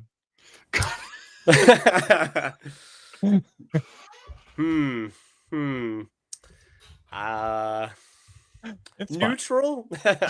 Is that painting in the background the Iron Giant or a knight? Like it's just like a painting of mine I did like 10 years ago. Like nothing specific. Okay. Nice. No, the glare kind of clear. Like I was like, is the Iron Giant's head stuck behind there? But I have like multiple. I have lots of Iron Giant stuff behind me, so I'm a fan. Do you really like the Iron Giant? I do. Okay. Yeah, he does. It's one of those. I took a whole bunch of friends who had who had like no clue about art or like animation or anything, and I took them to go see this movie, and they're like, "Why are we going to see this?" And I was like, "I don't know. I got a feeling." And then like I watched it, and I was like, "Oh, this reminded me why I love comic books." And like, it is what it is. But this isn't about you, Matt. It isn't. It really isn't. We're getting to the witching hour where Matt becomes very pensive about his own life, and we need to keep moving. We need to keep going. Shawn, what are you bringing to the show? So I'm bringing the first couple issues of my comic Demon Town. If you can see them. I had the first one last year for IndieCon, and then I got the second one finished. I'm hoping to have the third one finished for this one. I literally just inked the last page while I was on the stream, so I'm hoping I can get it printed. But then I have like a whole bunch of like, I did a pinup for Morgan Herron's Frankie Boy. If you can see that. And then like I did another piece for Culture Vulture, my friend there. So That's awesome. yeah, but I also have like a bunch of other art, stickers, prints. No, I because missed you're grabbing your taking- book last year. I'll have to grab it. I'll have to grab all of them this year. Hell yeah. Yeah. No, but I said it on Instagram. Like, I have the photo of you at your booth, and for some reason, it's like my favorite photo from IC3, where you're just sitting there and you're like, "Here's my booth. Here's my art."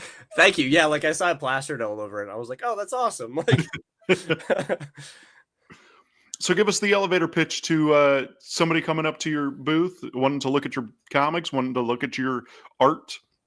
so Demon Town is about a demon hunter just kind of like living her life. So like each issue is like its own individual story. They kind of build up the world.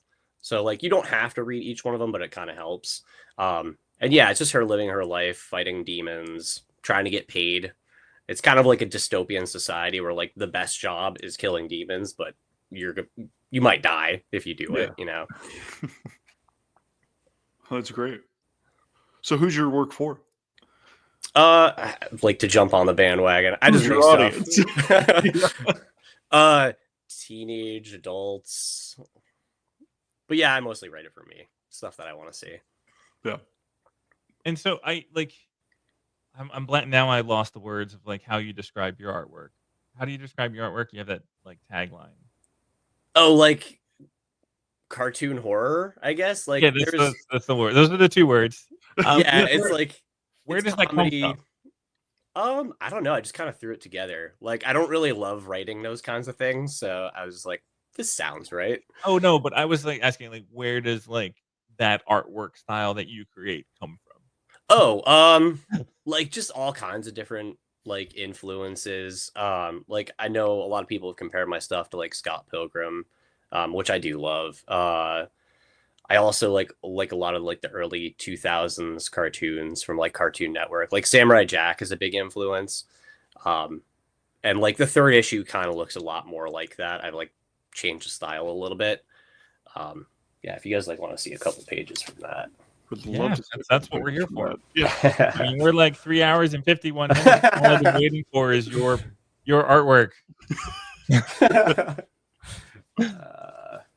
Here's a really. I know. Are those all your sketchbooks behind you? Yeah. I have one pretty much for every year. That is Wow. awesome. This was crazy. like probably one of my favorite pages. I don't know if you can see this, but Oh yeah. just trying to amp up the action in it as much as I can. Is this for the third issue? This is the more Samurai Jack, more Yeah, I just Tartakovsky vibes. Yeah, I've just like sharpened the edges on stuff and like cleaned it up a little bit more. Yeah. It looks great. It's and also like your influence is spot on. Like I can see where you're pulling from and what you're trying to do. It's great. Cool. Thank you. And are you going to bring some of those original art pages or like the artwork with you? Yeah. Oh yeah, for sure. Nice. And then do you do commissions as well? I do, but I just don't have a ton of time right now, like with full-time job. Like I'm a graphic designer. So Are you going to do sketches at the show? yeah, oh yeah, for sure. I'll do There you sketches at the show. Yeah.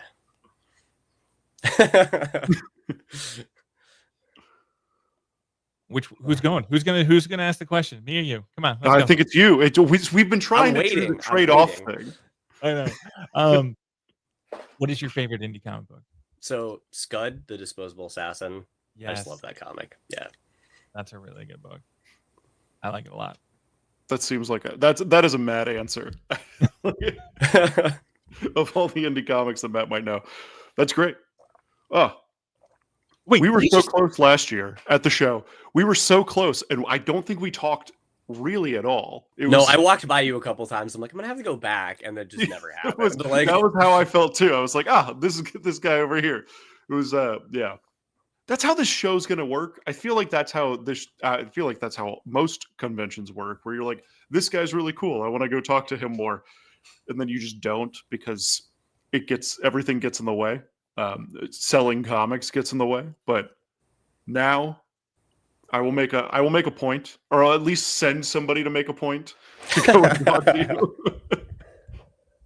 Well, we're not. Jamie's not stuck in the panel room all the time. He made sure he cut longer breaks between panels. So I did, yeah, for very specific reasons, for selfish reasons. I am not in the panel room the entire time, so I will be able to like make my way around and talk to people. So very cool, very cool. Yeah. But Shawn, thank you so much for waiting as long as you did in the panel in the queue. I'm glad you got work done. That's really good.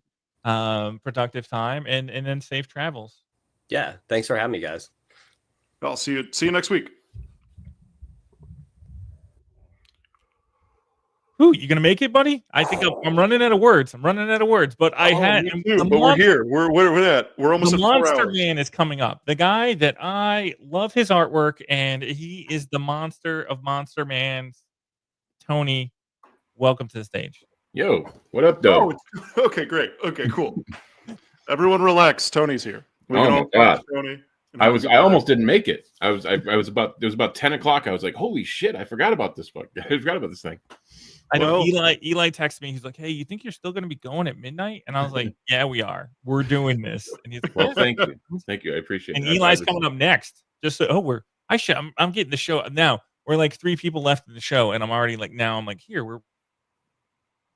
Oh no! And this is the first time, Matt. The first time you just froze. But Tony, where are you coming from? Where you hail? I've come from Ann Arbor, Michigan. Ooh. Yeah, I'm driving. It's gonna Nice. It's gonna be fun. How long is that drive? It's about 12 hours, I think, but I'm not doing it in one day like I did last time because that Good. was terrible. Yeah, that sounds. So I'm leaving Wednesday and I'm gonna get there Thursday. So Great, cool. So you'll be there for the drink and draw. You'll be able to hang. You'll be able to do the thing. What are you bringing? I'm bringing a whole lot of stuff, man. I've got basically 4 series that I do. First of which is 21st Century of Big Spider, which is my sort of like the series that's nearest and dearest to my heart, and ironically is also the one that people seem to like the least. But I've done 4 issues of this, and this is a book that is very hard to do an elevator pitch for. So I'm going to tell you what I've written on the back of the collection, which is. It says, "These are the exciting misadventures of 4 unlikely comrades thrown together by a dubious, possibly bullshit plan prophesied by a weirdo giant spider guy with big-time delusions of grandeur." There's more, but that's basically it. And it's just about a collection of like 4 characters who have been thrown together by this weird spider guy, and they just sort of end up fighting villains and monsters for no real good reason. But you like drawing monsters, right? I do. I love drawing monsters. So yeah, so this is just an excuse to draw monsters and fighting, because that's the thing. I just like drawing, action stuff. There's no real deep story to it. It's just funny stuff, just yeah, so there's 4 issues of this and a collection of the first 3 issues. And this collection also has a whole lot of stuff in the back, a bunch of extra stuff. And so there's that. There is Randy Tucker Bomb Dude, which is one of 3 books that I do which take place in the 80s. And this is about like a heavy metal kind of stoner guy who happens to be like just a badass, and surprisingly he fights monsters. And then I have the Monster Youth, which is a book which also takes place in the 80s, which is based on It's about a teenage death rock band who are also sort of superheroes, and they fight monsters. And then I have Alpha Maverick, which I have 2 issues of this. This seems to be my most popular comic, and this is a kind of my homage to like the 80s black and white like violent vigilante comics. And this is my only black and white comic. I'm having a hard time finding my camera, but yeah, this is like a mostly mostly black and white stuff. And that is no monsters in that. Well, there are monsters in that. I forgot. Wait a second. I was about to say. I want my money back. Yeah, there's like these mutated pig gang, like biker gang guys. They're sort of monsters. And then I have a couple of different handmade mini comics, which I will be bringing as well. Oh, cool. I'm getting into the mini comics. Like Yes. now, the more and more that I like hold them, I'm like, oh man, why haven't I been collecting these? I love it. It's like one of my favorite formats. It's just something about it. It's just great. So yeah, I've got only 3 right now. I've done a few over the years, but I've got 3 that I've got currently printed. And last thing, I've got also, speaking of Alpha Maverick, I've also made a soundtrack to the Alpha Maverick comic, which is available on the cassette. Which a friend of mine named Jim Vance, he did an electronic music soundtrack, which is kind of like in the vein of John Carpenter kind of soundtracks and stuff like that. Then there's a couple of songs by my band on there, which are kind of stoner, like sort of metal jam stuff. What's the name of your band? Come on, my band is named Mazinga, which I also have our new album, which just came out, which I will also bring copies of. This is a cover that I did. Dude, Yeah, that cover is amazing. Thank you. I love all your color. Your color work is really good. Thank you. Yeah. I love experimenting with color. It's like one of my favorite parts of the process. So yeah, that's about all. And I've also got a number of prints that I'll be bringing and a lot of original art. So yeah, I'll be fully. Do you do stocked. commissions at the show? Are you gonna do commissions? At Yeah, sure. Nice. That's exciting. Yeah. So, Tony. Yes. Talk to me serious. Mm-hmm. Who's your work for? It's for me, really. I mean, I know everybody says that, but that's it. You know, it's like that's it. Yeah. I mean, I don't think I'm actually surprised that anybody likes it, because it's very weird and very dumb. That's the thing I like to tell people straight up front, is that my work is very stupid and silly. So like, don't expect, like anything really, intellectual at all. It's very dumb, but that's what I like. I like just weird, stupid comics, It's good. It's a good answer. I mean, I love your artwork and stuff, and I think it's amazing. I mean, I feel like you've been on my radar for a very long time. We've all been part of the kayfabe group. Yeah. And everybody's been sharing stuff, and your stuff has always popped for me. So Thank you. I think you need to just give yourself a little bit more credit that you have do some amazing stuff. Okay, thank you. I always like to go the self-deprecating route, because it's that way it's easier. People don't think you're as much of an asshole. Listen, you are amongst friends. Okay. You don't have to be. You do not need to be self-deprecating. Everyone can be. I'm serious though. My excited stuff about is their own stuff. pretty dumb. What are you working on next? What's next down the pipeline? I'm working on the 5th issue of 21st Century of Big Spider, and it is going to be it's beginning a large crossover event. Like, it's going to be like my Crisis on Infinite Earths. Nice. Secret Wars. I'm taking all my different characters and crossing them over into one big story, and that's really fun. That's super fun. So that's going to be like ridiculous. Yeah. Yeah, there's going to be all kinds of monster fighting going on. And yeah. So that's the thing is you need to tell people like your term needs to be ridiculous. Yeah.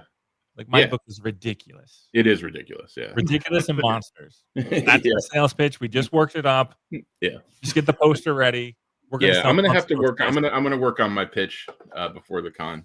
I'm terrible at the elevator pitch. It's the hardest thing to do. It is. Yeah, it doesn't make sense. You make something and now you have to sell it. Get out of here. I know. It's the worst. Yeah, that's why I usually have when I do cons, I usually have a friend who comes with me who's like kind of like my hype man. Yeah. So that helps, but he's not going to be able to make it to this one, so I'm on my own. But Jerome chimed in. The Pharaohverse monsters and kind of monsters. Right. Yeah. What's Rick? Yeah, Rick's like you're the shit, man. What do we got? We got Vlad. Just sit next to Rick and you'll be fine. Yeah. Yeah. What should we call it? Yeah. Somebody has that album or cassette. Oh, the poster. Yeah. Okay. Cool. Yeah. Sweet. Yeah. So you got all your fans are hanging out right now. That's awesome. Okay. You got some people. So, what is your favorite indie comic, Tony? I'm going to give you two answers because I could give you like 1,000, but I'm going to tell you my absolute favorite indie comic of all time is Sam and Max Freelance Police. Ooh. That's been like the biggest influence in my humor of anything. And it's really good cartooning as well. But yeah, that's my absolute favorite comic of all time. But I want to mention because I happen to have this book next to me, and because I've been reading it recently. My favorite recent book, Starseeds by Charles Glaubitz. This is the 3rd volume. This book is insanely good. Just like look at this. It's like one of the most amazing comics I've ever seen in my life. And there's 3 volumes of this. This is the 3rd one. And yeah, I would recommend this to everybody. It's wonderful. So that's that. Nice. That's awesome. Tony, safe travels. I can't wait to see you next week. And you're gonna come to Drink and Draw and hang out with us. Yes, I will be. I should be arriving Thursday night, or Thursday afternoon sometime, depending on how fast I drive. Nice. So. You got half a day to recover. Yeah. Get into the Drink and Draw. That'll be good. Yeah, it's cool. I got there late last time, so I didn't really have a whole lot of time to hang out outside of the actual con. So I plan to get there in time to experience everything and hang out with everybody as much as possible. Cool. Yeah, and I definitely want to see all the monsters that you draw this week. Yeah. All right. I will definitely be drawing many monsters. All right, man. Take care. All right. Thank you. Bye. Oh, the man, the myth, the legend is coming up. We're right at 4 hours. Oh my God, I can't believe what's going on here. He's been waiting. Get muted, muted, unmuted. Now, what's up? The pre-show, post-show, the pre-show after party begins now. Oh my! What up? What is How going are on, you? sir? David Grom, if you're listening, you're up next. Wake up, The come to Gromster. stream. Eli Schwab. Burgess Meredith himself. How are you? Good, guys. Good to see you. You've been on here for 4 hours, 7 minutes, and 29 seconds. Yeah. Well, now that you've said it, it's 33. So yes, dude. And you know what? Right now, 37 in a row. This is wild. Eli, we are friends, the three of us. This is I can't- trifecta of people. I can't feel my toes.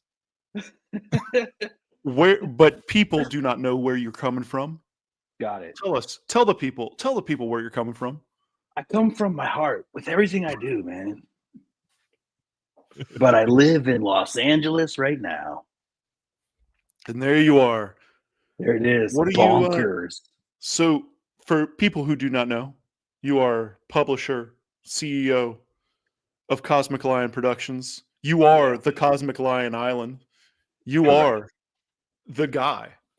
What are you bringing to the show? You've got a bunch of people coming around to the Cosmic Lion Island. So much.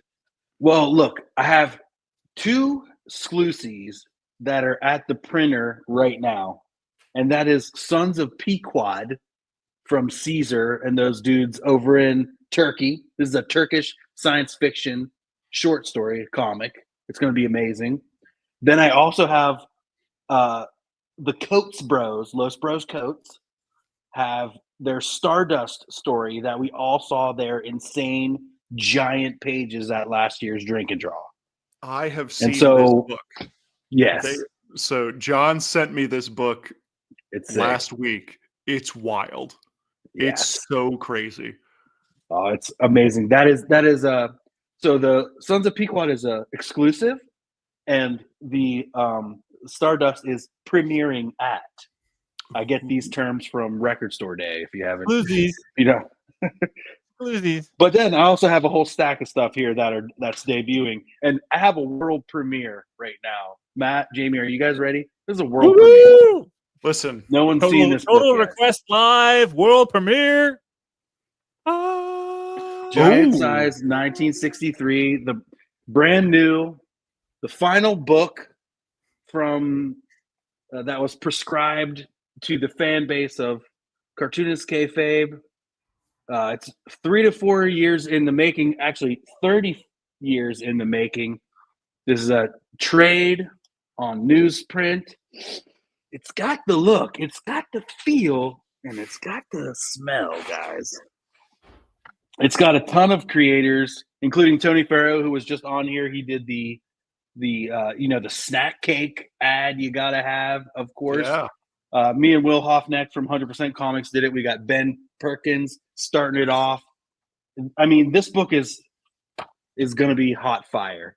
And so I have a limited amount that I'm going to bring to the show. I'm going to probably try to fulfill some pre-orders for it before I leave. So if you ordered it, you might get it. But then if you pre-ordered it, try to hit me up. If you're going to be at IC3, then you can just come in and grab it there. We also have Paraphrenic #2 from these dudes are from my hometown. They sold me comics when I was 5 years old, and I didn't know it yet. But Kismet brought us back together, and now I'm publishing their books. So I have a special place in my heart for Paraphrenic. This is issue 2. It's also hot fire. It's really cool. These guys live down the street from my parents.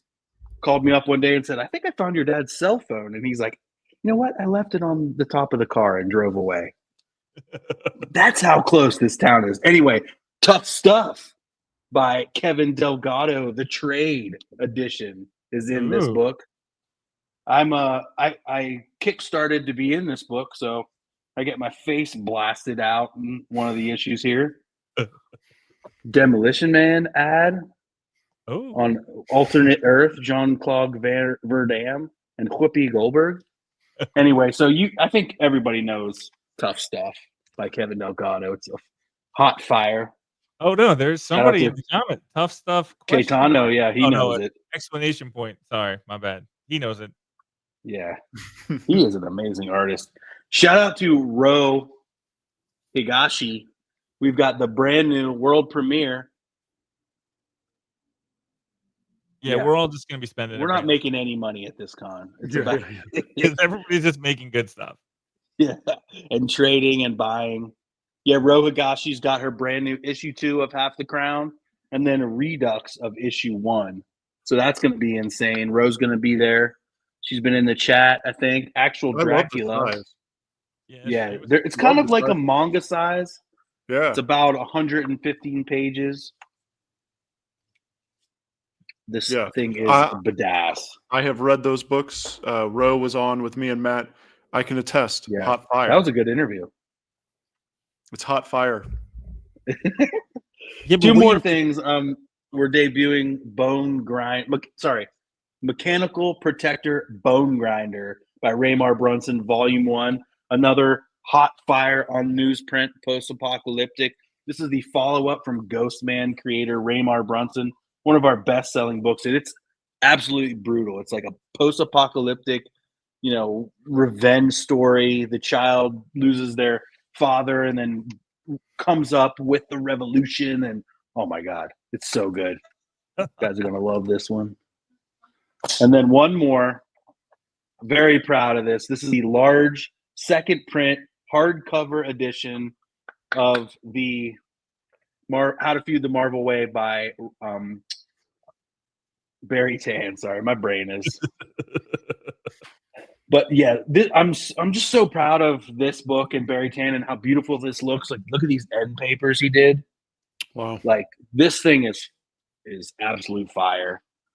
We got a spot in the Kirby Collector coming up. Ads for this. This is just. I mean, I'm obviously super proud of all these books, but those are just some of the things I sent. Matt, you got already the 6 boxes I sent the other day? Yeah, I threw my back out. That was a good one. That must be the Chris Anderson art books. Yeah. Looks sick. That thing's big. Dude, there's so much in there. We sent and we have a bunch of Ghost Agents Mizimo Ken Landgraf collected. And so you can get those at the Ken Landgraf station at the Cosmic Island. And Mizimo's going to be right there, so you can get Mizimo and Ken to sign their books together. And that's going to be insane. Guys, I wanted to show you one more thing. How big has your library grown since last year? Good question. I think I probably had 15 to 20 books back then. And I think I have 25 to 30 books this time. Wow. That's right. That sounds like some hot fire. Dude, the fire? Jamie, it's hot. All right, good to know. I wanted to show you this, guys, too. I picked these up ready for the con as well. Ooh. Oh, we were talking about those. Yeah. That is a collector set of a collector set, man. Well, this is good. This is going to allow me to draw in so many colors. Ooh, that reminds me. One more thing that Brandon Blocksdorf and I, Apollo City Comics and Cosmic Lion has teamed up to, and so I've got this like oversized zine of blank panels that I'm making to pass around at the drink and draws and stuff, because I always have my notebooks and I'm always drawing these panels or whatever. So this time, Apollo City Comics and CLP teamed up. We had 10 artists draw 10 pages of empty panels, 6 panels or more. And so it's gonna be 8.5 by 11 that I'm gonna staple myself. And so that's gonna be passed around throughout the whole weekend. And we're gonna try to get it filled. Nice. All panels filled. Cool. Yeah, I was talking to Brandon on the Instagram live, and he was explaining it well. And that's a really cool concept that he's got his crew of creators, you got your crew of creators, and you guys are going to try to make a comic book at the show. And he's also filming a documentary about the traveling up. He's traveling up from Philly. No, he's coming up from Virginia, the upper parts over there. But they're doing. It's cool. He's got a signing. He's got a thing. He's got the show, the load. Yeah, it's gonna be awesome. It's nice. Yeah, it's really cool. I really want to be in it. So interview me. So you have a lot of books. What is your favorite book to give the elevator pitch for? And then what is that pitch? No, give the elevator pitch to so people come to Cosmic Lion Productions. Well, okay. I think I have an answer for both of those things, because one thing I do is like, guys, come on over, welcome. You know, I've got comics of every kind for every mind. We've got over 25 books here, and I've memorized over 25 pitches. So let me know. Just why don't you test me? Test me on one. You know, which one you got? I got everyone. You know, so I'll do that to kind of bring them in, and then you were saying earlier, Jamie, and some other people, you know, for some people, it's like a little bit harder to sell their books, or you're like, oh, I just made this thing, and now the hard part is selling the book. But I liked how your friend who had the killer pitches, he's like, I work in advertising and I do this, and like, you know, his pitches were short, succinct, and hot fire, you know, and like, so, you know, I've got all those ones, like, because, you know, my Monkey Lion one for a long time is just, it's about an intergalactic Afro-funk band on tour through the galaxy. And, you know, that's right there to the point. It makes people laugh every time, which I didn't always understand. I think maybe it was just my delivery. And they're like, intergalactic Afro, what's Afro-funk? What's intergalactic? You know, Oh, dude, I forgot one more thing. I'm debuting at the show. I've got these new T-shirts. Oh. They're designed. Oh. They're drawn by Gerardo Sandoval from Venom, and he does a bunch of Marvel comics. And my girlfriend and I did the logos and stuff and put it together. Oh, Mizimo colored it. And so I've got a limited number of these on vintage blanks for the con. That's in Fuego. hot fire. No, in Fuego. Going to Fuego. Dude. Bueno Fuego. That is Caliente Fuego. And it's going to be insane. Do you have fat guy sizes in those? I have large and extra large, yes. Yeah, but the fat guys go to like extra large. Oh, I don't have that. You can order them maybe off the TeePublic shop in those. Oh, okay, in those cool. dubs and trips. I don't know where we are in this conversation, Jamie. We got to figure it out. We are in. It's going to be Grendel, you know that, and it's because That's what I was. Yes, of all the independent comics creators that it turns you on to. You know, Grendel's like a great jazz septet, and you keep getting turned on to new music and new creator, and the people from the septet go off and make amazing comics, and you're like, oh, I love that. Oh my god, that guy, you know. And so Grendel is the gift that keeps on giving because so many people worked on it. My favorite thing that has happened in recent memory was Matt and I were at OAX, which is the Comic Art Fans, the parent company for IC3.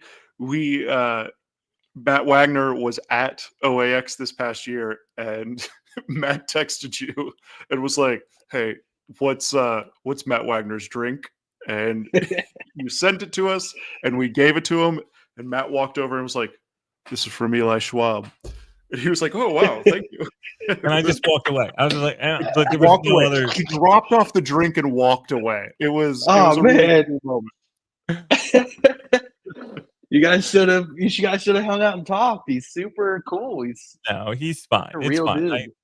Yeah. All right. So Eli, I'm gonna kick you out because David Grom's been waiting for 4 hours. Gotta get Grom in there. 22 minutes to be on this show. But what I do need Dave to do is I need Dave to turn his camera the other direction so he looks up and down. Oh, there he is. All right. I'm picking you out, and I'm bringing David in to close out the show. Eli, Do you're a it, lovely man. I Grom. love you. Hey, how's it going, my friend? And here we are. Hey there. All right. There we go. How's it going? All right. You're the closer, my friend. You are the closer. All right. Producer Bill is ready to close up the shop. He's ready to Producer go. Bill's still here. Producer Bill is still, because we're going to bring him on at the end and close out the show. So, Right on. Dave, where are you coming from? I am coming from Kenosha, Wisconsin. Can you bring me some cheese? I could. I probably, if I can take it on the plane, yeah. They don't shake it down to customs. March's Cheese Castle is the best place ever. Yo, yeah, I live right by there. Yeah, I know exactly what you're talking about. Yeah, I know exactly where you live too. Like, it's like, That's a lot. what are you bringing on? I am bringing. We'll save the best for last, right? The first one I'm bringing is Authority Parks Parking Authority. It's a little mini ash can that is kind of like if it was Judge Dredd, but the only thing he cares about, he has the large capacity for the law, but it only applies to parking violations and parking stuff. So yeah, there's that. I've got the Adventures of Brickman here, which is a kind of a off-take of Kinnikuman or the muscle figures. But when we grew up as kids and got them in the United States, we didn't know what their names were or any of the histories or anything, so we all kind of made up our own. And that comic has stuff about, you know, what the muscles that I came up, or the stories from muscles that I came up with as a kid. But the one I'm really, really excited about, I'll be debuting this at Indie Creator Con. It's going to be with Cosmic Line Productions, and that book is Giant Mega Dungeon. Whoa! Show us some interiors. Okay, let me me see if I can get my camera to do what I needed to. Hold on one moment. I'm just using my phone. So, oh, yep, here we go. Perfect. Okay, so Don't fall, camera. Don't fall. We've been exactly. doing this. So, all right. So this is the beginning. Give us a little bit of the elevator pitch while you're showing us some pages, so we can. The elevator pitch would be: this book combines comics and comic characters with actual RPG content or tabletop role-playing game content. I wanted to have both of those things in the same book. So the beginning of it is kind of like the name of the book is Genesis Process. So this is the first book, and this has the first part of the dungeon. There's going to be 10 issues of this book altogether, and each it's a consecutive issue will have another layer or another level of the dungeon. Then we have just some just kind of getting people introduced to the characters. I've got Tales of Classic EverQuest that was originally on Next Panel Press, collected in physical print for the first time. Let's see here. And then I'm going to fast forward just a little bit. So we'll get to the RPG content. And the adventure is the Tomb of the Slumbering King. So you have write-ups of some of the history. You have write-ups for the dungeon room, the monsters that are in some of the dungeon rooms, and the dungeon map. Oh, cool. Magic items. Oh, we'll go back just a hair here. We got magic items and monsters. And if anybody is into Shadow Dark, we have one of the characters from the comic, but all statted out that you could put him directly into a game of Shadow Dark and be able to play him from the jump. That's cool. And, but I don't know how well the camera is going to pick this up, but I also have custom D6s, so he'll be able to play the game and use the dice. That's awesome. Thanks. I'm such a geek for things that are tangential to the comic to sell the comic. Dice, toys, pins, that kind of stuff. That's awesome. Well, you'll like this then, is that I still have to get them printed before the show, right? But inside of Giant Mega Dungeon, there's going to be a thing called Supplement 1A, which is a supplement that has more monsters and an additional treasure table that will come with the book. But in addition to the book, it's going to be one of those 8.5 by 11 folded up into like a mini comic. And it's going to have additional content for the dungeon, but it is going to be called Mini Mega Dungeon. So it's an actual book that goes with the. That's cool. With the Very cool. That's awesome. So who do you think? Who are you making your work for? Who is your audience? Who's the people that should come and visit you?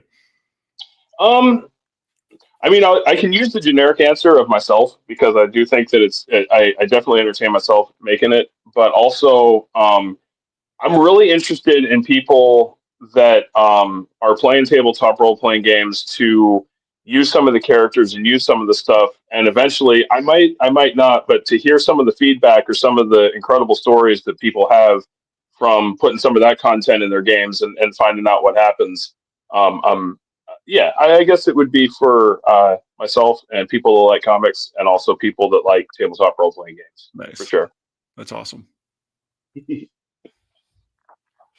Are we there? What are you working on next?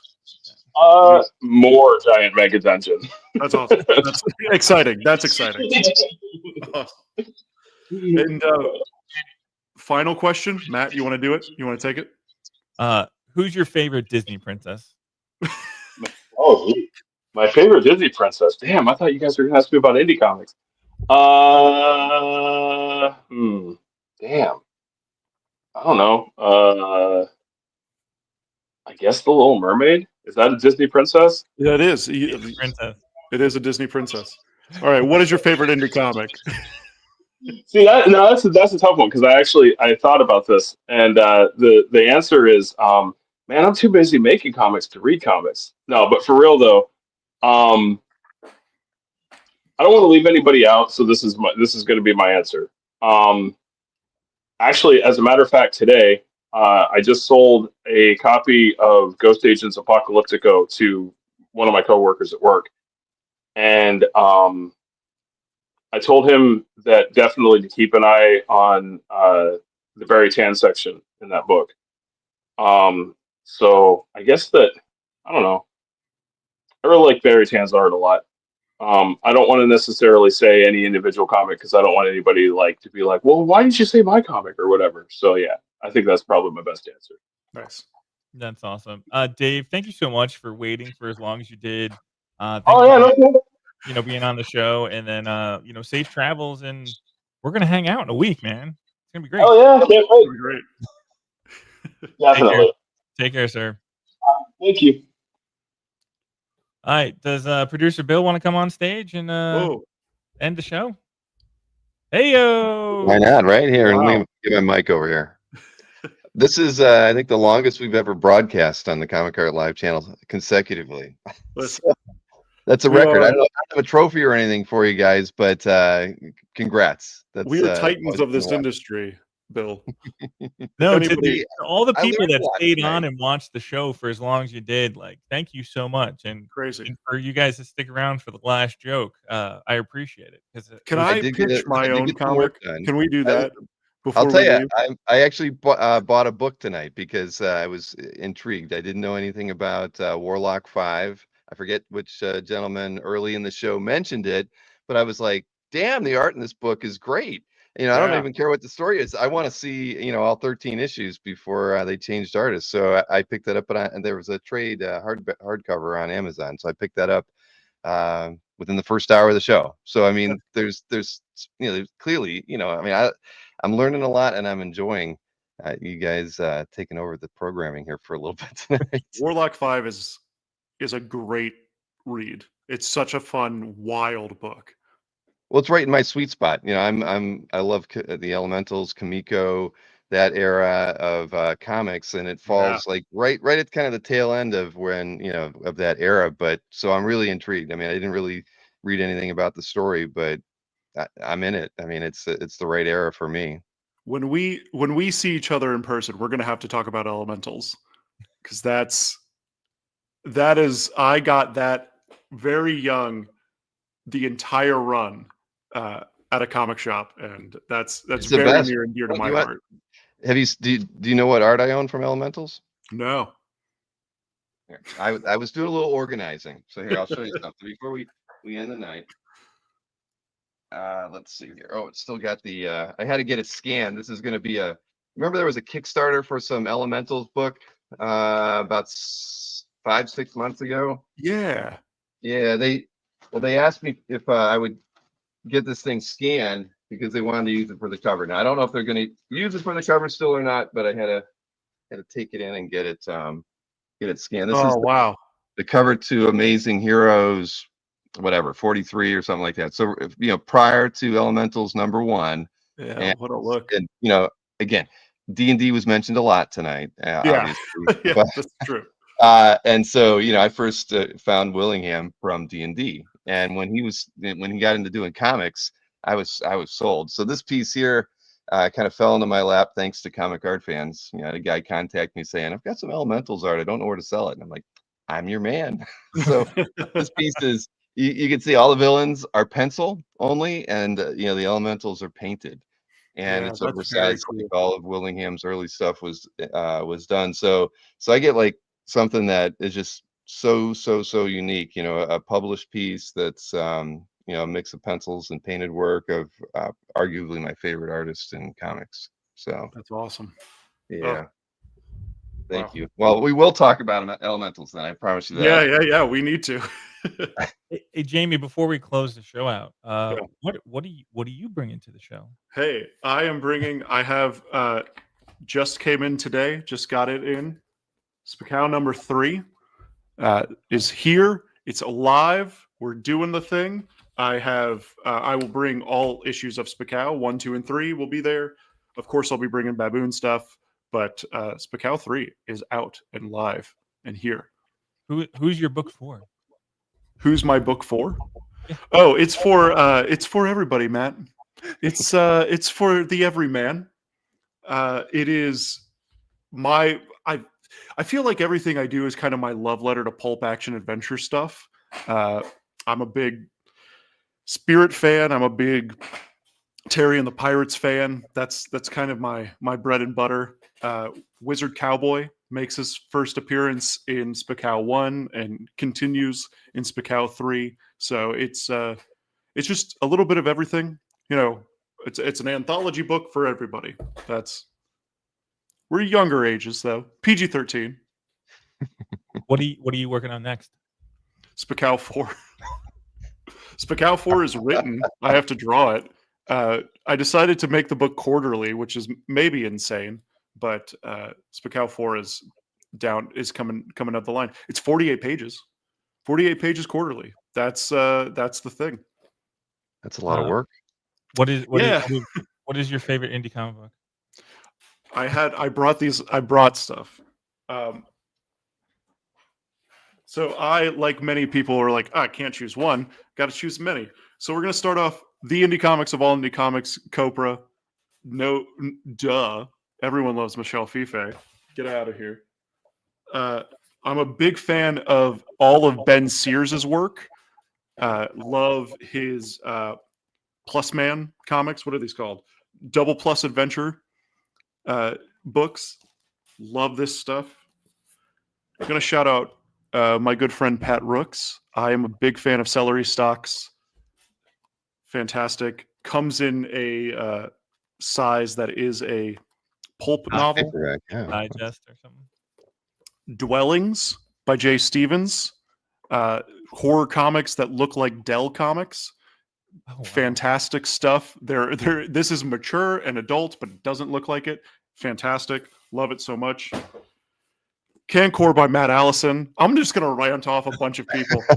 Cancor by Matt Allison. I have been following Matt's work for years. I think, everything he's done, which is wild. Love Matt. And the last thing that I will end, because it is, for me, the bright star of all indie comics right now, is Black Phoenix by Rich Tommaso. It is a magazine that he has been putting out for the last several years. This book came out from Floating World Comics. This collects the first 12 issues and a really nice hardback cover. This is the gold star of indie comics right now for me. So if I had to name one, it's Black Phoenix by Rich Tommaso. This right here could be the greatest compliment that I've ever gotten in my life. Is the ghost of Jerry Lewis coming? Whoa. If we're up there with Jerry Lewis, we're doing something. Mm-hmm.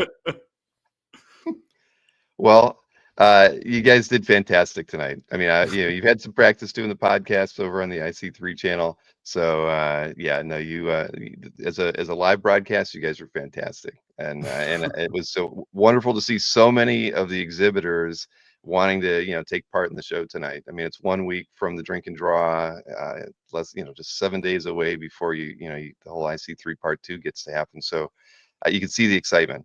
I mean, everybody, if they went there, they want to be back and they're excited to be back. And clearly, if they missed out year one, they can't.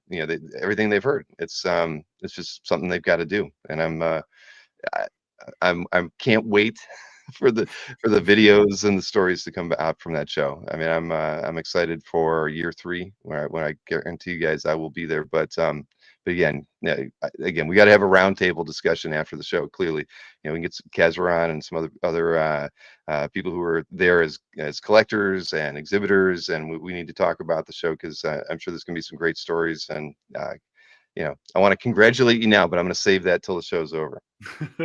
Yeah, no, this was a special night, and because you have no clue how it's going to go, and for it to be as successful as it was, like, a big shout out to all the creators who waited and were prepared and had all their stuff and excited to talk about their stuff. Like I have a huge shopping list now. I have a massive shopping list. Yeah, I'm gonna have to rewatch this thing before it comes up, but that's just to know what I have to buy again. That's gonna be a thing. Yeah. So, but yeah, we're past 12:30 in the morning, so we can close this out, and I will let Bill end the pod. The buttons. Land the ship. I'll let Bill land the ship. I will do that. We don't have an outro to play or anything, but thank you everyone for hanging out with us for over 4.5 hours this evening, and we appreciate it. If you're new to the channel, please not only hit that thumbs up, but subscribe to the channel. Subscribe to the IC3 channel as well. You can you just type in Indie Comics Creator Con on YouTube, and you'll find their channel as well. Subscribe to that too, please. And again, 1 week until the show, so I hope many of you get to attend, and if not, you'll I'm sure you'll be there in year 3, just like I will be. Have a good night.